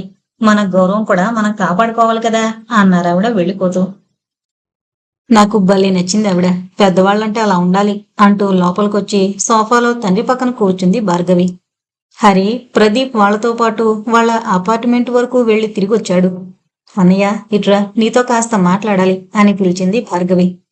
నువ్వు పిలిచావంటే భయమే నాకు అంటూ నవ్వుతూ వచ్చి సోఫాకు దగ్గరగా ఒక కుర్చీ లాక్కుని కూర్చున్నాడు. ఇంతకీ ప్రదీప్ గురించి నీ అభిప్రాయం ఏమిటి అడిగాడు తండ్రి. పెద్ద అందంగా లేకపోయినా ఆకర్షణీయంగా ఉన్నాడు. మంచి ఉద్యోగం, మంచివాడు. తనంతట తానే కావాలని అడుగుతున్నాడు. మీరు నెమ్మదిగా చెబితే అమ్మ కూడా ఒప్పుకుంటుంది. కాస్త మారింది మనిషి, మరీ మూర్ఖంగా మాట్లాడడం లేదిప్పుడు అంది భార్గవి. ఏంటి మూర్ఖం అంటున్నారు? నన్ను కాని కాదు కదా అంటూ కాత్యాయనొచ్చింది వంటింట్లో నుంచి. అన్నింటికీ భుజాలు తడుముకోకు అన్నాడు భర్త. భార్గవి ఏమంటుందోనని భయం వేసి, అమ్మా కూర్చో, నీతో ఒక మాట మాట్లాడాలి. ఎన్నాళ్ళు అద్దెంట్లో ఉంటారు? ప్రదీప్ అమ్ముతానంటే మనమే అది కొనుక్కోవడం మంచిది. అంత డబ్బెక్కడిది? లక్షల మీద మాట కదా అంది తల్లి. పాపం పెరిగినట్లు ధరలు పెరిగిపోతున్నాయి. సరే, నాన్నగారు పెళ్లి కోసం దాస్తున్న డబ్బులోంచి కొంత తీసి కట్టండి. మిగతా దానికి నెల నెలా ప్రదీప్ వాయిదాలు మన హరి కడతాడు ఆఫీసులో. ఎంత దానివయ్యావే, ఇన్నేళ్లుగా ధైర్యం చేసి మీ నాన్నగారు చేయలేని పని నువ్వు చేసేటట్టున్నావు. నువ్వు కొడుకువై పుడితే బాగుండేది అంది తల్లి. దేనికి? నాకు సంబంధాలొస్తే ముందు అన్నయ్య హరికి పెళ్లి కావాలి, తర్వాతే నాది అనేదానివి, అంతే కదా అంది నవ్వుతూ. నీకంతా నవ్వులాటగా ఉంది. అయినా నా పిచ్చిగాని, ఇప్పుడు కొడుకైతే ఏంటి, కూతురైతే ఏంటి? ఈ రోజుల్లో కూతుర్లు కూడా తలకవరు పెడుతున్నారని చదువుతున్నాం కదా అంది కాత్యాయని. అమ్మా, అన్నయ్య, నాన్నగారు ముగ్గురు వినండి జాగ్రత్తగా. అతడు అమెరికా వెళ్లే లోపలే ప్రమీలకు పెళ్లి చేసేయడం ఉత్తమం. అప్పుడు దాని వీసా కూడా కంపెనీ వాళ్లే తెప్పించేస్తారు అంది భార్గవి. కాత్యాయనికి పిడుగుపడినట్టు అనిపించింది. ఏం నువ్వనేది? ప్రమీలకి ఎవరితో పెళ్లి అందావిడ అమిత ఆశ్చర్యంగా. నీకింకా అర్థం కానట్టు నటించకమ్మా, ప్రదీప్తో అంది భార్గవి కాస్త విసుగ్గా. పెళ్ళంటే అంత సులభంగా ఉందా? మన తెలుగువాడెవరూ దొరకడా దానికి అందావిడ విసురుగా. దొరుకుతాడు, తాడు బొంగరం లేనివాడు, 1,00,000 షరతులతో. అవకాశాలు రాని రావు, వచ్చిన వాటిని కాల్దనుకుంటే ఇక అయినట్టే అంది భార్గవి. ఏంటి మీరు మోగనం పట్టారు? తన సంగతి తన ఇష్టం వచ్చినట్టు చూసుకుంటోంది. మిగతా వాళ్ళ సంగతులు కూడా తన ఇష్టమేనా? మీరు నేను ఉండి దేనికి? సంబంధం చూడలేనంత అసమర్థులా మీరు? అని భరత మీద ధ్వజమెత్తింది కాత్యాయని. అమ్మా, నాన్నగారిని నువ్వేమన్నా అంటే నేను ఊరుకోను. నీ మూర్ఖత్వాన్ని నాన్నగారు కనుక భరిస్తూ వచ్చారు. ఆయన్ని ఎప్పటికైనా శాంతంగా బతకని అంది భార్గవి. కాత్యాయని నిర్ఘాంతపోయి బిగుసుకుపోయినట్టు కూర్చుండిపోయింది. తండ్రి లేవబోతే వద్దు అన్నట్టు చేయి పట్టుకుని ఆపేసింది భార్గవి. ప్రమీల, అమ్మకు మంచినీళ్ళు తెచ్చివు అంటూ లోపలున్న చెల్లెలికి వినపడేలా గట్టిగా అంది. ప్రమీల హడావిడి పడుతూ మంచినీళ్లు తెచ్చిచ్చింది. కాత్యాయని గ్లాస్ పట్టుకుని కూర్చుందే కాని తాగలేదు. తాగమ్మా, కాస్త తేరుకుంటావు, తర్వాత కాసేపు పడుకో. ఈ పూట వంట నేను ప్రమీల చేస్తానులే అని ప్రమీల వెంటబెట్టుకుని వంటింట్లోకి వెళ్ళిపోయింది భార్గవి. గోపాలకృష్ణ, లే కాత్యాయని, మంచినీళ్లు తాగి కాసేపు పడుకో గదిలోకొచ్చి అని మంచినీళ్లు తాగించి లోపలకు నడిపించుకుని తీసుకువెళ్లాడు. హరి వంటింట్లోకి వెళ్లి, అమ్మకు షాక్ తగిలినట్టుగా ఎలా అయిపోయిందో చూసావా? మరీ నువ్వు అలా అనాల్సింది కాదు భార్గవి అన్నాడు. మరి అలాంటప్పుడు ప్రదీప్ సంగతి నాకు చెప్పు ఉండాల్సింది కాదు. నువ్వు మీ అవస్థలేవో మీరు పడాల్సింది. నా పద్ధతి ఇంతే. అసలు మొదటి నుంచి నాన్నగారు ఏడుస్తుంది, అరుస్తుంది, చచ్చి చెడి మనకు సేవ చేస్తోంది అంటూ మెత్తగా ఊరుకోబట్టి ఇలా ప్రతిదానికి మూర్ఖంగా ప్రవర్తిస్తోంది. తనకు తోచదు, ఒకళ్ళు చెబితే విందు. ఎంతకంటే మంచి సంబంధం తను 1000 జన్మలెత్తినా తేలేదు. అత్తయ్య అంత అందంగా ఉన్నా ఎంత అనాకారి భర్త దొరికాడో చూసావా? కేవలం అందం కోసమే మంచి మంచి సంబంధాలు రావు. నాన్నగారు ఎంత అందంగా ఉంటారో చూడు. మరి అమ్మ నాన్న ముందు తీసుకట్టే కదా. అలా కాకుండా ప్రమీలకు అన్ని విధాలా చక్కటి సంబంధం వస్తే కాలుదనుకోవడం అవివేకం. ఈసారి నాన్నగారు కనుక అమ్మకు తాళం వేస్తే నేనొచ్చి ప్రమీలను నా వెంట తీసుకుపోతాను. అక్కడే దానికి ఏదైనా ఉద్యోగానికి ప్రయత్నిస్తాను అంది భార్గవి ఉద్వేగంగా ఏకబిగిన. హరి కూడా బెత్తరపోయాడు భార్గవి మాటలకి. స్వతంత్రంగా ఉండడంతో ఇంకాస్త ధైర్యం, తన మీద తనకు విశ్వాసం పెరిగాయి అనుకున్నాడు. కాత్యాయని మునగ తీసుకుని పడుకుంది. గోపాలకృష్ణ ఎంత బ్రతిమాలినా నోరు కూడా విప్పలేదు. అతడికి కూడా విసుగొచ్చి పిల్లలతో పాటు భోజనం చేసి హాల్లో సోఫాలో పడుకుని నిద్రపోయాడు. అలా తండ్రి తమ గది వదిలి బయట పడుకోవడం ఆ నేళ్లలో పిల్లలెప్పుడూ చూడలేదు. తండ్రి మీద పిల్లలకి జారేసింది. తల్లి మూర్ఖత్వానికి చిరాకు వేసింది. భార్గవి మాత్రం రాత్రి 2 సార్లు గదిలోకి వెళ్లి తల్లిని, హాల్లో తండ్రిని చూసి చడీ చప్పుడు చేయకుండా వచ్చి పడుకుంది. పొద్దుటే వాడిపోయిన ముఖంతో కాఫీ చేసి పట్టుకొచ్చింది హాల్లోకి కాత్యాయని. అప్పటికే పిల్లలు 3 లేచి తండ్రి దగ్గర కూర్చునున్నారు. అమ్మా, కూర్చో, మాతో పాటు కాఫీ తాగు. నీకంతగా ఇష్టం లేకపోతే ఈ సంబంధం గురించి మర్చిపోదాం. చూడు నాన్నగారు ఎంత బాధపడుతున్నారో. నీకిష్టమైతే ప్రమీలను నాతో తీసుకువెళ్తాను. తనకు కూడా అక్కడ ఏదైనా ఉద్యోగానికి ప్రయత్నిస్తాను. నీకు నచ్చిన సంబంధం ఏదైనా వస్తే అప్పుడు దాన్ని పెళ్లి చేద్దు గాని అంది భార్గవి. నా ఇష్టానికే ఉంది. ఎంతవరకు ఎవరున్నా లేకపోయినా మీ నాన్నగారున్నారు నాకు అనుకున్నాను. ఇవాళ ఆయన విసిగిపోయారని తెలిసింది. ఇక నన్ను పోషిస్తున్నందుకు నా డ్యూటీ ఏదో నేను చేస్తాను. మీ పెళ్లిళ్ళు, మీ ఉద్యోగాలు మీ ఇష్టం, మీ నాన్నగారి ఇష్టం. నన్ను సంప్రదించాల్సిన పని లేదు. నాకేం తెలిసినాను అసలు? పెద్ద చదువా, సంధ్య, అందమా, డబ్బా ఏదీ లేకపోయినా నా మూర్ఖత్వాన్ని ఎన్నాళ్ళు ఆయన మీరు కూడా భరించారు. ఇక నేను మీకెవరికి ఎలాంటి భారం కాను. మీరనుకున్నట్టే ప్రమీల పెళ్లి ఖాయం చేయండి అనేసి విశ్వసాల లోపలికి వెళ్ళిపోయింది. ఆ రాత్రి భార్గవి బెంగళూరు వెళ్ళిపోయింది. అనుకున్న నెల లోపలే ప్రమీలకు ప్రదీప్తో పెళ్ళైపోయింది. మనసులో ఏమున్నా పైకి మామూలుగానే ఉన్నట్టుగా తిరిగింది కాత్యాయని. పెళ్లికి 4 రోజులు సెలవు పెట్టొచ్చింది భార్గవి. పెళ్లైన 4వ రోజున వేదవల్లి నూతన వధూవరుల్ని, గోపాలకృష్ణ కుటుంబాన్ని భోజనానికి పిలిచింది. రాను అని బతిమాలించుకోకుండా మారిన ధోరణిలో కాత్యాయని బయలుదేరింది. భార్య ధోరణి కాస్త మారాక గోపాలకృష్ణ తెరిపిగా ఊపిరి పీల్చుకుంటున్నాడు. కాని లోపల భయంగానే ఉంది. ఈ ధోరణి ఎక్కడికి దారి తీస్తుందోనని. తన 3 పిల్లల్లో ఏ ప్రతిభలు దాగున్నాయో అంతగా పరిశీలించే అవకాశం తనకెప్పుడూ లేకపోయింది. పిల్లల్ని తన చుట్టూ తిప్పుకునేందుకు ప్రయత్నించేది కాత్యాయని. ఎప్పుడైనా పిల్లలు దేనికోసమైనా నాన్నగారు అని దగ్గరకు రాబోతే, నాన్నగారిని విసిగించకండి, అసలే అలసిపోయొచ్చారు అంటూ దగ్గరకు రానిచ్చేది కాదు. అందుకే తనకిప్పుడు వాళ్ళని చూస్తుంటే అబ్బురంగా ఉంది. నెమ్మదిగా ఉండే హరి ఎంత నైపుణ్యంగా అపార్ట్మెంటుకు మకాం మార్పించాడు. తను అన్నేళ్లుగా చేయలేని పని చేశాడు. ఇక భార్గవి సరే మొదట్నుంచి ధైర్యంగా ఉండేది. ఉద్యోగానికి వెళ్ళాక మరీ వ్యవహారత్త అయిపోయింది. ప్రమీలకు పెళ్లి కుదిరి చేసింది. భార్గవి లేకపోతే తన వల్ల ఆ పని అయ్యేది కాదు. పెళ్లి కూతురుగా ప్రమీల అంత అందంగా మెరిసిపోతుందనుకోలేదు తను.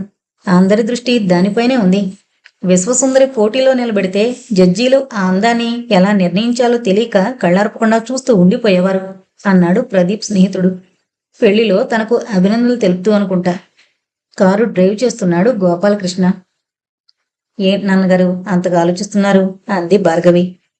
ఏం లేదు, మీరందరూ ఎంతగా ఎదిగిపోయారా అని ఆలోచిస్తున్నాను అన్నాడు. ప్రదీప్ కారులో అతడి తల్లి కాత్యాయిని కూర్చున్నారు. ఆవిడొక్కతే కూర్చుంటే ఏం బాగుంటుంది, నేను అక్కడే కూర్చుంటాను అంటూ. భార్గవికి నవ్వొచ్చింది. చూసారా నాన్నగారు, అమ్మ నాతో కూర్చోవడానికి భయపడిపోతుంది. ఏమేం మాటలు అంటానున్నని. నేను ఊరికి ఎందుకంటాను, మరీ మొండిగా మాట్లాడితే ఏం చేయాలి చెప్పండి. నాన్నగారు, మీకున్న ఓపిక నాకు లేదు. ప్రమీల మీలాగే నోరెత్తదు ఏమన్నా. అందుకే నిన్ను అమ్మ మేనత్త లక్షణాలు వచ్చాయి అంటుంది. తమాషా చూడు, నాకు మా నాన్నగారి లక్షణాలు వచ్చాయి. మా అక్క అంతా మా అమ్మలా. మన ఇంట్లో ప్రమీలకు నా లక్షణాలు వచ్చాయన్నమాట అన్నాడు గోపాలకృష్ణ. అమ్మ లక్షణాలు ఎవరికీ రాలేదు. కాని నాన్నగారు, అమ్మ నిజంగా ఉత్త పిచ్చిది. భయపెట్టో బతిమాలో బుట్టలో వేసి ప్రమీల పెళ్లి చేసేసాం అని నవ్వింది భార్గవి. దిగండి, ఇల్లొచ్చేసింది అన్నాడు హరి వెనక సీట్లో నుంచి. పోర్టుకోలో నిలబడున్నారు వేదవల్లి, మనోహర్. అందర్నీ నవ్వుతూ ఆహ్వానించి సాదరంగా లోపలికి తీసుకువెళ్లారు. ఇప్పుడే వస్తాను అంటూ మనోహర్ చేతిలోని సెల్ మోగగానే లోపలికి వెళ్ళాడు. అలా వెళ్ళినవాడు తిరిగి అరగంటకొచ్చాడు. సారీ, న్యూజెర్సీ నుంచి ఫోన్ వచ్చింది. ప్రదీప్ అక్కడికొస్తే నాకెవరూ ఇక్కడికిలా ఫోన్ చేయకుండా తను చూసుకుంటాడింకా అంటూ కూర్చున్నాడు. పర్వాలేదులేండి, ఈ లోపున మేం చల్లటి నిమ్మరసం తాగాం అంది భార్గవి. సాఫ్ట్వేర్ కంపెనీలో పనిచేస్తున్నారు కనుక మీకు నా అవస్థ అర్థమైంది అన్నాడు తను కృతజ్ఞతాపూర్వకంగా. భార్గవి, మనోహర్ కబుర్లలో పడిపోయారు. ఒకసారి న్యూజెర్సీకి రండి. బెంగళూరు నుంచి వచ్చిన వాళ్ళు న్యూజెర్సీలో చాలా మందే ఉన్నారు. బెంగళూరుకు నేను ఈ మధ్య వెళ్ళానండి. ఇంకా అక్కడ నాకు కొంచెం కొత్తే. అయినా న్యూజెర్సీ ఏదో సికింద్రాబాద్ అంత దగ్గర అన్నట్టు మాట్లాడుతున్నారేమిటి? నిన్న కాక మొన్న ఉద్యోగంలో చేరిందాన్ని. ప్రమీల పెళ్లికి అర్జెంటుగా రావడానికే ప్లేన్ టికెట్లు కొనుక్కోవడానికి తడపడాయించాల్సి వచ్చింది. సారీ, నేను అలా ఆలోచించలేదు. మీరు చాలా సూటిగా మాట్లాడతారు. అలా మాట్లాడేవారంటే నాకు ఇష్టం. వల్లి మాత్రం మరీ అంత సూటిగా మాట్లాడితే ఎదుటి వాళ్ళు మనసు కష్టపెట్టుకుంటారు అంటుంటుంది అన్నాడు. ఏంటి, ఆయన నా మీద పీతురులు చెబుతున్నారా అంటూ వచ్చి ఇక లేవండి భోజనాలకి అని అందర్నీ లేపింది వేదవల్లి. మీరంతసేపు లోపలికి వరండాలోకి తిరుగుతూనే ఉన్నారు ఏదో పని మీద, కాసేపు కూడా కూర్చోలేదు అంది భార్గవి. ఆ మాటే నేను అంటుంటాను. ఒకటే హైరాణ పడిపోతుంది అనవసరంగా. పైకి మాత్రం నిబ్బరంగా కనబడుతుంది అంతే. పనివాళ్ళున్నారు కదా, వాళ్ళకి వదిలేయచ్చుగా అన్నాడు మనోహర్. అది సామాన్యంగా ఆడవాళ్ల అలవాటు అనుకుంటా. ఎంతమంది చేతి కింద ఉన్నా వాళ్లు కూడా కాస్తన్నా కల్పించుకోకపోతే తృప్తుండదు అంది భార్గవి. ఎంతమంది ఆడవాళ్ళని చూసావు భార్గవి అంది వేదవల్లి నవ్వుతూ. అన్నమంతా పట్టి చూడక్కర్లేదు కదండి, ఒక్క మెతుకు చాలు అన్నం ఉడికిందో లేదో చూడ్డానికి. అది అలా చెప్పు. తనకసలు విశ్రాంతిగా ఉండడం ఇష్టం ఉండదు. ఏదో పనన్నా పెట్టుకుంటుంది, లేదా ముందు ఇన్ని పుస్తకాలు వేసుకుని కూర్చుంటుంది. చెబితే విందు అన్నాడు మనోహర్. ఆ మాటలు విని వేదవల్లిని భరత ఎంతో ప్రేమగా బాధ్యతగా చూసుకుంటున్నాడని గోపాలకృష్ణ సంతోషించాడు. వేదవల్లి దంపతులు కొత్త జంటకు వెండి పళ్ళాల్లో బట్టలు తెచ్చి పళ్ళాలతో పాటు బట్టలు పెట్టారు. చేతులు కడుక్కుంటూ చూస్తే మూలగా టేబుల్ మీద కాత్యాయిని చెప్పిన ఫోటో కనపడింది గోపాలకృష్ణకి. అంతకు పూర్వం ఒకసారి టీకి పిలిచినప్పుడు ఆ రెండో ఆవిడ్ని నా పార్ట్నర్ అంటూ తనకు పరిచయం చేశాడు మనోహర్. నిజానికి ఫోటోలో కంటే మామూలుగా చూస్తేనే ఎక్కువ బాగుంటుందావిడ అనుకున్నాడు. మరుసటి రోజు వేదవల్లి గోపాలకృష్ణకు ఆఫీస్కు ఫోన్ చేసింది. మధ్యాహ్నం భోజనానికి రా, మీ ఇంట్లో తెలియకుండా తీసుకురాగలిగితే భార్గవిని కూడా తీసుకురా అంది. నిన్న రాత్రే భోంచేసి వచ్చాం, ఇంతలో ఏంటి మళ్ళీ భోజనం అన్నాడతను. ఇదే మరొకందుకులే. క్రితంసారి పిలిచి ప్రమీల పెళ్లి సంగతి ఎత్తావు, ఈసారి ఎవరి పెళ్లి సంగతి ఎత్తబోతున్నావు అన్నాడు నవ్వుతూ. నీ పెళ్లి సంగతి? నా పెళ్లి సంగతా? ఏనాడో అయిందాని సంగతి ఇప్పుడెందుకు? ఏనాడైతేనే పెళ్లి పెళ్లే కదా, ఆనాటి పెళ్లి కబుర్లు నెమర వేసుకోవచ్చుగా. అంతగా నెమర వేసుకోవాల్సిన గొప్ప విషయమేం కాదులే నా పెళ్లి. ఎవరి పెళ్ళైనా తర్వాత ఆలోచించుకుంటే అంత గొప్పగా అనిపించదు. నీ పెళ్లి కూడానా? ఆ రోజు కొంతవరకే చెప్పావు, నీ పెళ్లికి ముందు కదా. పోనీ ఆ తర్వాత కథ విందువు గాని. విందుకు కాదు నిన్ను పిలుస్తోంది, కొంచెం అర్జెంటుగా నీతో మాట్లాడాలి. భార్గవి రాత్రి బస్సుకు వెళ్ళిపోతుంది. మా ఇద్దరిని మాత్రమే మళ్ళీ వెంటనే పిలిచావంటే కాత్యాయిని ఏమనుకుంటుందో. ఆవిడకు చెప్పకుండా రమ్మని నేననేది. భార్గవి నిన్న ఆఫీసు చూస్తానందట మనోహర్తో. మనోహర్ పొద్దుటి ఫ్లైట్కి వెళ్ళిపోతూ హరిని పిలిచి చూపించమని చెప్పారు. అందుకోసమైనా రావచ్చు. హరితో తనకి ఫోన్ చేయించి కారు పంపించి పిలిపిస్తానులే. నువ్వు నేరుగా వచ్చాయి అని ఫోన్ పెట్టేసింది. మళ్ళీ కాదు అన్నమాట వినదలుచుకోనట్టు. గోపాలకృష్ణ ఎంత తల పగలగొట్టుకున్నా సంగతి ఏంటో అర్థం కాలేదు. మధ్యాహ్నం 12:30కొచ్చాడు. వచ్చి రావడమే. భార్గవొచ్చిందా అని అడిగాడు వేదవల్లిని. వచ్చింది. ఆఫీసులో ఉంది. పద, మా ఆఫీస్ ఎలా ఉంటుందో, నీ సుపుత్రుడు ఎక్కడ కూర్చుంటాడో, అతని కొలీగ్స్ ఎవరో నువ్వు కూడా చూద్దు గాని అంటూ వెంట పెట్టుకుని వెళ్ళింది. హరి కూర్చునే గదిలో హరి, మరో చాకులాంటి అమ్మాయి భార్గవి నిలబడున్నారు. ఇది హరి గది. ఈ అమ్మాయి అదితి చెప్పింది వేదవల్లి. బయటకొచ్చాక అదితి హరి చేరిన 2 నెలల తర్వాత చేరింది. తల్లి బెంగాలీ, తండ్రి అసలు సిసలు తెలుగు బ్రాహ్మణులు. ఇక్కడ యూనివర్సిటీలో సైకాలజీ శాఖకు డీన్గా ఉండేవారు. అదితి తెలుగు బెంగాలీ 2 మాట్లాడుతుంది అని చెప్పింది వేదవల్లి. తనకెందుకు అవన్నీ చెబుతుందో అతనికి అర్థం కాలేదు. పద, మళ్ళీ నువ్వు ఆఫీసుకు పరిగెత్తాలంటావు అంటూ భోజనాల గదికి తీసుకువెళ్ళింది. బంగాళదుంపలు కాకుండా నీకు ఏ కూరలిష్టమో తెలీదు. ఏవో చేయించాను, ఈసారికి సరిపెట్టుకో అంది ప్లేట్లో బెండకాయ వేపుడు వడ్డిస్తూ. వేద, నిన్ను మీ ఆయన వల్లి అని పిలుస్తారా? అవును. నిన్నందరూ సామాన్యంగా ఏమని పిలుస్తారు అన్నారు. వేద అన్నాను. అయితే నేను వల్లి అని పిలుస్తాను అన్నారు. అప్పటినుంచి అలాగే పిలుస్తారు. ఇంతకీ నేను పిలిచింది మా పెళ్లి గురించి, ఆయన సంగతుల గురించి చెప్పడానికి కాదు. ఇందాక హరిగదిలో చూసావే, ఆ బెంగాలీ తెలుగు పిల్ల ఎలా ఉంది? బాగానే ఉందేమో. అంటే నువ్వు సరిగ్గా చూడలేదా? ఊరికే అలా ఎలా చూస్తాం, కనపడిన వాళ్ళనల్లా. భోజనం అయ్యాక పిలుస్తాను, చూడు అప్పుడైనా జాగ్రత్తగా. దేనికట? అయితే గీతే నీ కోడలు కాబోతోంది గనుక. నోట్లో ముద్ద పెట్టుకోబోయిన వాడల్లా ఆవిడ మాటలకి ఆశ్చర్యపడి ఆగిపోయాడు. ఎందుకంత ఆశ్చర్యం? అన్నం తిను. 1 నెల క్రితం నేను హరి సీటు దగ్గరికి వెళ్ళాను. ఏదో అర్జెంటు మెసేజ్ పంపాల్సొచ్చి. పూర్తి చేయి, ఆగిపోయావేం? కంప్యూటర్ ముందు హరి కూర్చునున్నాడు. ఆ అమ్మాయి హరి భుజాల మీద చేతులు వేసి నుంచుని కంప్యూటర్లో ప్రోగ్రాం చూస్తోంది. నన్ను హఠాత్తుగా చూసి ఉలికి పడింది. నేను ఏమీ జరగనట్టుగానే మెసేజ్ పంపేయమని చెప్పి వచ్చేశాను. ఆ తర్వాత ప్రదీప్ని పిలిచి వాళ్ళిద్దరి మధ్య ఏదైనా ప్రామాయణం నడుస్తోందా, అతడికి ఏమైనా తెలుసా అని వాకప్ చేశాను. అతనేం చెప్పాడు? అలానే ఉంది ఇద్దరి వ్యవహారం. ఆఫీస్లో అందరికీ తెలుసుననిపిస్తోంది అన్నాడు. నేను హరిని పిలిచి అడిగితే నిజమేనని ఒప్పుకున్నాడు.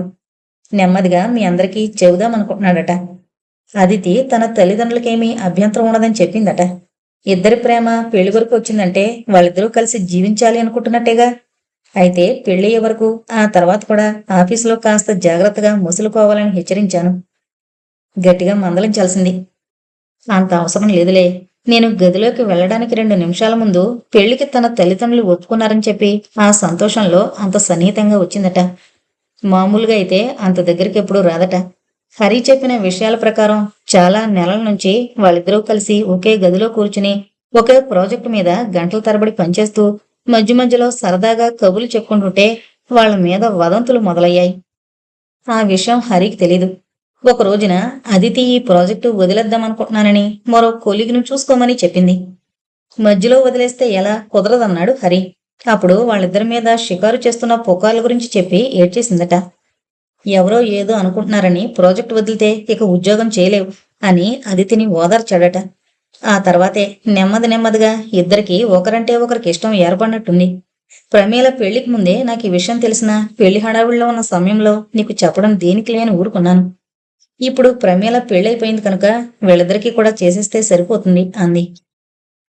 అంత తేలిక కాదు. ప్రమీల విషయంలో రాజీ పడ్డ హరికి కూడా ఇలాంటి సంబంధానికి కాత్యాయని ఒప్పుకోకపోవచ్చు. కులం ఒకటైతే చాలేమో. ప్రమీలను ఉత్తరప్రదేశ్ బ్రాహ్మణ కుర్రాడికిచ్చింది కదా. ఈ పిల్ల తల్లిదండ్రులు ఒకళ్ళు తెలుగు, రెండో వాళ్ళు బెంగాలీ అయితే మాత్రమేం, ఇద్దరూ బ్రాహ్మలైనప్పుడు. ఏమో వేద, నాకిక ఓపిక లేదు ఆమెను ఒప్పించేందుకు. ప్రమీల సంగతి కూడా హరి భార్గవే చూసుకున్నారు. వాళ్ళిద్దరే తల్లిని ఒప్పించుకోవాలి. నాకా నేర్పు లేదు. నిజంగా అదృష్టవంతుడు గోపాల్. నీ సమస్యలను పరిష్కరించడానికి నీ పిల్లలు పెరిగి పెద్దవారయ్యారు. సరైన నిర్ణయాలు తీసుకోవడానికి తోడ్పడుతున్నారు. వాళ్లే చక్కటి నిర్ణయాలు తీసుకుంటున్నారు, నాకు తోడ్పడ్డం కాదు. నీకు బాధగా చిన్నతనంగా ఉందా వాళ్ళలా నిర్ణయాలు తీసుకుంటుంటే? లేదు, హాయిగా ఉంది. నేను సరైన నిర్ణయం తీసుకోలేనేమోనని నా భయం. భయమా? దేనికి? జీవితంలో తీసుకోవాల్సిన అతి పెద్ద నిర్ణయాన్ని అమ్మ అక్కయ్యల మీద పంతంతో సరిగ్గా ఆలోచించకుండా తీసుకున్నాను. ఇప్పుడు చింతిస్తున్నావా? అలా అని చెప్పలేను. ఒక్కోసారి అనిపిస్తోంది తెలివి తక్కువగా పెళ్లిని తేలిగ్గా తీసుకున్నానా అని. ఎందుకనిపిస్తోందలా? పెళ్ళంటే ఇద్దరు వ్యక్తులు అతి దగ్గరగా రావాలి. అలా వచ్చినా రాకపోయినా కలిసి బతకాలి. పిల్లలు పుట్టుకొస్తారు. పెరిగే కొద్దీ వారు ఎలా తయారవుతారో ఊహించలేం. భార్యని పిల్లల్ని పోషించడానికి ఇష్టమున్నా లేకపోయినా ఏదో ఒక పని చెయ్యాలి యాంత్రికంగా. చివరికి ఇదే జీవితం అనిపిస్తోంది. అయితే పెళ్లి చేసుకోకుండా ఉండడంలోనే సుఖం ఉందంటావా? అలా అనలేను. కానీ పెళ్లి విషయంలో కొద్దిగా ముందు వెనకాలు ఆలోచించాలి. మరి నీ విషయంలో ముందు ఎందుకు ఆలోచించుకోలేకపోయావు? ఏవో ఆశయాలు. అమ్మ, అక్కయ్య, అందం, కట్నం అంటూ వచ్చిన సంబంధాలు చెడగొడుతుండేవారు. వాళ్ళ డబ్బు వ్యామోహానికి అంతం లేదు. తాహతను కూడా మర్చిపోయేవారు. సిమెంట్ కంపెనీలో అసిస్టెంటు లక్షలు కోట్ల వెల పలకడు పెళ్లి మార్కెట్లో అని నవ్వాడు. వేద కూడా నవ్వు ఆపుకోలేకపోయింది. ఇది నిజం కాదా వేద? నాలాంటి అసిస్టెంట్కు ఎంత కట్నం ఇచ్చేవారు? వాళ్ళు చూస్తారుగా పిల్లవాడి హోదా. అన్నీ పర్వాలేదంటే ముక్కు పొట్టనో రంగు తక్కువనో వంకలు. అసలు పెళ్లి చూపులంటే నాకు అసహ్యంగా ఉండేది. పాపం ఒక అమాయకపు పిల్లను చూడడం వద్దండం. ఆ తర్వాత ఆ పిల్ల మానసిక పరిస్థితి ఎలా ఉంటుందో ఆలోచించరు. అందుకని చిరాకెత్తి ఆ చివరిసారి ఎవరిని చూస్తే ఆ అమ్మాయిని చేసుకుంటానని చెప్పి ఆ అమ్మాయి కంటే ఎక్కువగా నేనే తల వంచుకుని కూర్చుని ముహూర్తం పెట్టేయండి అని మా వాళ్ళని కట్నం మాట ఎత్తనీయకుండా బయటకు లాక్కొచ్చినంత పనిచేశాను. ఏమైనా ఇన్నేళ్లు ఆవిడ నిన్ను పిల్లల్ని కనిపెట్టుకుని చూసుకుంది. ఇంటి వ్యవహారం అంతా నీకే బాధ లేకుండా ఆవిడే చూసుకుంటోంది. అది నిజమే. ఆవిడ ఒక్కరోజు జ్వరం వచ్చి పడుకున్నా ఇంట్లో అంతా గందరగోళమే. నాకు పొద్దుట కాఫీ తాగాలని కూడా గుర్తురాదు. అంత అయోమయంగా ఉంటుంది. కాత్యాయని చాలా నిపుణతతో నా చాలీచాలని జీతంతోనే ఇన్నేళ్లుగా నడుపునొచ్చింది. దాంతోనే పిల్లలకి బట్టలని నగలని ఏవో సమకూర్చుతుంటుంది. తన సుఖం చూసుకోలేదు. నాకు పిల్లలకు చచ్చి చెడి సేవలు చేసింది. ఎంత చెప్పినా తన పద్ధతి తందే. ఎలాగో నీ పుణ్యమాని మెల్లకన్ను ఎత్తుపళ్ల సత్యము దొరికింది. ఆ సత్యమని పనికి పెట్టుకోవడానికి ఒప్పుకుంది ఏ అనుమానాలు లేకుండా అని నవ్వాడు. వేదవల్లి కూడా అతడి నవ్వులో నవ్వు కలిపింది. ఇంతలో ప్యూను హరిని, అదితిని, భార్గవిని వెంటబెట్టుకుని వచ్చాడు. రండి రండి కూర్చోండి అంటూ సరిగ్గా చూడు అన్నట్లుగా కళ్ళతో సైగ చేసింది గోపాలకృష్ణకు వేదవల్లి. బెంగాలీ స్త్రీలు సామాన్యంగా జుట్టును వదిలేసినట్టుగానే పొడుగాటి వెంట్రుకలు అదితి వీపు మీద పరుచుకునున్నాయి. పల్చటి చెక్కిళ్ళు, కోలముఖం, తగిన అంగసౌష్ఠవంతో పచ్చగా మెరుస్తోన్న శరీరంతో సున్నితంగా ఉంది. హరి ఎంపిక బాగానే ఉందనుకున్నాడు తండ్రి. నాన్నగారు, మీరు కాసేపు కూర్చుని ఆంటీతో మిగతా విషయాలు మాట్లాడండి. అమ్మకి నచ్చజెప్పడానికి అన్ని వివరాలు కావాలిగా. ఈసారి బాధ్యత అంతా అన్నయ్యది మీది అంది నవ్వుతూ భార్గవి. అంటే నీకు విషయం తెలిసిపోయిందా అని అడిగాడు గోపాలకృష్ణ. ఆ ఆంటీ నన్ను రమ్మన్నదే ఈ విషయం తెలుసుకోవడానికి. అవును గోపాల్, భార్గవైతే వ్యవహారం చక్కబెడుతుంది. తను వెళ్లేలోగానే మీ ఇద్దరికీ ఈ విషయం చెప్పాలనే రమ్మన్నాను. ప్రమీల పెళ్ళవుతూనే వీళ్ల గురించి మాట్లాడాల్సి వస్తుందనుకోలేదు. కానీ మీ కుటుంబానికి మరో అదృష్టం పట్టినట్లు ఇలాంటి పరిస్థితులు తన్నుకొస్తున్నాయి అంది వేదవల్లి నవ్వుతూ. ఏం అదృష్టమో ఏమో అంటూ గోపాలకృష్ణ కూడా నవ్వాడు. వేదవల్లి భార్గవ్ వైపు చూసి, నీకు అదితి అన్ని విధాలా నచ్చినట్టే కదా అని అడిగింది. నాకు చాలా నచ్చింది. అసలు అన్నయ్యకు అదితికి నచ్చాక నాకు నచ్చితే అంత నచ్చకపోతే అంత కలిసి బతకాల్సింది వాళ్ళిద్దరూ అని అందరికీ బాయ్ చెప్పి వెళ్ళిపోయింది భార్గవి. నేను దించేసి వస్తాను అంటూ లేచాడు తండ్రి. నాన్నగారు, అమ్మకి కళ్ళు, చెవులు, బుర్ర చాలా వాడి. మీ కారు చప్పుడు వెంటనే గుర్తించేస్తుంది. మనం ఎక్కడికో కలిసి వెళ్లి తనకు తెలియకుండా ఏదో పన్నాగం పన్నుతున్నాం అనుకుంటుంది. ఏంటి నాన్నగారు, ఇన్నేళ్లు అమ్మతో కలిసుండి కూడా ఈ మాత్రం తెలుసుకోలేకపోతే ఎలా అంటూ నవ్వుతూ అందరికీ మరోసారి చెప్పి వెళ్లిపోయింది భార్గవి. ఆమె వెంటే హరి, అదితి కూడా వెళ్లిపోయారు. భార్గవి చాలా చురుకైన పిల్ల. ఇంతకీ అదితి ఎలా ఉంది అని అడిగింది వేదవల్లి గోపాలకృష్ణని. తుని తమలపాకులా ఉంది అన్నాడతను. భలే చక్కగా వర్ణించావు. మీరు అనవసరంగా జాప్యం చేస్తే వాళ్ళిద్దరూ రిజిస్టర్ మ్యారేజ్ చేసుకునే ప్రమాదం ఉంది. నువ్వు ఇందాక అదృష్టమన్నావు గాని ఈ ప్రేమలు, పెళ్లిళ్ళు అన్నీ మా ఇంట్లో విప్లవం, సమస్య తెచ్చే విషయాలే. మేం కష్టపడకుండానే బాధ్యతలు తీరే మార్గాలే ఇవన్నీ. అయినా వెంట వెంటనే వస్తున్న తుఫాన్లే. అది సరే, రిజిస్టర్ మ్యారేజ్ అంటున్నావేంటి? అదితి తల్లికి క్యాన్సర్ 3వ స్టేజిలో ఉంది. కూతురి పెళ్లి చూసి చచ్చిపోవాలని ఆవిడ కోరిక. అయ్యో, ఈ క్యాన్సర్ నిజంగా ఎంతమంది ప్రాణాలు తీస్తుందో.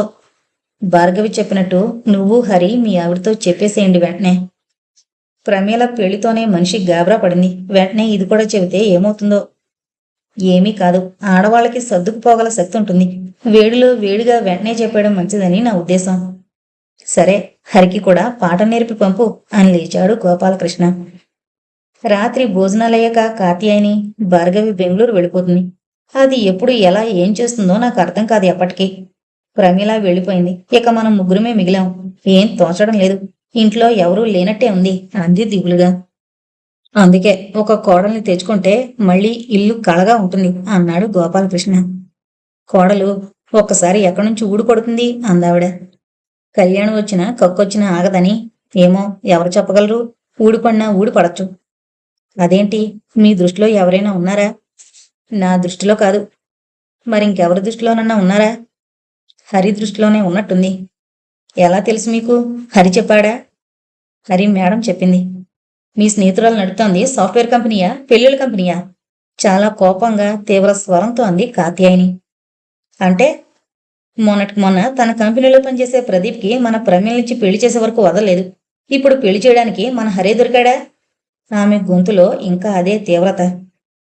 మంచి పిల్ల దొరికితే పెళ్లి చేసుకోమని చెప్పడంలో తప్పేముంది? అసలు ఎవరండి ఆవిడ మన కుటుంబ విషయాల్లో జోక్యం చేసుకోవడానికి? మనం అందరం ఆవిడ చేతి కింద పనిచేస్తున్నామా, ఆవిడ మోచేతి నీళ్లు తాగుతున్నామా? హరి, అంతపాటు ఉద్యోగం మరెక్కడా దొరకదా నీకు? అంది కొడుకు వైపు తిరిగి. దొరకడం చాలా కష్టం. అయినా అసలు అంత మంచి కంపెనీలో ఉద్యోగం ఎందుకు వదులుకోవాలి అన్నాడు హరి. అయితే మీ మేడంని నీ వ్యక్తిగత విషయాల్లో కల్పించుకోవద్దని చెప్పు. మీ నాన్నగారు లేరా? ఆవిడే మనకు ఇలవేల్పు అన్నట్టుగా అన్నింట్లోనూ ఆవిడ సలహాను శిరసా వహిస్తున్నారు అంది రోషంతో. అమ్మా, నాన్నగారి తప్పేమీ లేదు ఇందులో. అసలు నాన్నగారు కల్పించుకోనన్నారు. నాతో పాటే పనిచేస్తున్న అదితి అంటే నాకు ఇష్టం. మేమిద్దరం అదితి తల్లిగారు ప్రాణం వదిలేలోగా పెళ్లి చేసుకుందాం అనుకుంటున్నాం అన్నాడు హరి. పిడుగుపడ్డట్టు ఉలిక్కి పడింది. వెంటనే తెప్పరిల్లి, అంటే ఇక మేమెవ్వరము నీకేమీ కామా అంది ఏదో నిస్సత్తువ కమ్మేసినట్టు. హఠాత్తుగా ఆమె స్వరం దీనంగా మారిపోయింది. అందుకే చెబుతున్నాను నీకిప్పుడు. నాన్నగారికి మధ్యాహ్నమే తెలిసింది. భార్గవి మా ఆఫీస్కి వచ్చినప్పుడు చెప్పాను. అదితిని చూసింది, తాను ఒప్పుకుంది. నాన్నగారు ఒప్పుకున్నారా? అభ్యంతరం లేదు. మా ప్రేమ సంగతి ప్రదీప్కి తెలుసు. అతడు చెబితే ప్రమీల కాదందు. అయితే నాకు అభ్యంతరం ఉందంటే కూడా చేసుకోవడానికి నిర్ణయం చేసుకున్నావు అన్నమాట. అన్ని విషయాలు వింటే నువ్వు అభ్యంతరం చెప్పవు. ఆ నమ్మకం నాకుంది. అమ్మా, నీకిష్టలేని పెళ్లి చేసుకుని నిన్ను బాధ పెట్టలేను. వద్దంటే మానేస్తాను. అయితే ఒకటి, ఇక నేనెవరినీ చేసుకోను. అయితే పెళ్లి పెటాకు లేకుండా మూడ్లా ఉండిపోతావన్నమాట. నువ్వు ఒప్పుకోకపోతే అంతేక అంటూ హరి లేచి తన గదిలోకి వెళ్ళిపోయాడు. చూసారా హరి కూడా ఎంత ఎదిగిపోయాడో అంది ఏడుపు గొంతుతో కాత్యాయని. లే, రేపు మాట్లాడుకుందాం ఈ విషయం. నువ్వు ఈ మధ్య చాలా నీరసంగా ఉంటున్నావు. సరిగా నిద్రలేకపోతే నీ ఆరోగ్యం చెడుతుంది అంటూ చేయి పట్టుకుని లేవదీసి తమ గదిలోకి తీసుకువెళ్లాడు గోపాలకృష్ణ. పొద్దుటే యథాప్రకారం తల్లి కాఫీ కప్పు హరి చేతికిచ్చింది. ఆవిడ ముఖం పీకుపోయి ఉండడం గమనించిన హరి, అమ్మా, నువ్వు బాధపడకు. నేను అదితిని చేసుకోను. నీకిష్టం లేదు కనుక. నాన్నగారు నువ్వు కూడా పెద్దవారైపోతున్నారు. మీ ఇద్దరినీ చూసుకోవాలి. ఎవరిని పడితే వారిని అవగాహన లేకుండా చేసుకుంటే మీకు ఎలాంటి కోడలు వస్తుందో తెలీదు. అవన్నీ ఆలోచించుకుని అదితిని చేసుకుందామనుకున్నాను. ఎందుకంటే ఇన్ని రోజులు తనని జాగ్రత్తగా పరిశీలిస్తూ వచ్చాను. మనతో కలిసిపోతుందనిపించింది. ఇప్పుడు మునిగిపోయిందేమీ లేదు. మీకిష్టం లేకపోయినా చేసుకుంటానని ఆమెకు వాగ్దానం చేయలేదు. నేను మిమ్మల్ని ఒప్పించలేకపోయాను అని చెప్పేస్తాను అన్నాడు. కాత్యాయని హరి మాటలు విని మారు మాట లేకుండా వంటింట్లోకి వెళ్ళిపోయింది నెమ్మదిగా. గోపాలకృష్ణ తల్లి కొడుకుల సంభాషణ విన్నాడు. భార్య సత్తువు లేనట్టుగా నెమ్మదిగా అడుగులేసుకుంటూ వెళ్లడం కూడా గమనించాడు. ఆఫీస్ నుంచి భార్గవ్కి ఫోన్ చేశాడు హరి. నువ్వు చెప్పమన్నట్టుగానే చెప్పాను. చూద్దాం చివరికి ఏమవుతుందో అన్నాడు. చివరికి మీ ఇద్దరికి పెళ్ళవుతుంది. అమ్మ మాటలకి నిరాశపడిపోయి అదితికి మరెవరినైనా చేసుకో అని చెప్పకు. 2 రోజుల వరకు చూడు. అప్పటికీ మారకపోతే నేను ఆదివారం పొద్దుటే ప్లేన్లో వస్తాను అని ఫోన్ పెట్టేసింది. ఇక ఆ తర్వాత అందరూ ఎవరి మానాన వారున్నారు. పులుకు పలుకు లేదు. గోపాలకృష్ణ కూడా ఎప్పట్లా భార్యను అనునించడం లాంటివేమీ చేయలేదు. ఆఖరికి ఆయన కూడా నా మీద విరక్తి పుడుతున్నట్టుంది అనుకుంది కాత్యాయని. మనసులో మదనం మొదలైంది. ఒక నిశ్చయానికొచ్చింది. ఆదివారం పొద్దుట కాఫీ కప్పు చేతికిస్తూ, హరి, అదితితో చెప్పు, మీ పెళ్లికి నాకేమీ అభ్యంతరం లేదని అంది. హరి ఆశ్చర్యంతో తల్లివంక చూశాడు. అవునరా, నా జీవితం 3 వంతులైపోయింది. నీకు 3 వంతుల జీవితం ముందుంది. నా కోసం మీరు మీ నిర్ణయాలను మార్చుకోమని చెప్పడం మూర్ఖత్వం అవుతుంది. నాతో వేగడం మీ నాన్నగారికి తప్పదు. ఆయనకు కూడా వయసు పైబడే కొద్దీ విసుగ్గా ఉంది. నా అర్థం లేని పట్టుదల చూస్తే అంది. వాళ్ళ మాటలు వింటూ హాల్లో కూర్చుని పేపర్ చదువుతున్న గోపాలకృష్ణ అమ్మయ్య అనుకుని తెరిపిగా ఊపిరి పీల్చుకున్నాడు. భార్గవి కోసం ఫోన్ చేస్తే ఆమె స్నేహితురాలు మాట్లాడింది. భార్గవి తెల్లవారుజామునే ఫ్లైట్లో హైదరాబాదు బయలుదేరి వెళ్ళిందని, ఈ పాటికి ఇంటికి చేరి ఉంటుందనుకుంటున్నానని చెప్పింది. ఇంతలో కాల్ బెల్ శబ్దం. వెంటనే అమ్మా అంటూ భార్గవి గొంతు వినపడింది. మీరన్నట్టే వచ్చేసింది భార్గవి అని ఫోన్ పెట్టేసి హాల్లోకి వచ్చాడు హరి ఆతృతగా. అన్నయ్య, నిన్ను పెళ్లికొడుకుని చేయడానికి వచ్చాను అంది నవ్వుతూ భార్గవి తండ్రి పక్కనే కూర్చుంటూ. కాఫీ కప్పుతో హాల్లో ప్రత్యక్షమైంది కాత్యాయని. ఇక్కడ ఎవరైనా వాణ్ణి పెళ్లికొడుకుని చేయకుండా అడ్డుకుంటున్నారని మేఘాల మీద వచ్చావా అంది కప్పు కూతురి చేతికి అందిస్తూ. కళ్ళెగరేసింది హరివంక చూస్తూ. ఏంటి సంగతి అన్నట్టు. ఆ సంజ్ఞలు దేనికి, నేరుగా నన్నే అడగచ్చుగా అంది కాత్యాయని. ఆ మధ్యాహ్నమే అదితి తల్లిదండ్రులతో సహా ఇంటికొచ్చింది. గోపాలకృష్ణ ఫోన్ చేసి ఆహ్వానించడం వల్ల. అదితి తల్లి చాలా నిరసించిపోయింది. ఎందుకమ్మా మీరు శ్రమపడొచ్చారు? రేపు మేమే వచ్చి చూద్దుంగా అన్నాడు గోపాలకృష్ణ. ఉన్న 4 రోజులు మంచం మీదనే గడపకుండా శక్తున్నంత వరకు తిరగాలని, నలుగురిని కలవాలని ఉంది అందావిడ నీరసంగా నవ్వుతూ. కాత్యాయనికి ఆమెని చూస్తే జాలి వేసింది. త్వరలో చచ్చిపోతానని తెలిసి కూడా కాబోయే అల్లుడింటికొచ్చి అందరినీ చూసి తృప్తిపడే ఆవిడ మనస్తత్వం చూస్తే కాత్యాయనికి అబ్బురంగా అనిపించింది. ఆవిడ ముఖంలో ఎక్కడా చచ్చిపోతాను అన్న బాధ కాని విచారం కాని కనపడలేదు, నీరసం తప్ప. తనకి అలాంటి బాధలు లేకున్నా ఏంటో ఎప్పుడూ ఏదో పోగొట్టుకున్నట్టుగా, అందరూ తన చేతి నుంచి జారిపోతున్నట్టుగా బాధపడి అందర్నీ ఎందుకు బాధ పెట్టాలి అని తనలో తనే మదన పడింది కాత్యాయని. భార్గవి ఆవిడ పక్కనే వెళ్లి కూర్చుని కబుర్లు మొదలుపెట్టింది. ఆంటీ, మీకు పెళ్ళై ఎన్నేళ్లయింది? 25 పైనే అయింది అందావిడ. మీ ఇద్దరిది ప్రేమ వివాహం కదా, ఎవరు ముందా మాట చెప్పారు? నేనే అంటూ కాస్త సిగ్గుపడింది ఆవిడ. అందరూ గొల్లు నవ్వారు. కాత్యాయని లోపలికి వెళ్ళింది వాళ్లకు మర్యాదలు చేయడానికి. భార్గవి కూడా తల్లికి సాయం చేయడానికి లోపలికి వెళ్ళింది. బెంగాలీలకు ఇష్టమయ్యే సందేశ్ రసగుల్లాలు తెచ్చాడు హరి. ఎప్పటినుంచే అత్తవారిని ఆకట్టుకుంటున్నాడు అంది కాత్యాయని నవ్వుతూ. అమ్మా, నీకెలా అనిపించింది అదితి? నువ్వు కావాలనుకున్న కోడల్లా ఉందా? అమ్మాయికేం బంగారు బొమ్మలా ఉంది. జుట్టలా విరబోసుకునుంటే సరస్వతీదేవి విగ్రహంలా ఉంది. కాత్యాయని ఒక ట్రే, భార్గవి ఇంకో ట్రే పట్టుకుని హాల్లోకి వచ్చారు. ఇవన్నీ ఎందుకమ్మా ఇప్పుడు అంది అదితి తల్లి. అమ్మా, అన్నీ బెంగాలీ స్వీట్లే అంది అదితి నవ్వుతూ. కాసేపు ఆ కబురు ఈ కబురు చెప్పుకుని త్వరలో ముహూర్తాలు పెట్టుకుందాం అంటూ లేచారు అదితి తల్లిదండ్రులు. ఆ రాత్రి అదితి తండ్రి ఒకడే వచ్చాడు, అర్జెంటుగా ఏదో మాట్లాడాలని. భార్గవి ఆ సాయంత్రం ఫ్లైట్కే వెళ్ళిపోయింది. ఇంట్లో అందరూ ఆయన ఏం చెప్పబోతున్నారోనని ఆతృతగా చూస్తున్నారు ఆయన వంక. ఇక్కడి నుంచి నేరుగా మేం డాక్టర్ దగ్గరికి వెళ్ళాం. ఆయన అదితి తల్లి ఇంకా ఎక్కువలో ఎక్కువ 15 రోజులు మించడం కష్టమన్నారు. అందుచేత వారం 10 రోజుల్లో ముహూర్తం పెట్టుకుంటే మంచిదనుకుంటున్నాం. ఇంట్లో ఆవిడ ఏమీ చేయలేని స్థితిలో ఉంది. అన్ని విషయాలు మా వైపు మీ వైపు కూడా మీరే చూసుకోవాలి. మాకు పెద్దగా ఆస్తిపాస్తులు లేవు. ఉన్న క్యాష్ అంతా మా ఆవిడ జబ్బుకు ఖర్చు పెడుతున్నాను. నాకు పెన్షన్ వస్తుంది, నా కాలక్షేపానికి సరిపోతుంది. మీ అబ్బాయికి వస్తున్నంత జీతం అదితికి వస్తుంది. మేమున్న ఇల్లు అదితికి ఇద్దాం అనుకుంటున్నాను. పెళ్లికి ముందే అదితి పేరున పెట్టేద్దాం అనుకుంటున్నాను. 1000 గజాల స్థలంలో 4 గదుల ఇల్లు. మా ఆవిడ ఒంట్లో పోగొట్టి ఊరుకున్నాను గాని, లేకపోతే అందులో ఓ 500 గజాలు డెవలపర్కి ఇద్దాం అనుకున్నాను. ఇక అది అదితి హరి చూసుకోవాలి కావాలనుకుంటే. ఏమైనా అది వాళ్ళిష్టం. నేను ఇక్కడ అపార్ట్మెంట్లోకి మారదాం అనుకుంటున్నాను. నాకు డయాబెటీస్తో కిడ్నీలు సరిగ్గా పనిచేయడం లేదు. నేను మా ఆవిడ కంటే ముందే పోతాననుకున్నాను, కానీ తనే ముందుంది. పెళ్లికి నేను ముందున్నాను, ఇప్పుడు పోయే ముందు కూడా మీకంటే నేనే ముందున్నాను అంటోంది అని గొంతు దుఃఖంతో పూడుకుపోగా కళ్ళు తుడుచుకున్నాడాయన. మీరు అపార్ట్మెంటుకు మారడం దేనికి?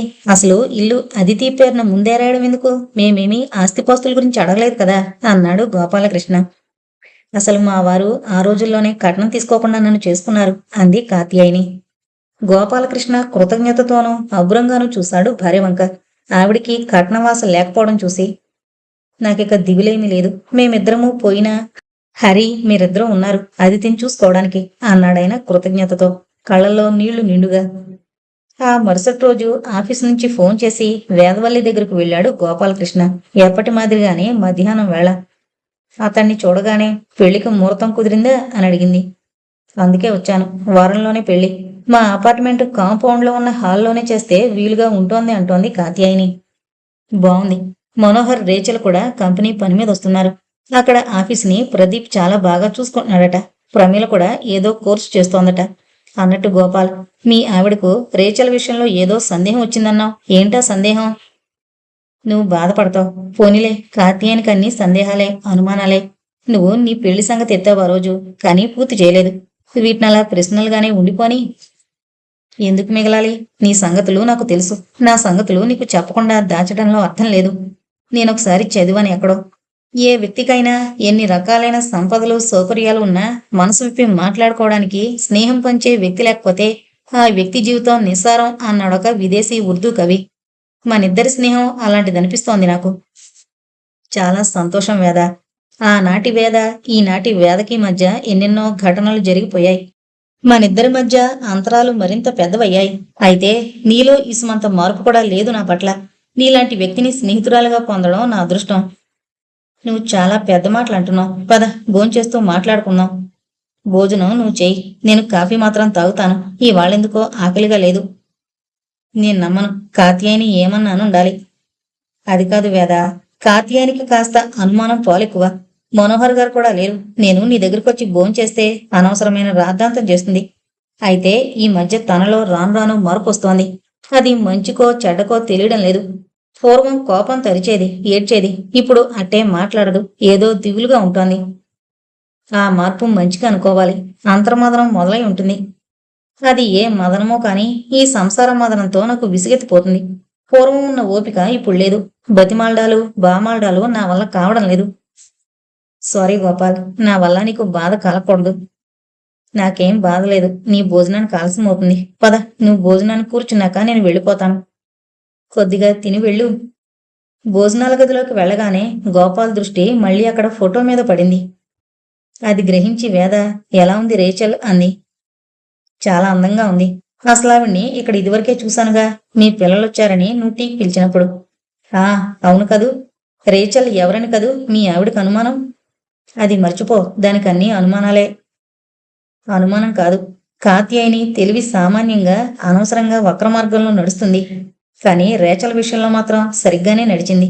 ఆవిడికి చెప్పు, రేచల్ వేదవల్లి సవతి అని. ఏంటి నువ్వనేది? ఆశ్చర్యపోతూ దగ్గరే ఉన్న కుర్చీలో కూలబడ్డాడు గోపాలకృష్ణ. ఎందుకంత డీలా పడిపోయావు? అకస్మాత్తుగా నువ్వు అలా చెప్పేటప్పటికీ ఎలాగో అనిపించింది. హాస్యానికన్నావు కదూ? నిజంగానే అన్నాను. పెళ్లి చేసుకోకపోయినా జంటగా కలుసున్నప్పుడు ఇద్దరూ భార్యాభర్తల కిందే చలామణి అవుతారు కదా. అయితే పెళ్లి చేసుకోలేదన్నమాట. ఎలా చేసుకోగలరు? నేనింకా బతుకున్నాను కదా.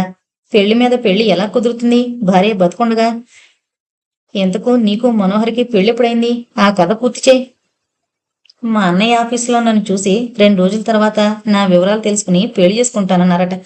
ఒక వారం రోజుల్లో పెళ్లి జరగాలన్నారట. అంత త్వరగా నిర్ణయం తీసుకుంటే మీ అన్నయ్యక అతని వివరాలు తెలుసుకునే వ్యవధి లేకపోయి ఉండాలి. కాదు, మా అన్నయ్యకు న్యూజెర్సీలో ఒక స్నేహితుడున్నాడు. అతనికి ఫోన్ చేసి తెలుసుకున్నాడు. అతని తల్లి తండ్రి కారు యాక్సిడెంట్లో 6 నెలల క్రితమే పోయారని, మనోహర్కి అతని కంపెనీకి మంచి పేరుందని చెప్పాడట. అయినా వారం రోజుల్లోనే చేయాలన్నవెందుకు? నేను ఎంకామ్లో జాయిన్ అయ్యే పని మీదే కదా అన్నయ్య ఆఫీస్కి వెళ్ళింది. అనవసరంగా ఇక్కడ కాలేజీలో చేరితే చదువు పూర్తయితేనే కానీ పెళ్లి కుదరదు అంటాననుకున్నారట. చూడగానే నచ్చేసి ఉంటావు. పర్వాలేదు, బాగానే ఉంటాననుకున్నారట. ఆయనకు పెయింటింగ్ పిచ్చి. ఫిగర్ బాగుంటే ఇష్టం ఆయనకు. అప్పుడు నేను అలాగే ఉండేదాన్ని. ఇంట్లోనూ నా స్నేహితులు అనేవారు. అంతే, పెళ్ళైపోయింది. మా అన్నయ్య తను కలిసి నాకు కూడా వీసా సంపాదించారు. ఆయన్ని తీసుకెళ్ళడానికి రేచల్ న్యూయార్క్ ఎయిర్డ్రోమ్కు పెద్ద పడవలాంటి కారులో వచ్చింది. నన్ను చూసి తెల్లబోయినట్టుగా అనిపించింది. ఆయన, ఈవిడ రేచల్, నా పిఎస్ అని పరిచయం చేశారు. ఆడవాళ్లు పిఎస్గా పనిచేయడం పరిపాటే కదా అని నీకేమీ అనిపించుండకపోవచ్చు. అయినా నాకు త్వరగా అనుమానాలు రావు ఎవరి మీద. నువ్వు చూశానన్నావుగా ఆ రోజు, ఎలా కనిపించింది నీకు? నేనట్టే ఎవరిని పరికించి చూడను. అందంగానే ఉందనుకుంటా. అందంగానే కాదు, చాలా అందంగా ఉంటుంది. సన్నజాజి మొగల చాలా నాజుగ్గా ఉంటుంది. తల్లి ఫ్రెంచ్ ఆవిడ, తండ్రి అమెరికన్. ఓ, అలా 2 దేశాల్లో ఉన్న 2 రకాల వాళ్లకు పుట్టిన పిల్లలు అందంగా తెలివిగా ఉంటారనుకుంటాను. మరి నిన్ను చేసుకోకముందు నుంచి సంబంధం ఉంటే నేనెందుకు పెళ్లి చేసుకున్నాడు? ముందు నుంచి లేదు. నన్ను చేసుకోవడానికి కారణం ఢిల్లీ వాతావరణం. 2 ఏళ్లైనా చూసిందాన్ని కదా. అక్కడి వాతావరణానికి తట్టుకోగలనని ఒకటి. రెండవది మా అన్నయ్య ఐఏఎస్ కావడం. తను ఇండియాలో కంపెనీ పెడదామనుకుంటున్నారు. ఆ అన్నయ్య సాయం ఉంటుంది పర్మిషన్లకు వాటికి. పెళ్ళయ్యాక కూడా రేచల్తో సంబంధం ఎందుకు పెట్టుకున్నట్టు? విను పూర్తిగా. రేచల్ నిద్రమాత్రలు మింగి ప్రాణం మీదకు తెచ్చుకుంది. మొత్తానికి బతికి బయటపడింది. మనోహర్ ఆవిడ బాస్ కదా. పోలీసులు హంగామా అంతా నడిచింది. మీ బాస్ మిమ్మల్ని ఏమైనా బాధ పెడుతున్నారా అంటే ఆయనకు దీంతో ఏమీ సంబంధం లేదు. నేను పెయింటర్ని. మా అమ్మ కూడా పేరు మోసిన చిత్రకారిణి ఫ్రాన్స్లో. నాకు అప్పుడప్పుడు డిప్రెషన్ వస్తుంది. నిద్ర పట్టదు. నిద్ర మాత్రలు వేసుకుంటాను. ఏదో చిత్రం గీస్తూ మర్చిపోయి 1కి 4 మరెన్నో వేసుకున్నానో తెలీదు కూడా. తెల్లవారి వరకు పెయింటింగ్ వేస్తూనే ఉన్నాను. చాలా మగతగా అనిపించి బాస్కి ఫోన్ చేశాను. నేను ఆఫీస్కు రాలేనని, చాలా మగతగా ఉందని చెప్పానంటూ వాంగ్మూలం ఇచ్చింది. ఆస్పత్రికి ఎవరు తీసుకువెళ్లారు అని అడిగాడు గోపాలకృష్ణ. మనోహర్. రేచల్ తనకలా ముద్దముద్దగా మాట్లాడుతూ ఫోన్ చేసేటప్పటికీ ఏదో చేసుకునుంటుందని హడావిడిగా నేను బాత్రూంలో ఉంటే కేకవేసి చెప్పి వెళ్ళిపోయారు. హాస్పిటల్లో పరిస్థితి చూసి వెంటనే నన్ను అక్కడికి రమ్మని నాకు ఫోన్ చేశారు. హడావిడిగా వెళ్ళాను. రేచల్ నా చేయి పట్టుకుని ఏడ్చింది. మనిషి చాలా నీరసంగా ఉంది. ఎంతో చిక్కిపోయినట్టుగా కనిపించింది. నన్ను కూడా పోలీసులు రేచల్ మీకు ఎప్పటినుంచి తెలుసు లాంటి మామూలు ప్రశ్నలు వేశారు. పోలీసుల గొడవ తప్పింది. ఆవిని ఆసుపత్రి నుంచి మా ఇంటికి తీసుకొచ్చాం. సూపు, తేలికపాటి భోజనం పంపించాను తన గదిలోకి. సూపు మాత్రం తాగి భోజనం అలాగే పంపేసింది. నేను వెళ్లి చూసేసరికి 2 చేతుల్లో ముఖం పెట్టుకుని ఏడుస్తోంది. నేను కాసేపు కూర్చుని ఓదార్చాను. ఆసుపత్రికి వెళ్లడం వల్ల మధ్యాహ్నం భోజనం చేయలేదు. దాంతో వికారంగా అనిపించింది నాకు. మనోహర్ని పిలిచి వెళ్లి రేచల్ సంగతి చూడమని నేను నిద్రమాత్ర వేసుకున్నాను. అదే నేను మొదటిసారి నిద్రమాత్ర వేసుకోవడం. ఇక తెల్లవారే వరకు ఒళ్ళు తేలిని నిద్రతో ఏం తెలియలేదు. మరుసటి రోజు పొద్దున్న రేచలొచ్చి నాకిప్పుడు బావుంది. ఇక నేను మా ఇంటికి వెళ్ళిపోతాను. రేపటి నుంచి ఆఫీసు కూడా వెళ్ళగలను అంది. కాస్త నీరసంగా ఉన్నట్టనిపించిన రేచల్లో కొత్త కళొచ్చింది. సంతోషం వెల్లివిరుస్తోంది. రాత్రంతా విశ్రాంతి తీసుకోవడం వల్ల అలా తెరిపిగా ఉందేమనుకున్నాను. వరుసగా మిత్ర, మైత్ర పుట్టడం, వాళ్ళ ఆలనా పాలనా చూసుకోవడంతోనే నాకు సరిపోయేది. అక్కడ మనలా ఆయాలు దొరకడం కష్టం. మాకు పెట్టుకునే స్తోమతున్నా ఆయా మీద వదలడం ఇష్టం లేక వాళ్ళ సంగతి నేనే చూసుకునేదాన్ని. మనోహర్ ఎక్కడ ఏ చిత్రకళా ప్రదర్శనున్నా వెళ్ళొస్తుండేవాడు. రేచల్ కూడా చిత్రకారిణి అవడం వల్ల తను వెంట వెళుతూ ఉండేది. మనోహర్ తరచూ టూర్లు వెళుతూ ఉంటారు. పిఎస్గా రేచల్ వెంట వెళుతోంది. నాకు వెళ్లే అవకాశమే ఉండేది కాదు. నాకు పెళ్ళైన 7-8 ఏళ్ల వరకు ప్రెగ్నెన్సీలు, ప్రసవాలు, పిల్లల్ని చూసుకోవడంతో సరిపోయింది. ఆ తర్వాత ఒకసారి పిల్లలతో సహా చైనా వెళ్ళొచ్చాం. రేచల్ మామూలుగానే ఎప్పట్లాగే తన బాస్ పని చూసుకోవడం కోసం మాతో వచ్చింది. వాళ్ళమ్మ న్యూజెర్సీ రావడంతో పెద్దిల్లు తీసుకుంది రేచల్. ఎక్కువగా మా ఇంటికి వచ్చేది కాదు. ఇంట్లో తన అవసరం కూడా లేదు. ఇంటి దగ్గర ఫోన్ కాల్స్ వగేరాలు నేనే చూసుకునేదాన్ని. ఇంటికే అకౌంట్ పుస్తకాలు వచ్చేవి. నేను చూసి పెట్టేదాన్ని. ఎప్పుడైనా మనోహర్ ఆఫీసుకు వెళ్లేదాన్ని. రేచల్ నన్ను వెంట తీసుకువెళ్లి మర్యాద చేసేది. మనోహర్ పిఎస్గా. వాళ్ళిద్దరూ ఎంత తెలివిగా మెలిగారంటే నాకు ఏమాత్రం అనుమానం కలిగేది కాదు. అయితే నాకొకసారి, అంటే 3 ఏళ్ల క్రితం వాళ్ళిద్దరి సంబంధం చూచాయిగా పొడగట్టింది. ఆయనని నాకే నేను అడగడానికి నా అహం అడ్డొచ్చింది. నీకు అహం ఉందంటే నేను ఒప్పుకోను అన్నాడు గోపాలకృష్ణ. పోనీ నా వ్యక్తిత్వం అడ్డొచ్చిందనుకో. రేచల్ తల్లి చనిపోయినప్పుడు రేచల్ ఒంటరిగా ఉంటోంది. నేను 2 రోజులు తనతో ఉండొస్తాను అన్నారాయన. రేచల్ని మన ఇంటికి తీసుకొస్తాననో లేక నన్ను తన దగ్గర ఉండి సముదాయించమనో అనకుండా. ఎంతైనా రేచల్కి బాస్ కదా. తాను ఎలా వెళ్ళి ఉందామనుకుంటున్నారు? అంతకంటే దగ్గర సంబంధం ఏర్పడదనుకుంటా ఇద్దరి మధ్య అనిపించింది. మీ ఇష్టం. మీరు స్వయంగా వెళ్ళుంటే అంత బాగుండదేమో అన్నాను. ఆయన నా వంక తేరిపారా చూసి నేను ఎద్దేవగా అనడం లేదని అమాయకంగా అంటున్నానని అనిపించి, వేదా, నిజంగా మేమిద్దరం బాస్ పిఎస్లాగా అనిపిస్తున్నామా నీకు? ఎప్పుడూ నీకు తట్టలేదా అంతకు మించిన సంబంధం మా ఇద్దరి మధ్య ఏర్పడే అవకాశం ఉందని అన్నారు. లేదు అన్నట్టు తల అడ్డంగా ఊపాను. తర్వాత చెబుతాను నీకు అన్ని విషయాలు అంటూ వెళ్ళిపోయారాయన. ఏమనుకున్నారో ఏమో. మరుసటి రోజే ఆఫీస్ నుంచి నేరుగా ఇంటికొచ్చేశారు. ఇద్దరం కలిసి టీ తాగాం. రేచల్ దగ్గరకు వెళ్లారా? ఎలా ఉంది? కాస్త తేరుకుందా అని అడిగాను. పర్వాలేదు. ఈరోజు నేను రానవసరం లేదంది. ఆడవాళ్లు ఏ కష్టం నుంచైనా త్వరగా తేరుకోగలరనుకుంటాను. చాలా ఏళ్లుగా నీతో రేచల్ సంగతి చెబుదాం అనుకుంటున్నాను. పూర్తిగా విని నువ్వే నిర్ణయించుకో. నేను పెళ్లికి కొద్ది నెలలకు ముందు కంపెనీ పని మీద ప్యారిస్ వెళ్ళాను. ప్యారిస్ చిత్రకళకు, చిత్రకారులకు ప్రసిద్ధి కదా. ఒకరోజు సాయంత్రం తీరిగ్గా ఉండి బయటికెక్కడికైనా వెళదామనుకుంటూ నేను బస చేసిన హోటల్ గది తాళాలు ఇవ్వడం కోసం రిసెప్షన్ దగ్గరికి వెళ్ళాను. అక్కడ ఒక అమ్మాయి నిలబడింది. తనని పరిచయం చేసుకుంటూ, నా పేరు రేచల్. నేను మా అమ్మ వేసిన చిత్రాల ప్రదర్శన పక్క హాల్లో జరుగుతోంది, చూస్తారా అని అడిగి లోపలికి తీసుకువెళ్ళింది. చిత్రాలన్నీ ఎంతో బాగున్నాయి. తల్లి వీల్ చైర్లో కూర్చునుంది, కీళ్ల నొప్పులట. ఆవిడ వేసిన చిత్రం ఒకటి, రేచల్ వేసింది ఒకటి కొన్నాను. నాతో పాటు రిసెప్షన్ దగ్గరికి వచ్చింది రేచల్. కృతజ్ఞతగా అనుకున్నాను. రిసెప్షన్ దగ్గర నేనిచ్చిన నోటు మరిచి చిల్లర నాకిచ్చింది. చెప్పిన ధర కంటే ఎక్కువ ఇచ్చారంటూ. వాళ్ళు చెప్పిన ధర కంటే కావాలని ఎక్కువ ఇచ్చాను. ఆమె తల్లిని అలా వీల్ చైర్లో చూసి జాలేసి, మీ చిత్రాలు ఇంకా ఎక్కువ ధరే చేస్తాయి అంటూ చిల్లర తీసుకోలేదు నేను. చాలా సంతోషపడింది. మీకు అభ్యంతరం లేకపోతే మీ ఇద్దరూ నాతో డిన్నర్ తీసుకోండి అన్నాను. లోపలికి వెళ్ళి వాళ్ళమ్మని అడిగొచ్చి సరే అంది. మాటల మధ్యలో వాళ్ళమ్మ రేచల్ తండ్రి అమెరికన్. ఒకసారి మీలాగే వచ్చి నా చిత్రాలు చూసి అమెరికా తీసుకువెళ్లాడు తనతో పాటు. కానీ వెళ్లిన కొద్ది కాలానికే క్యాన్సర్తో చచ్చిపోయాడు. అప్పటికి రేచల్ని కడుపుతా ఉన్నాను. అక్కడే పుట్టింది. అక్కడ నన్ను ఆదుకునే వాళ్ళు లేక తిరిగొచ్చేశాను. ఇక్కడి వాడినే మళ్లీ పెళ్లి చేసుకున్నాను. కానీ నా జీవితం సాఫీగా సాగలేదు. దాంతో రేచల్కి బతుకంటే ఒకలాంటి భయం ఏర్పడింది. అప్పుడప్పుడు డిప్రెషన్లోకి వెళుతుంది. అమెరికాలో పుట్టింది కనుక రేచల్ అమెరికా సిటిజన్ అని చెప్పింది.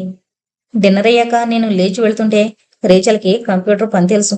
చిత్రకళ మీద జీవనం గడవదని నేర్పించాను. తనకేమైనా మీ కంపెనీలో ఉద్యోగం దొరుకుతుందా అని అడిగింది ఆవిడ. చూస్తాను, నేను వెళ్ళాక రాస్తాను అని కార్డిచ్చి ఆవిడ అడ్రస్ తీసుకున్నాను. మళ్లీ 2 నెలల్లోనే నేను ప్యారిస్ వెళ్లాల్సి వచ్చింది. అప్పుడు రేచల్ నాతో పాటు అమెరికా వచ్చింది. నా పిఎస్గా పని బాగా చేసేది. 5-6 నెలలకే నేను ఇండియాకు రావడం, నేను చేసుకోవడం గబగబా జరిగిపోయాయి. మనసులో రేచల్కి నేనంటే అంత ఆరాధనాభావం ఉందని నాకు తెలీదు. తను నిద్రమాత్రలు వేసుకోవడానికి కొంత నేను కూడా కారణమే. జీవితకాలం తను నాతో ఉండిపోదామని వచ్చిందట. కానీ హఠాత్తుగా పెళ్లి చేసుకుని రావడం చూసి మనిషి చిన్నాభిన్నమైపోయింది. పైకి మామూలుగా ఉన్నా లోపల మదనపడి డిప్రెషన్లోకి వెళ్ళిపోతూ వచ్చిందనుకుంటా. ఒక సాయంత్రం నా ఒళ్ళో అకస్మాత్తుగా తలపెట్టుకుని ఏడ్చింది ఆఫీసులో. నాకు అర్థం కాలేదు. నువ్వు లేందే నేను బతకలేను. నాకు నీ పట్ల ఉన్న ప్రేమని, ఆరాధనని నువ్వు అర్థం చేసుకుంటావనుకున్నాను. ఆ రోజు త్వరలోనే వస్తుందనుకున్నాను. కానీ నువ్వు హఠాత్తుగా పెళ్లి చేసుకుని వచ్చావు. నీ భార్యకు విడాకులమ్మని నేను అడగను. నన్ను పెళ్లి చేసుకోమని అడగను. కానీ నన్ను నీతోనే ఉండని, లేకపోతే నేను ఏమైపోతానో నాకే తెలీదు అని ఏడ్చింది మళ్ళీ. రేచల్ చౌకరకం మనిషిగా నాకు కనపడలేదు. చాలా గంభీరంగా ఉంటుంది అందరి దగ్గర. గొప్ప భావుకురాలు. ఆఫీసులో కూడా వీలు చిక్కినప్పుడల్లా చిత్రాలు గీస్తూ ఉంటుంది. ఆమె చిత్రాలు ఒంటరితనం, దుఃఖం, వేదన నేపథ్యంగా కలిగి ఉన్నట్టుంటాయి. ఆఫీస్ పనిలోనూ టోర్లలోనూ పడి పనిగట్టుకుని రేచల్ వంక చూడలేదు నేను. నిద్రమాత్రలు మింగడానికి ముందు సాయంత్రం ఆమె నాతో తన భావాన్ని చెప్పుకుని ఏడ్చేటప్పుడు చూశాను. మనిషి సగం అయిపోయింది. ఆమెను ఎలా ఓదార్చాలో తెలియలేదు. ఉద్యోగం వచ్చింది కదా, తనకు తగిన వాడినెవరో చేసుకుంటుంది అనుకున్నాను. కానీ ఇలా నా మీదే ప్రేమ పెంచుకుంటుందని తెలుసుకోలేకపోయాను. ఆ రోజు రాత్రే నిద్రమాత్రలు మింగింది. రేచల్ను ఆసుపత్రి నుంచి మన ఇంటికి తీసుకొచ్చిన రాత్రి నుంచి ఇద్దరికీ దగ్గర సంబంధం ఏర్పడిందని చెప్పారాయన. నీకు నిజంగానే మా ఇద్దరి మధ్య లైంగిక సంబంధం ఉందని కూడా తట్టలేదా అని ఇంకా ఆశ్చర్యపోతూనే అడిగారు. 10 దేశాలు తిరిగే మగవాళ్ళకి ఎప్పుడైనా చపల చిత్తం రేగి ఎవరితోనో గడిపితే దాన్ని పట్టుకుని ఏడ్చి రాద్ధాంతం చేసే తత్వం కాదు నాది. అది మీలోని ఒక బలహీనత అని ఊరుకుంటాను. అలాంటి వారు భార్యని ప్రేమించరని, విడాకులు పుచ్చుకుంటారని అనుకోను. అలాగే టూర్లకు వెళ్ళినప్పుడు మీరిద్దరూ ఏ సంబంధంలో ఇరుక్కున్నారో అని ఆలోచించి మంచమెక్కే రకం కాదు నేను. మీ ఇద్దరి మధ్య ఉన్న సంబంధం పెళ్లి వరకు వచ్చిందా అని అడిగాను. లేదు, నువ్వు ఉండగా నేనెలా తన్ని చేసుకోగలను? తను కూడా పెళ్లి చేసుకోమని అడగలేదు అన్నారాయన. నన్ను పెళ్లి చేసుకోకుండా ఉంటే రేచల్ని చేసుకునుండేవారా అన్నాను. బహుశా అలా జరుగుండేదేమో అన్నారాయన సాలోచనగా. ఇప్పుడు నేను విడాకులిస్తే మీరిద్దరూ పెళ్లి చేసుకోవచ్చు కదా అన్నాను నేను. ఆ మాట పొరపాటును కూడా అనుకో. నీ మీద ప్రేమ, గౌరవం రెండూ ఉన్నాయి నాకు. రేచల్ కూడా నువ్వంటే ఇష్టం, గౌరవం. మన పిల్లల్ని తన స్వంత పిల్లలుగా చూసుకుంటోంది. నువ్వు విడాకులిచ్చినా నేను రేచల్ని పెళ్లి చేసుకోదలుచుకోలేదు. ఇద్దరు మనసులు కలిసిన వాళ్ళు పెళ్లి అనే బంధం లేకుండా కలిసి జీవించడంలో తప్పేముంది అంటోంది రేచల్ అన్నారాయన. అలా మీరు రేచల్ కలిసి బతకడం మీకు ఇష్టం కావచ్చు, అది నాకు కష్టంగా అనిపించవచ్చు అన్నాను. నన్ను క్షమించు. మొదట రేచల్కే నేనంటే పిచ్చి ప్రేమ అనుకున్నాను. రాను రాను నాకు తనంటే ప్రేమ ఏర్పడింది. నాకు పెళ్ళయిందని, తనని పెళ్లి చేసుకునే అవకాశం లేదని తెలిసి కూడా తను నాపై ప్రేమను చంపుకోలేక, నాకు కూడా తన మీద అలాంటి ప్రేమ ఉందో లేదో కూడా తెలుసుకోకుండా నిరాశతో చావడానికి సిద్ధమైంది రేచల్. నువ్వు చెప్పు వల్లి, నన్నేం చేయమంటావిప్పుడు? నిన్ను పోగొట్టుకోలేను. అలాగని రేచల్ని దూరం చేసుకుంటే తను పిచ్చిదైపోతుంది లేదా ప్రాణం తీసుకుంటుంది. తను ప్రేమావేశంలో నిరాశ ఎదురైతే ఏ అఘాయిత్యానికైనా ఒడిగట్టొచ్చు. ఇప్పుడు నిరాశ ఒంటరితనానికి బదులు అందం, ఆనందం తన చిత్రాలకు నేపథ్యంగా ఉన్నాయి. నాకు చిత్రకారుని నవ్వాలనుండేది. కానీ రేచల్కున్నంత భావుకత, నైపుణ్యం నాకు లేవు. ఏవో కొన్ని పిచ్చి చిత్రాలు వేసేవాణ్ణి. మహా చెత్తగా ఉన్నాయనిపించి వాటిని చించి పారేశాను. కానీ నాకు చిత్రకళ పట్లున్న ఆసక్తి ఏమాత్రం తగ్గలేదు. అందుకే కంపెనీలో ఎంత పనున్నా ఏ చిత్ర ప్రదర్శనకు వెళ్లకుండా ఉండలేను. ఎంత డబ్బైనా అక్కడి చిత్రం ఒక్కటైనా కొంటాను. మనింట్లో అలాంటి చిత్రాలు ఎన్ని పోగయ్యాయో చూసావుగా. త్వరలో ఒక పెద్ద హాల్ లాంటిది కట్టించి దానిలో వాటినన్నింటినీ భద్రపరచాలనుంది నీ సహకారంతో. అది ఒక చిత్రకళా ప్రేమికుడి వ్యక్తిగత మ్యూజియంలా నువ్వు పిల్లలు కాపాడాలి అన్నారాయన ఉద్వేగంతో. చిత్రాలేంటి, చిత్రకళ మీద పుస్తకాలు కూడా లెక్కలేనన్ని కొన్నారు. వాటిని కూడా దానిలో భద్రపరచొచ్చు. కానీ నాకంటే రేచలే ఆ పని బాగా చేయగలదు. మన మిత్రకు కూడా చిత్రకళ అంటే ప్రాణం. రేచల్ మిత్ర చేపడతారా ఆ బాధ్యత? మీరు చిత్రాలు వేయడం మానేసి ఉండొచ్చు. చిత్రకళని ప్రేమించే గుణం మీలో సజీవంగా ఉంది. నాకు సాహిత్యం అంటే పిచ్చి. అయితే నేను రాయలేను. ఎవరైనా రాస్తే చదివి ఆనందించడమే తెలుసు. మీరు నేలను విడవకుండా ఆకాశాన్ని అందుకోవడానికి ప్రయత్నిస్తున్నారు. నేను నేల లాంటిదాన్ని. ఆకాశాన్ని అందుకోవాలన్న కోరిక, శక్తి నాకు లేవు. ఇన్నాళ్ళు మీరు నా దగ్గర ఈ విషయం దాచి ఉండాల్సింది కాదు. నేను ఏడ్చి రాద్ధాంతం చేస్తానని ఎలా అనుకున్నారు? ఎలాంటి పరిస్థితినైనా బేరీజు వేసుకుని తట్టుకోగల శక్తి, ధైర్యం నాకున్నాయి. నేను మీ ఇద్దరి ప్రేమకు అడ్డొచ్చేదాన్ని కాదు. రేచల్ ఆకాశం లాంటిది. ఆవిడ్ని అందుకున్నారు మీరు. ఇన్నేళ్లు మీతో కలిసి సంసారం చేసినా మీలోని ఈ కళాతృష్ణ ఇంత లోతైందని నేను గ్రహించలేకపోయాను. అది రేచల్ గుర్తించింది అన్నాను. కవిత్వం చెబుతున్నట్టుగా ఉంది నువ్వు అలా మాట్లాడుతూ ఉంటే. నువ్వు రాయాలనుకుంటే గొప్పగా రాయగలవు. రాయాలనుకో అంతే అన్నారాయన. నేను నవ్వి ఊరుకున్నాను. ఆ రోజు నుంచి నేను ఆయన స్నేహితులుగా మిగిలాం. భార్యాభర్తల సంబంధం తెగిపోయింది. కాగితం మీద విడాకులు లేకపోయినా రేచల్కి అతనితో జీవిస్తే అదే మహాభాగ్యం, అదే జీవితం అనుకుంది. నేను ఆయన్ను ప్రేమించి పెళ్లి చేసుకోలేదు. ఆయన నన్ను ఇష్టపడి పెళ్లి చేసుకున్నారు, తనకు సరిపడతానని. మాది బేరీజుల వ్యవహారమే కాని ప్రేమ వ్యవహారం కాదు. ఆయన్ను పెళ్లి చేసుకుని ఆయనకు అన్ని విధాలా సహకరిస్తూ వచ్చాను. ఆయన సంపర్కంలో 2 పిల్లల తల్లినయ్యాను. కంపెనీ వ్యవహారాల్లో కూడా భాగస్వామినయ్యాను. ఇప్పుడు నాకు 56 ఏళ్లు, ఆయనకు 60 ఏళ్లు. రేచల్కు 50 ఉంటాయేమో. తండ్రి కోసం అల్లాడిన రేచల్, భద్రత లేకుండా బాధలు పడ్డ రేచల్, తనకంటే 10 ఏళ్లు పెద్దవాడైన మనోహర్, తాను తన తల్లి వేసిన చిత్రాలు కొని వారిపై ఆదరత చూపేసరికి తన వ్యక్తిత్వాన్ని, సర్వస్వాన్ని ఆయనకు అప్పగించింది. ఇన్నేళ్లు కలిసి కోపరం చేసిన నేను ఆయనకు భార్యగా నా విధులు నిర్వర్తించానే కాని అంతటి ప్రేమను, ఆరాధనను పెంచుకోలేదు. నా వ్యక్తిత్వాన్ని నేను విడనాడలేదు. ఇక్కడ ఎప్పటినుంచో కంపెనీ పెడదామనుకున్నారాయన. ఇప్పటికి జరిగింది. అన్నీ కలిసొచ్చాయి. నేను ఇక్కడికి వచ్చేశాను. పిల్లలిద్దరి పేరున పెట్టారు ఈ కంపెనీ అంది. న్యూజెర్సీ కంపెనీతో నీకేమీ సంబంధం లేదా అడిగాడు గోపాలకృష్ణ. సగభాగం నాది, మిగతా సగం రేచల్ది, మనోహర్ది. రేచల్ కూడా పిల్లలున్నారా? మిత్ర, మైత్రాలు మా ఇద్దరికి. నిజానికి మా పిల్లలిద్దరికీ నాకంటే రేచల్ దగ్గరే ఎక్కువ చనువు. మా మిత్ర రేచల్ దగ్గర చిత్రలేఖనం నేర్చుకుంటోంది కూడా. దాన్ని క్రితం సారొచ్చినప్పుడు చూసావుగా. తండ్రి పోలిక, అలవాట్లు, లక్షణాలు ఆయనవే. ఇక మైత్ర నాలాగా ఉండడమే కాకుండా పుస్తకాల పురుగు. కనపడిన పుస్తకమల్లా చదువుతాడు. 2 పిల్లలు తరచూ కంపెనీకి, ఆఫీస్కి పోయి రేచల్ తెప్పించి పెట్టే ఐస్ క్రీం వగేరాలు మెక్కొస్తూ ఉంటారు. ఫ్రెంచ్ వాళ్ల వంటకాలు బాగుంటాయి. నేను ఇక్కడికి వచ్చేసినప్పటి నుంచి రేచల్ అయినా మా ఇంటికి రావాలట, లేకపోతే వాళ్ళైనా రేచల్ ఇంటికి పోవాలట. నువ్వు నిజంగా అమాయకురాలు వేద. ఆ నేళ్లుగా పసిగట్టలేని వాళ్ళిద్దరి సంబంధం మా కాతీయని ఫోటో చూడగానే పసిగట్టేసింది. ఆవులిస్తే పేగు లెక్కబెట్టగలదు అన్నాడు గోపాలకృష్ణ. నిజమే గోపాల్, వాళ్ళిద్దరి మధ్య జరుగుతున్న వ్యవహారం ఆఫీస్లో అందరికీ తెలుసుననుకుంటాను. అయితే అక్కడ ఇలాంటి వాటిని గురించి ఎవరూ ఎక్కువ మాట్లాడరు.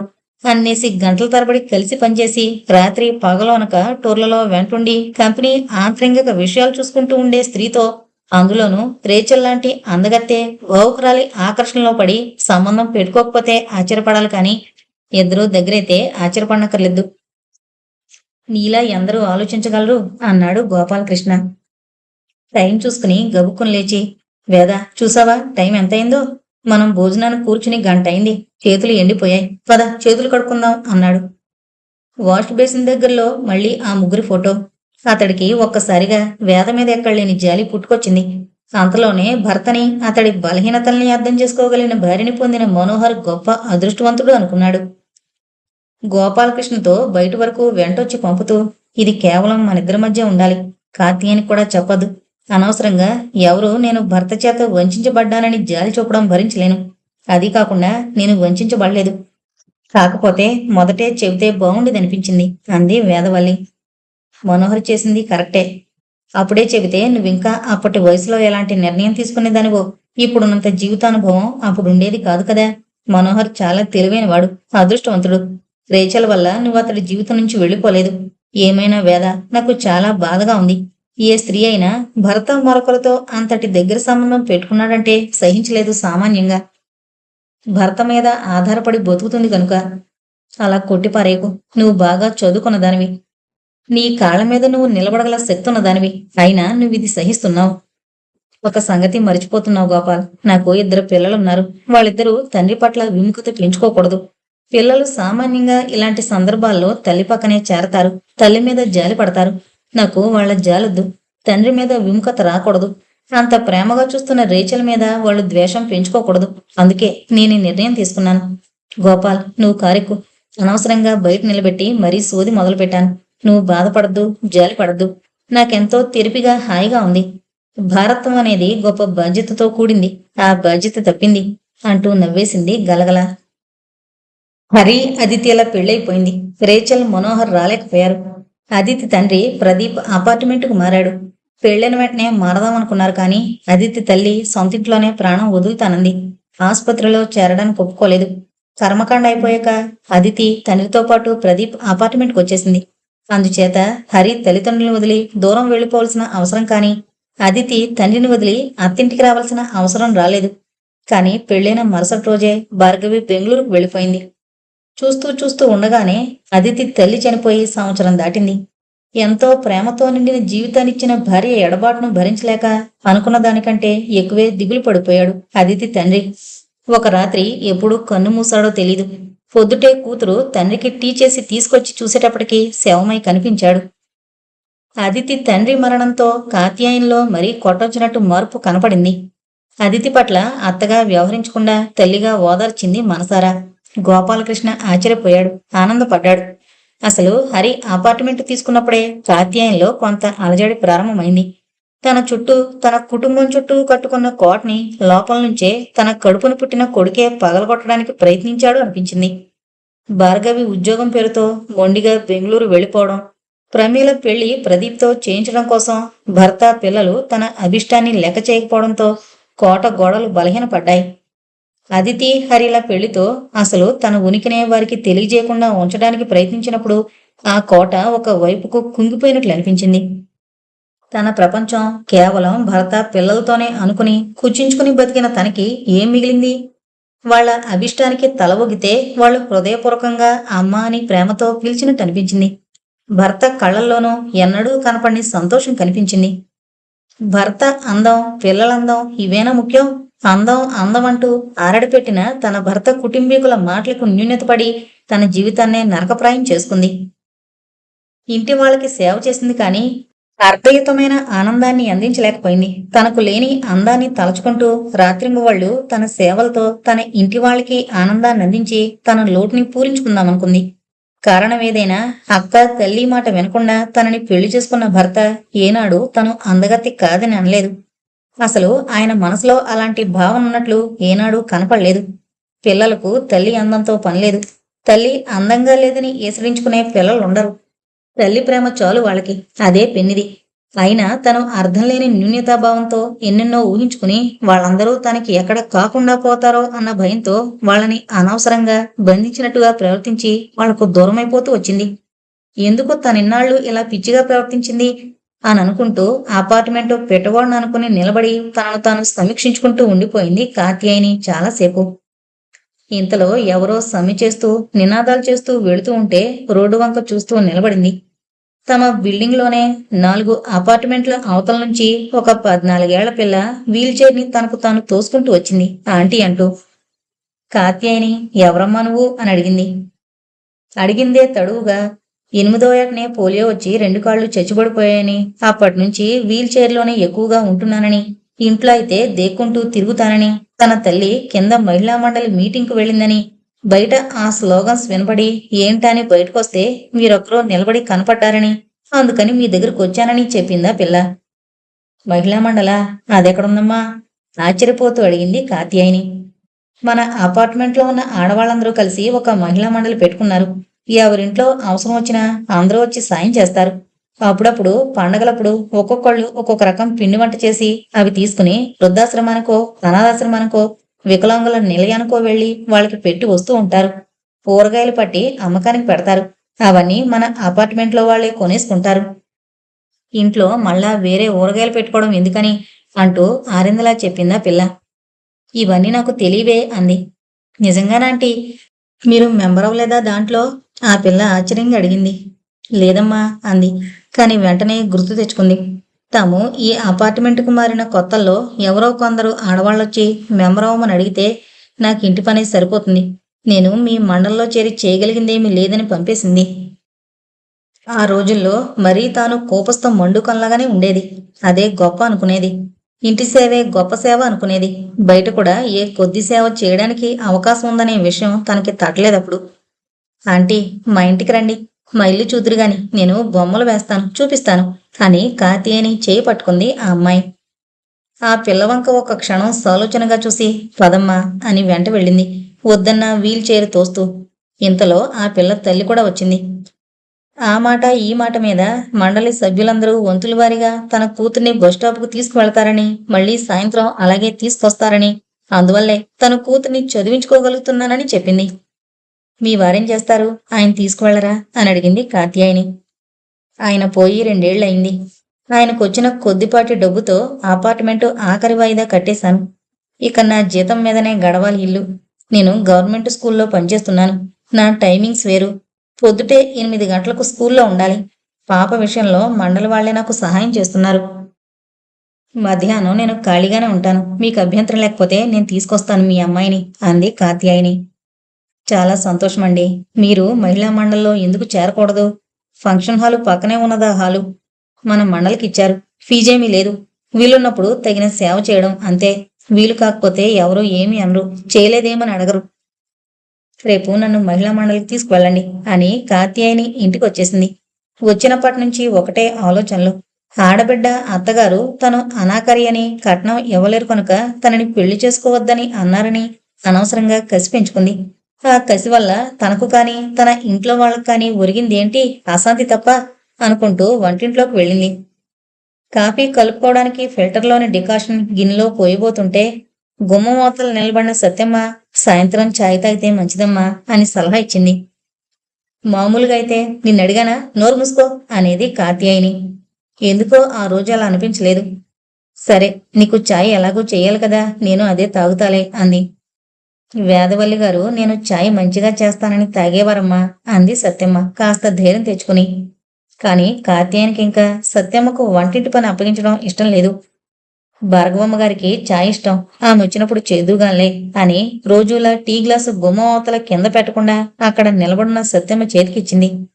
సత్యమ్మ ముందు గాబరా పడిపోయినా తర్వాత తెగ ఆనందపడిపోయింది. మరుసటి రోజు కాత్యాయని క్రితం రోజు పరిచయమైన స్కూల్ టీచర్ మహిళా మండలికి తీసుకువెళ్ళింది. కాసేపు ఆ మాట ఈ మాట అయ్యాక, మీ జుట్టు స్వంతమేనా, సవరం పెట్టుకున్నారా అని అడిగింది ఒక ఆవిడ. కాత్యాయని ఈ అనుకోని ప్రశ్నకి సిగ్గుపడుతూ నాదే, బాగలేదా అంది. అయ్యో అది కాదండి, మెడ మీదుగా మీ ముడి ఎంత బాగుందో. ఎంతైనా మీ జుట్టు లాంటి నొక్కుల జుట్టు చాలా అందంగా ఉంటుంది. ఈ రోజుల్లో నొక్కులు తీయించేసుకుంటున్నారు అమ్మాయిలు అందావిడ. నీ కళ్ళు జుట్టు వచ్చి ప్రమీల ఇంకా అందంగా ఉంది అన్న భార్గవి మాటలు గుర్తొచ్చాయి కాత్యాయనికి. తనని బోల్తా కొట్టిస్తే వాళ్ళన్న వాటికన్నింటికీ తను తల ఊపుతుందనే ఆలోచనతో అలా ఎక్కసెకంగా అందని భార్గవి నిజంగా మనస్ఫూర్తిగా అనలేదని అనుకుందప్పుడు. తనని ప్రశ్నించిన ఆవిడ మాటలు విని, అయ్యో పాపం అది నిజంగానే అంది. ఎంత తప్పుగా అనుకున్నాం దాన్ని అనుకుంది. మరొక ఆవిడ హడావిడిగా వచ్చి 60 నంబరు రామయ్యమ్మ గారి బంధువులెవరో పోయారట. ఆవిడ గారు వెళ్లాలట ఇవాళ. వాళ్ళాయన గుండె ఆపరేషన్ అయి మంచం మీద ఉన్నాడు. ఆయనకు కాస్త పొద్దుట సాయంత్రం తక్కువ నూనె వేసి భోజనం వండివ్వగలరా ఎవరైనా అని అడిగింది. ఎవరో ఇద్దరు ముందుకొచ్చారు. ఒక ఆవిడ సాయంత్రం పంపడానికి, రెండో ఆవిడ మధ్యాహ్నం పంపడానికి అంగీకరించారు. కాత్యాయని అందుకుని, నేను పొద్దుట ఇడ్లీ కాఫీ పంపుతాను అంది. తనకలా ఎందుకు అనాలనిపించిందో ఆమెకి అర్థం కాలేదు. అందరూ ఆవిడ వంక చూశారు. ఒక్కరోజు వచ్చారో లేదో అందరితో కలిసిపోయి ఎలా అందుకున్నారో సేవా కార్యక్రమాలు అన్నారు అందరూ మెచ్చుకుంటూ. కాత్యాయనిలో నిద్రాణమై ఉన్న అంశాలన్నీ ఒక్కొక్కటే బయటపడుతున్నాయి. వాటిని చూస్తున్న గోపాలకృష్ణకు చాలా ఆనందంగా ఉంది. ఒక రోజున భార్గవి హఠాత్తుగా ఊడిపడింది.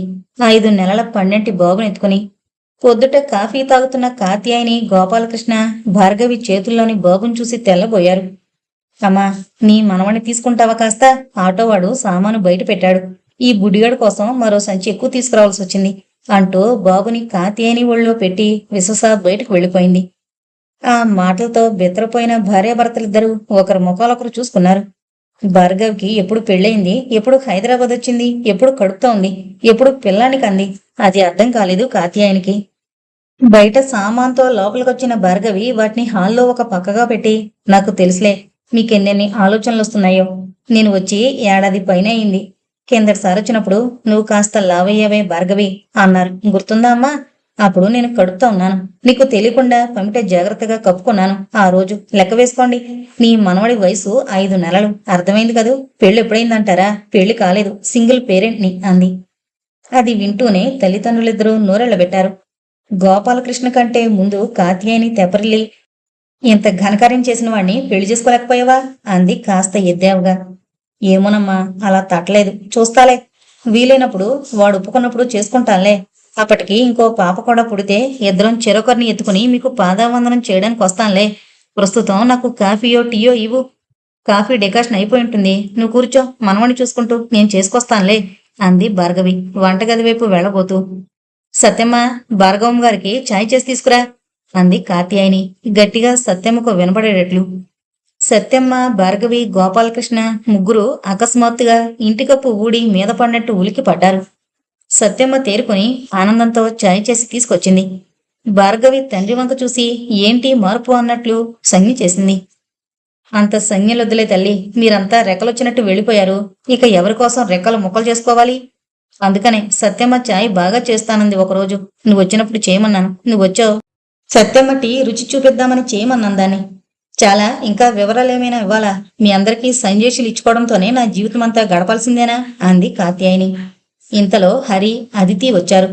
సత్యమ్మ చేసిన టీ బాగుంది, తాగి చూడండి అని సత్యమ్మను కేకేసి మరో 2 కప్పుల టీ చేసి తీసుకురమ్మని హుకుం జారీ చేసింది భార్గవి. అది విని ఉక్కిరిబిక్కిరయ్యారు హరి, అదితి. అంతలోనే భార్గవి, అడుగోరా నీ మేనల్లుడు అమ్మమ్మ ఒడిలో ఎలా ఆడుకుంటున్నాడు దొంగ వెధవ, ఎంతైనా రక్త సంబంధం ఎక్కడికి పోతుంది అనగానే శోషొచ్చి పడిపోయినంత పని అయింది వాళ్ళిద్దరికీ. ఎవరి నోట మాట లేదు. ఇంతలో బాబు కేరమని ఏడవడం మొదలు పెట్టాడు. వాడికి పాలు సరిపోవడం లేదు, తిండిపోతు వెధవ, పోతపాలే అని లోపలికి వెళ్ళింది భార్గవి వేణీళ్ళ కోసం. ఒక గ్లాసులో వేణీళ్లు తెచ్చి సంచిలోంచి పాల డబ్బా, పాల సీసా బయటకు తీసింది. పాలు కలిపి ఇటివ్వమ్మ వాణ్ణి అంటూ తీసుకుని ఒడిలో పడుకోబెట్టుకుని పాల సీసా వాడి నోటికి అందించింది. అప్పటికి ఎవరూ ఆ షాకు నుంచి తేరుకోలేదు. సత్యమ్మ టీ కప్పులు తెచ్చి హరికి, అదితికి అందించింది. వాళ్ళు టీ కప్పులు చేతుల్లో పట్టుకున్నారు కానీ తాగడం మరిచిపోయారు. భార్గవి వాళ్ళిద్దరినీ క్రీగంట చూసి, మేనల్లోని చూస్తే కడుపు నిండిపోయిందా, టీ తాగడం లేదు అంది హాస్యంగా. హరి, అదితి టీ కప్పుని పెదవులకు చేర్చుకున్నారు. అమ్మా, ఆ అయ్యగారికి ఇడ్డెన్ల మాటే మరిసారా అంటూ గుర్తు చేసింది సత్యమ్మ. ఈసారి భార్గవి వంతైంది తెల్లబోయి చూడ్డం. ఏ అయ్యగారు అంది భార్గవి తండ్రి వంక చూసి. మీ అమ్మ ఈ అపార్ట్మెంట్ వాళ్ళు ఏర్పాటు చేసుకున్న మహిళా మండలిలో చేరింది. ఒక ఆయన గుండె ఆపరేషన్ చేయించుకుని మంచం మీద ఉంటే 4 రోజులుగా పొద్దున్న పలహారం, కాఫీ మీ అమ్మ పంపుతోంది అన్నాడు తండ్రి. తల్లి వంక ఎంతో మెచ్చుకోలుగా చూస్తూ ఇంకా నమ్మలేనట్టు, అమ్మా నిజమేనా అంది. ఆ ప్రశ్నకి సమాధానంగా సిగ్గుపడుతున్నట్టుగా తల వంచుకుంది కాత్యాయని ఒక్క క్షణం. మరుక్షణం భార్గవి కొడుకు గుర్తుకొచ్చి నిట్టూర్చుకుంటూ వంటింట్లోకి వెళ్ళింది. ఏంటమ్మా భార్గవి, ఇదంతా అల్లరే కదూ అన్నాడు తండ్రి కూతురు ఒళ్ళోని పిల్లాడి వంక చూస్తూ. అమ్మ వింటోంది. అమ్మని గాబరా పెట్టడానికే ఈ నాటకమంతా అంది భార్గవి. అక్కడ వంటింట్లోకి వెళ్లి స్థాణువులా నిలబడిపోయిన కాత్యాయని భార్గవి చేసిన పనిని జీర్ణించుకోలేకపోయింది. అయినా కొంతసేపటికి తేరుకుని అలవాటు చొప్పున పలహారం, కాఫీ డికాషను వేయడం లాంటి పనులు ముగించింది యంత్రంలా. భార్గవి సత్యమని పిలిచి, బాబుకి నీళ్లు పోద్దాం పద అని స్నానాల గదికి దారి తీసింది. స్నానం చేశాక వాడు హాయిగా నిద్రపోయాడు. మాట మంతి లేకుండా అందరూ టిఫిన్ చేయడానికి కూర్చున్నారు. అన్నయ్య, నువ్వు అదితి భోజనాలు పలహారాలు ఇక్కడేనా? ఇంట్లో ఏమైనా వదినమ్మగారు మరో పొయ్యి రాజేశారా అంది భార్గవి హాస్యమాడుతున్నట్లు వాతావరణాన్ని తేలిక చేయాలన్న ఉద్దేశంతో. ఏమో అమ్మనడుగు అన్నాడు హరి. కాత్యాయని విని కూడా విన్నట్లు ఊరుకుంది. వాళ్ళు ప్రదీప్ ఇంట్లో ఉండడానికి మీ అమ్మ ఒక షరతు పెట్టింది. రోజు టిఫిను భోజనాలు ఇక్కడే చెయ్యాలని. అయినా కాఫీ టీలు వాళ్ళ అపార్ట్మెంట్లో చేసుకుంటూనే ఉన్నారు అన్నాడు గోపాలకృష్ణ. కాత్యాయని మౌనంగా పనిచేసుకుంటూ పోతుంది. భర్తకు కావలసినవి రోజులా అందిస్తూ ఉందే కాని భార్గవి ఇలాంటి పని చేసిందేమిటా అనే ఊసే ఎత్తలేదు. గోపాలకృష్ణకి చాలా ఆశ్చర్యం వేసింది భార్య అలా మౌనంగా ఉండిపోవడం చూస్తే. భార్గవి వెంటబెట్టుకొచ్చిన ఆ చిక్కుముడిని తనే విడదీస్తుందిలే అని ఊరుకున్నాడతను. సాయంత్రం వేదవల్లికి ఫోన్ చేశాడు గోపాలకృష్ణ. వేద, మా ఇంట్లో ఒక ప్రహసనం జరగబోతోంది, వస్తావా చూడ్డానికి అన్నాడు. ప్రహసనమా? కాత్యాయని ఏమేని అనుకుంటుందేమో నేను అకస్మాత్తుగా ఊడిపడితే అందావిడ. కాత్యాయనిలో చాలా మార్పు కనబడుతోంది. చాలా నిబ్బరంగా ధైర్యంగా ఉంటోంది. దేనికి బెంబేలు పడిపోవడం లేదు, ఏడవడం లేదు. అపార్ట్మెంట్లోని మహిళలందరితో కలిసి ఏదో చిన్నపాటి సేవా కార్యక్రమాలు మొదలుపెట్టింది. ఇంతలో భార్గవ్ వచ్చింది ఒక బాబునెత్తుకుని. బాబునెత్తుకునా? పెళ్ళెప్పుడైంది? వేదవల్లి ఆశ్చర్యంగా అడిగింది. పెళ్లి అవసరమా పిల్లవాణ్ణి కండానికి అందిలే భార్గవి. రా తమాషా చూద్దుగాని. అది తమాషా ఎలా అవుతుంది మిస్ట్రియను అని కాస్త సీరియస్ గా అంది వేదవల్లి. పోనీ అదే అనుకో. రా, భార్గవ్కి నువ్వంటే చాలా ఇష్టం. ఇక హరికి, అదితికి నువ్వు మేడంవే కాదు దేవతవి. నీ ఫోటో పెట్టుకుని పూజ కూడా చేస్తున్నారో ఏమో. అయ్యయ్యో వద్దని చెప్పు, నేనింకా బతికే ఉన్నాను. పోయిన వాళ్ళకే చేస్తారు పూజలని చెప్పు గట్టిగా నవ్వేస్తూ అంది. మళ్ళీ తనే, వస్తాలే, ఒకసారి వచ్చి వాళ్ళ ఫ్లాట్ని చూడమని హరి, అదితి మరీ మరీ కోరారు ఇంతకుముందు. అక్కడికొచ్చి వస్తానులే మీ దగ్గర కూడా అని ఫోన్ పెట్టేసింది. ఆ సాయంత్రం గోపాలకృష్ణ 6 గంటలకే ఇంటికి చేరాడు. కాసేపట్లో హరి, అదితి వేదవల్లితో కలిసి వచ్చారు. మేడం వచ్చారు మా ఇంటికి. వెళ్ళిపోతానంటున్న బలవంతంగా ఇక్కడికి తీసుకొచ్చాం అని ఎంతో ఉద్వేగంతో చెప్పాడు హరి హాల్లో ఉన్న గోపాలకృష్ణతో. వాళ్ళని చూస్తూనే హలో ఆంటీ అంటూ హాల్లోకి వచ్చింది భార్గవి బాబునెత్తుకుని. ఎవరి బాబు అని అడిగింది వేదవల్లి. నా బాబాయ్ ఆంటీ, బాగున్నాడా అంటూ వేదవల్లి చేతికిచ్చింది.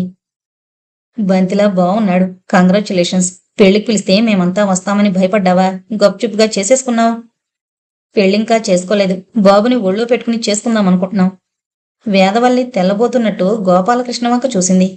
ఇంతలో కాత్యాయని లోపల నుంచి వస్తూ, అంత తొందర దేనికి, మరో 2-3 పుట్టాక చేసుకుంటే బాగుంటుంది అంది వెటకారంగా.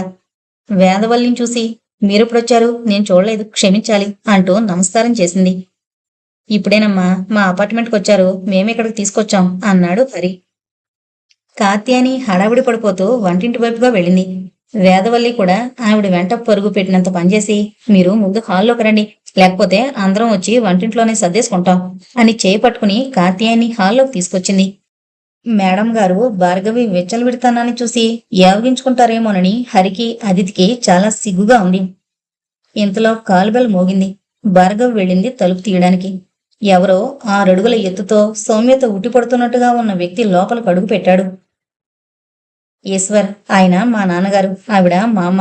ఆవిడ మా నాన్నగారి కాలేజ్ మేట్, పెద్ద సాఫ్ట్వేర్ కంపెనీ యజమానురాలు వేదవల్లి గారు. వారి కంపెనీలో పనిచేస్తున్న దంపతులు మా అన్నయ్య, వదిన అంటూ అందర్నీ అతనికి పరిచయం చేసింది. అందరికీ అతడు వినయంగా నమస్కారాలు చేశాడు. కానీ అక్కడున్న అందరికీ అతనెవరో అర్థం కాలేదు. ఆ సందిగ్ధ పరిస్థితిని గుర్తించి, ఈశ్వర్, బాబుని కాసేపు తీసుకో, మేడం గారు ఎంతసేపు ఎత్తుకున్నారు అని బాబుని తీసుకుని ఈశ్వర్ చేతికిచ్చింది భార్గవి. అప్పుడు అందరికీ అర్థమైంది అతనెవరో. మంచెంపికే అనుకున్నాడు గోపాలకృష్ణ. కాత్యాయని చూసి చూడనట్టు చూసింది. హరి, అదితి అంచనా వేస్తూ అతన్ని పరీక్షిస్తున్నారు. ఇక వేదవల్లి తనైనా సంభాషణ నడిపించాలని, ఏం చేస్తుంటారు మీరు అంది. మీరు అనకండి ఆంటీ, మీ కొడుకు లాంటివాడు అంది భార్గవి. నిజమే, కానీ అతడు మాకింకా కొత్త కదా అందావిడ. నేను విప్రోలో సాఫ్ట్వేర్ ఇంజనీరుగా చేస్తున్నానండి అన్నాడు బాబునందుకుని ముద్దు చేస్తూ. పెళ్లి చేసుకుని బిడ్డన కంటే ఏం పోయిందంట అనుకుంది కాత్యాయని మనసులో. ఈశ్వర్ చెల్లెలు నేను ఇన్ఫోసిస్లో పనిచేస్తున్నాం. అమ్మా, నీకు గుర్తుంది కదూ, చదువుకునే రోజుల్లో నేను వాళ్ళింటికి వెళుతుండేదాన్ని నోట్స్ కోసం. ఇద్దరం కలిసి చదివాం. అనుకోకుండా ఇద్దరం ఒకే చోట పనిచేస్తున్నాం. ఒకే గదిలో కలిసి ఉంటున్నాం. ఈశ్వర్ నా స్నేహితురాలి అన్నయ్య. ఆయన ఉంటున్న వాటా దగ్గరే మాకొక గది దొరికింది. ఆయనకు పెళ్ళైంది. అయితే 5 నెలల క్రితం ఆయన భార్య పురిట్లో గుండెకి చనిపోయింది.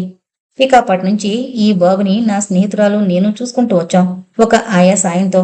వాడు పూర్తిగా నాకు అలవాటు పడిపోయాడు. రాత్రిపూట ఆయా ఉండదు, వీడు నా దగ్గరే పడుకుంటాడు. బాబు నీకెలాగో మాలిమయ్యాడుగా, మా అన్నయ్యని కూడా చూసుకోరాదు అనేది నా స్నేహితురాలు. ముందు నాకు అర్థం కాలేదు. తర్వాత విషయం చెబుతూ పెళ్లికి నేను ఒప్పుకుంటే వాళ్ళ అన్నయ్యని కూడా ఒప్పిస్తానంది. మొదట్నుంచి ఈశ్వర్ నాకు పరిచయమే కనుక అతని స్వభావం నాకు తెలుసు. భార్యను బ్రతుకున్నంతకాలం పువ్వుల్లో పెట్టి చూసుకున్నాడు. ఆవిడలా పోవడంతో మనిషి కుంగిపోయాడు. అతని బాధ చూస్తే నాకు జాలేసింది. అయితే జాలితో చేసుకుందామనుకుంటున్నావన్నమాట అంది వేదవల్లి. అంతేకాదు, అతని స్వభావం నచ్చడం వల్ల కూడా. అయితే నువ్వు ముందు మీ తల్లిదండ్రుల్ని ఒప్పించమన్నాడు. అతడి చెల్లెలు ఇప్పటికే తల్లిదండ్రుల్ని ఒప్పించింది. మేం ముగ్గురం కలిసే వచ్చాం. ఒకవేళ మీ అమ్మ నాన్న ఒప్పుకోకపోతే పెళ్లి చేసుకోవడం మానేస్తారా ప్రశ్నించింది వేదవల్లి. మానేస్తాను. నాకు అంతగా నిజంగా పెళ్లి మీద మనసు లేదు. అయితే ఈ పిల్లవాడిని మాత్రం పెంచుకుంటాను. వాడి మీద మమకారం నాకు మొదలైంది. కాత్యాయని నోరు విప్పింది. నీకు ఈ కొద్ది నెలల్లోనే ఎవరికో పుట్టిన బాబు మీద మమకారం మొదలైందే? మా రక్తం పంచుకున్న నీ మీదున్న మా ప్రేమ మమకారం మాటేమిటి అంది. అందుకే కదమ్మా, మీ ఇద్దరిలో ఎవరికిష్టం లేకపోయినా నేను చేసుకోనన్నానుగా అంది భార్గవి. అతను మాంసాహారుడైతే నువ్వు కూడా అలవాటు చేసుకుంటావా అందావిడ. అమ్మా, నాకు తెలుసు నువ్వు తెలివిగా అతని కులం తెలుసుకుందామని ఆ ప్రశ్న వేశావని. వాళ్ళు శాకాహారులు. ఏ కులానికి చెందిన వాళ్లైనా వీరశైవ మతం పుచ్చుకుంటే శాకాహారులుగా మారాల్సిందే. 3 తరాలుగా వీళ్ల కుటుంబం ఆ సాంప్రదాయంలో ఉన్నారు. వీరిని లింగాయతులంటారు. ఈశ్వర్ నోరు విప్పలేదు. వాళ్ల మాటలు వింటున్నాడు. కాసేపటికి లేచి అందరికీ నమస్కారం చేసి బాబుతో సహా బయటకు నడిచాడు. ఉండేశ్వర్, బాబు పాల డబ్బా, బట్టల సంచి తీసుకువెళ్ళు అంటూ లోపల నుంచి సంచి తెచ్చి అతడికిచ్చింది. పద అంటూ బాబునెత్తుకుని అతడితో బయటకు నడిచింది పంపించి రావడానికి.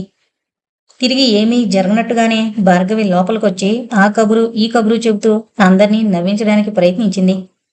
వేదవల్లికి అది వ్యర్థ ప్రయత్నంగానే అనిపించింది. లోపల దుఃఖాన్ని దాచుకుని అలా పైకి మాట్లాడుతోందని గ్రహించింది. మరుసటి రోజు ఈశ్వర్ చెల్లెలు బాబుని ఎత్తుకునొచ్చి, భార్గవి, వీడు రాత్రంతా ఏడుస్తూనే ఉన్నాడు, పాలు పట్టిన కక్కేశాడు అంది. భార్గవి ఎత్తుకోగానే వాడు హాయిగా నిద్రలోకి జారుకున్నాడు. వీణ్ణి నా దగ్గరే ఉండని, వాడి సరంజామా పంపు, సాయంత్రం బస్టాప్లో కలుసుకుందాం అని స్నేహితురాల్ని పంపేసింది భార్గవి. ఆ తర్వాత వాడి సేవలో పడిపోయింది. గోపాలకృష్ణ కాత్యాయనితో, ఏం చేద్దామంటావు, నీ ఉద్దేశం ఏమిటి అని అడిగాడు. నీ ఉద్దేశం ఏమిటి అని ఎదురు అడిగింది ఆవిడ. నాదానికంటే నీది ముఖ్యం. భార్గవి మొండిది. ఆ పిల్లవాడిని పెంచుకోవడం ఖాయం. తను పెళ్లి చేసుకోకుండా ఉండిపోవడం ఖాయం. ఒంటరిగా అలా పిల్లవాడితో బతుకుతుంది. ఎన్ని అపవాదులొస్తాయి. ఏదైనా ఒక నిర్ణయం తీసుకుంటే ఇక వెనుతిరగదు. అందుకే అంటున్నాను, సాయంత్రం వెళ్ళిపోతుంది. ఈలోపునే మనం నిర్ణయం తీసుకోవాలి. కొంతకాలం పోయాక మనం నిర్ణయం తీసుకున్నా తనకి అతన్ని చేసుకోవడానికి ఒప్పుకోదు అన్నాడు. ఆలోచనలో పడ్డ కాత్యాయని కాసేపయ్యాక వాళ్ళింటికి వెళదాం అంది. గోపాలకృష్ణ ఆవిడ వంక ఆశ్చర్యంగా చూశాడు. తల వంచుకుందావిడ భర్త చూపుల్ని తప్పించుకుంటూ. నీకు వాళ్ళ అడ్రస్ తెలుసా? నాకు తెలీదు, కానీ హరికి తెలుసు. ఒకసారి భార్గవి వాళ్ళ ఇంటికి వెళ్ళి చీకటి పడినా రాకపోతే హరిని పంపాను తీసుకురమ్మని. అయితే త్వరగా తెములు అన్నాడు గోపాలకృష్ణ. భార్గవి, బజారుకు వెళ్ళి సరుకులు తీసుకొస్తా, నువ్వు ఇంట్లో ఉంటావుగా అని అడిగింది కాత్యాయని. సరేనమ్మా, అయితే నాన్నతో సరుకులు సంచి మోయించుకో. షాపులో కుర్రాడికి ఒక 5 రూపాయలు ఇస్తే సంతోషంగా తెచ్చి కారులో పెడతాడు. నాన్నగారు, మీరు కారులోంచి దిగనే దిగద్దు, మ్యాగజైన్ చదువుకుంటూ కూర్చోండి అంది భార్గవి నవ్వుతూ. మీ అమ్మ మున్పటి అమ్మ కాదమ్మా, అసలు ఆటోలోనే వెళ్ళి తనంతట తానే అన్నీ తెచ్చుకుంటుంది ఈ మధ్య అన్నాడు. ఒక అరగంటలో రెడీ అయ్యి హరి అపార్ట్మెంట్కి వెళ్లి అతన్ని అదితిని వెంట తీసుకుని ఈశ్వర్ తల్లిదండ్రుల దగ్గరకు వెళ్లారు. వాళ్ళలా చూడగానే అందరూ తెల్లబోయారు. ఈశ్వర్ తెప్పరిల్లి రండి సార్ అంటూ అందరికీ నమస్కారం చేశాడు. అతడి చెల్లెలు అందర్నీ సాదరంగా కూర్చోబెట్టింది. కాఫీల కార్యక్రమం పూర్తి కాగానే పెళ్లి ప్రస్తావన వచ్చింది. ఈశ్వర్ ఇంట్లో అందరికీ ఆ సంగతి ముందే తెలిసింది కనుక భార్గవి తల్లిదండ్రులు కూడా తమ సంబంధం సమ్మతమేనని తెలిసి ఎంతో సంతోషపడ్డారు. గోపాలకృష్ణ, కాత్యాయని, హరి, అదితి కారెక్కుతుండగా, నేను పెళ్లి ఆర్భాటంగా చేసుకోవద్దనుకుంటున్నాను. రిజిస్టర్ మ్యారేజీ సరిపోతుంది.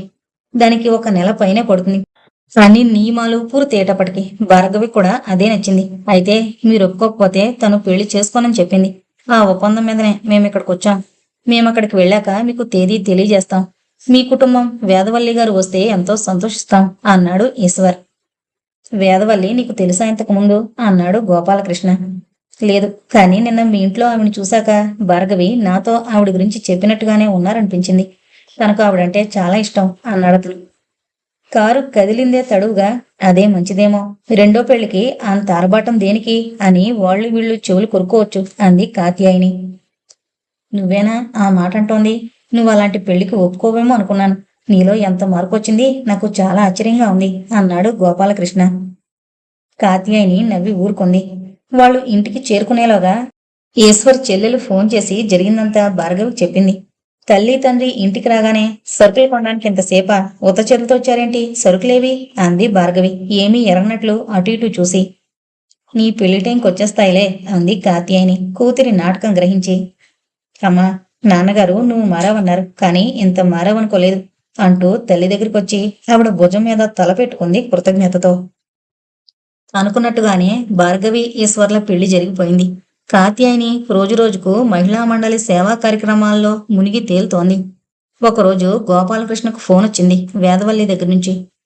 ఏదో అవసరమైన పనుంటేనే కాని తనకలా ఫోన్ చేయదు అనుకుంటూ వెళ్ళాడు గోపాలకృష్ణ వేదవల్లి ఇంటికి. చూడడమే తడువుగా 6 గంటల తర్వాత కూడా ఆఫీసులోనే కూర్చుంటున్నావా? పాపం కాత్యాయనికి నీతో పాటు ఎక్కడికైనా వెళ్లాలని ఉండదు. నీతో కూర్చుని కబుర్లు చెప్పుకోవాలని ఉండొచ్చు. ఇక నువ్వు ఆఫీసే లోకంగా ఉంటే ఎలా అంది వేదవల్లి. కాత్యాయనికి వత్తాసు బాగానే పుచ్చుకున్నావు, కానీ ఇక వారం రోజుల్లో రిటైర్ కాబోతున్నా. ఆ తర్వాత కాత్యాయనికి నాతో విసుగొచ్చి మీరు ఆఫీస్కి వెళితే బాగుండేది అనే ప్రమాదం ఉంది అన్నాడు నవ్వుతూ గోపాలకృష్ణ. ఆ సంగతి మాట్లాడదామని పిలిచాను. రిటైర్ అయ్యాక ఏం చేద్దామనుకుంటున్నావు? చెప్పాగా, ఇంట్లో తీరిగ్గా కూర్చుని కాత్యాయన్ని విసిగిద్దామనుకుంటున్నాను పక్కపక్క నవ్వుతూ అన్నాడు. హాస్యం బాగానే ఉంది, కానీ నేను సీరియస్గా మాట్లాడుతున్నా. నీకేదైనా పని కల్పిస్తే చేస్తావా? ఇన్నేళ్లు చేసింది చాలదా? నిజమే, కానీ ఇన్నేళ్లుగా ఒక జీవితానికి అలవాటు పడి ఒక్కసారిగా ఏమీ లేకుండా కూర్చోవాలంటే కష్టం. నీకింకా ఓపిక తగ్గిపోలేదు. అది నిజమే, చేయగలిగిందేముంది? కొత్త మేనేజర్కి సాయంగా ఉండమన్నారు మా కంపెనీ వాళ్ళు. ఎవరి గౌరవం వాళ్ళు కాపాడుకోవాలి కదా. అయినా నేనిప్పుడు పెద్దగా సంపాదించాల్సింది ఏముంది? పిల్లలందరూ పెళ్లిళ్ళై హాయిగా ఉన్నారు. కాత్యాయని కూడా ఎంతగానో మారిపోయింది. జీవితంలోని విలువల్ని గుర్తిస్తోంది. తను తృప్తిగా జీవించడం నేర్చుకుంది. నిజమే, అయితే నువ్వు నాకు ఒక సాయం చేయాలి అంది వేదవల్లి. ఏంటన్నట్టు చూశాడు ఆవిడ వంక. భయపడకు, నాకు 1 నెల అమెరికా వెళ్లే పని పడింది కంపెనీ విషయమై. మిత్రని మైత్రిని చూసి చాలా రోజులైంది. రేచల్ వాళ్ళని బాగా చూసుకుంటుందనుకో. అయితే నేను చెయ్యాల్సిందేమిటి? నువ్వు రోజు 2-3 గంటలొచ్చి డబ్బు విషయం లెక్కలు డొక్కలు చూసుకోవాలి. ఇప్పటి వరకు నేనే చూసుకుంటున్నాను. నేనిక్కడ ఉండని 1 నెల రోజులు నువ్వు చూసుకోవాలి. నేను చేయగలనా అన్నాడు సందేహంగా. భలేవాడివి, నువ్వు కాకపోతే ఎవరు చేయగలరు? నిజానికి నేను అడ్మినిస్ట్రేషన్ వరకు చూసుకోగలను. ఉద్యోగులకు ట్రైనింగ్ ఇవ్వగలను. ఈ మధ్య రాబడి బాగానే వస్తోంది. నాకు కాస్త కష్టం అనిపిస్తోంది ఆ లెక్కలు చూడడం. 1-2 సార్లు లెక్కలు వేయాల్సి వస్తుంది. 1 నెల చూడు, నీకు నచ్చితే నీ ఇష్టం వచ్చినంతకాలం ఆ లెక్కలు నువ్వు చూస్తూ ఉండొచ్చు. ఇంకా ఎవరూ దొరకలేదా? ఆ మధ్య మీ కంపెనీ ప్రకటన ఒకటి చూశాను. దొరకలేదు. ఎవరూ నమ్మకమైన వాళ్ళుగా కనపడలేదు. డబ్బుతో వ్యవహారం, అన్నీ జాగ్రత్తగా చూడాలి. వచ్చిన ప్రతి ఒక్కడు మీకెందుకమ్మా, ఇన్కమ్ ట్యాక్స్ వాళ్ళంతా నాకు తెలుసు. నేను ఏ గొడవ లేకుండా ఎక్కువ డబ్బు ఇవ్వకుండానే మేనేజ్ చేసేయగలను అన్నంతో భయపడ్డాను. అసలు కంపెనీ హెరాఫేరియల్తో నడుస్తుందన్నట్టు మాట్లాడే అభిప్రాయం నచ్చలేదు. నిన్ను బలవంతం పెట్టను. కనీసం నేను లేని ఈ 1 నెల రోజులు చూసుకున్నా చాలు. నువ్వు ఏ ఆలోచన లేకుండా వెళ్ళరా, అంతా నేను చూసుకుంటానులే. కాఫీ తెప్పించు, తాగి ఇక్కడి నుంచి వెళ్ళిపోతాను.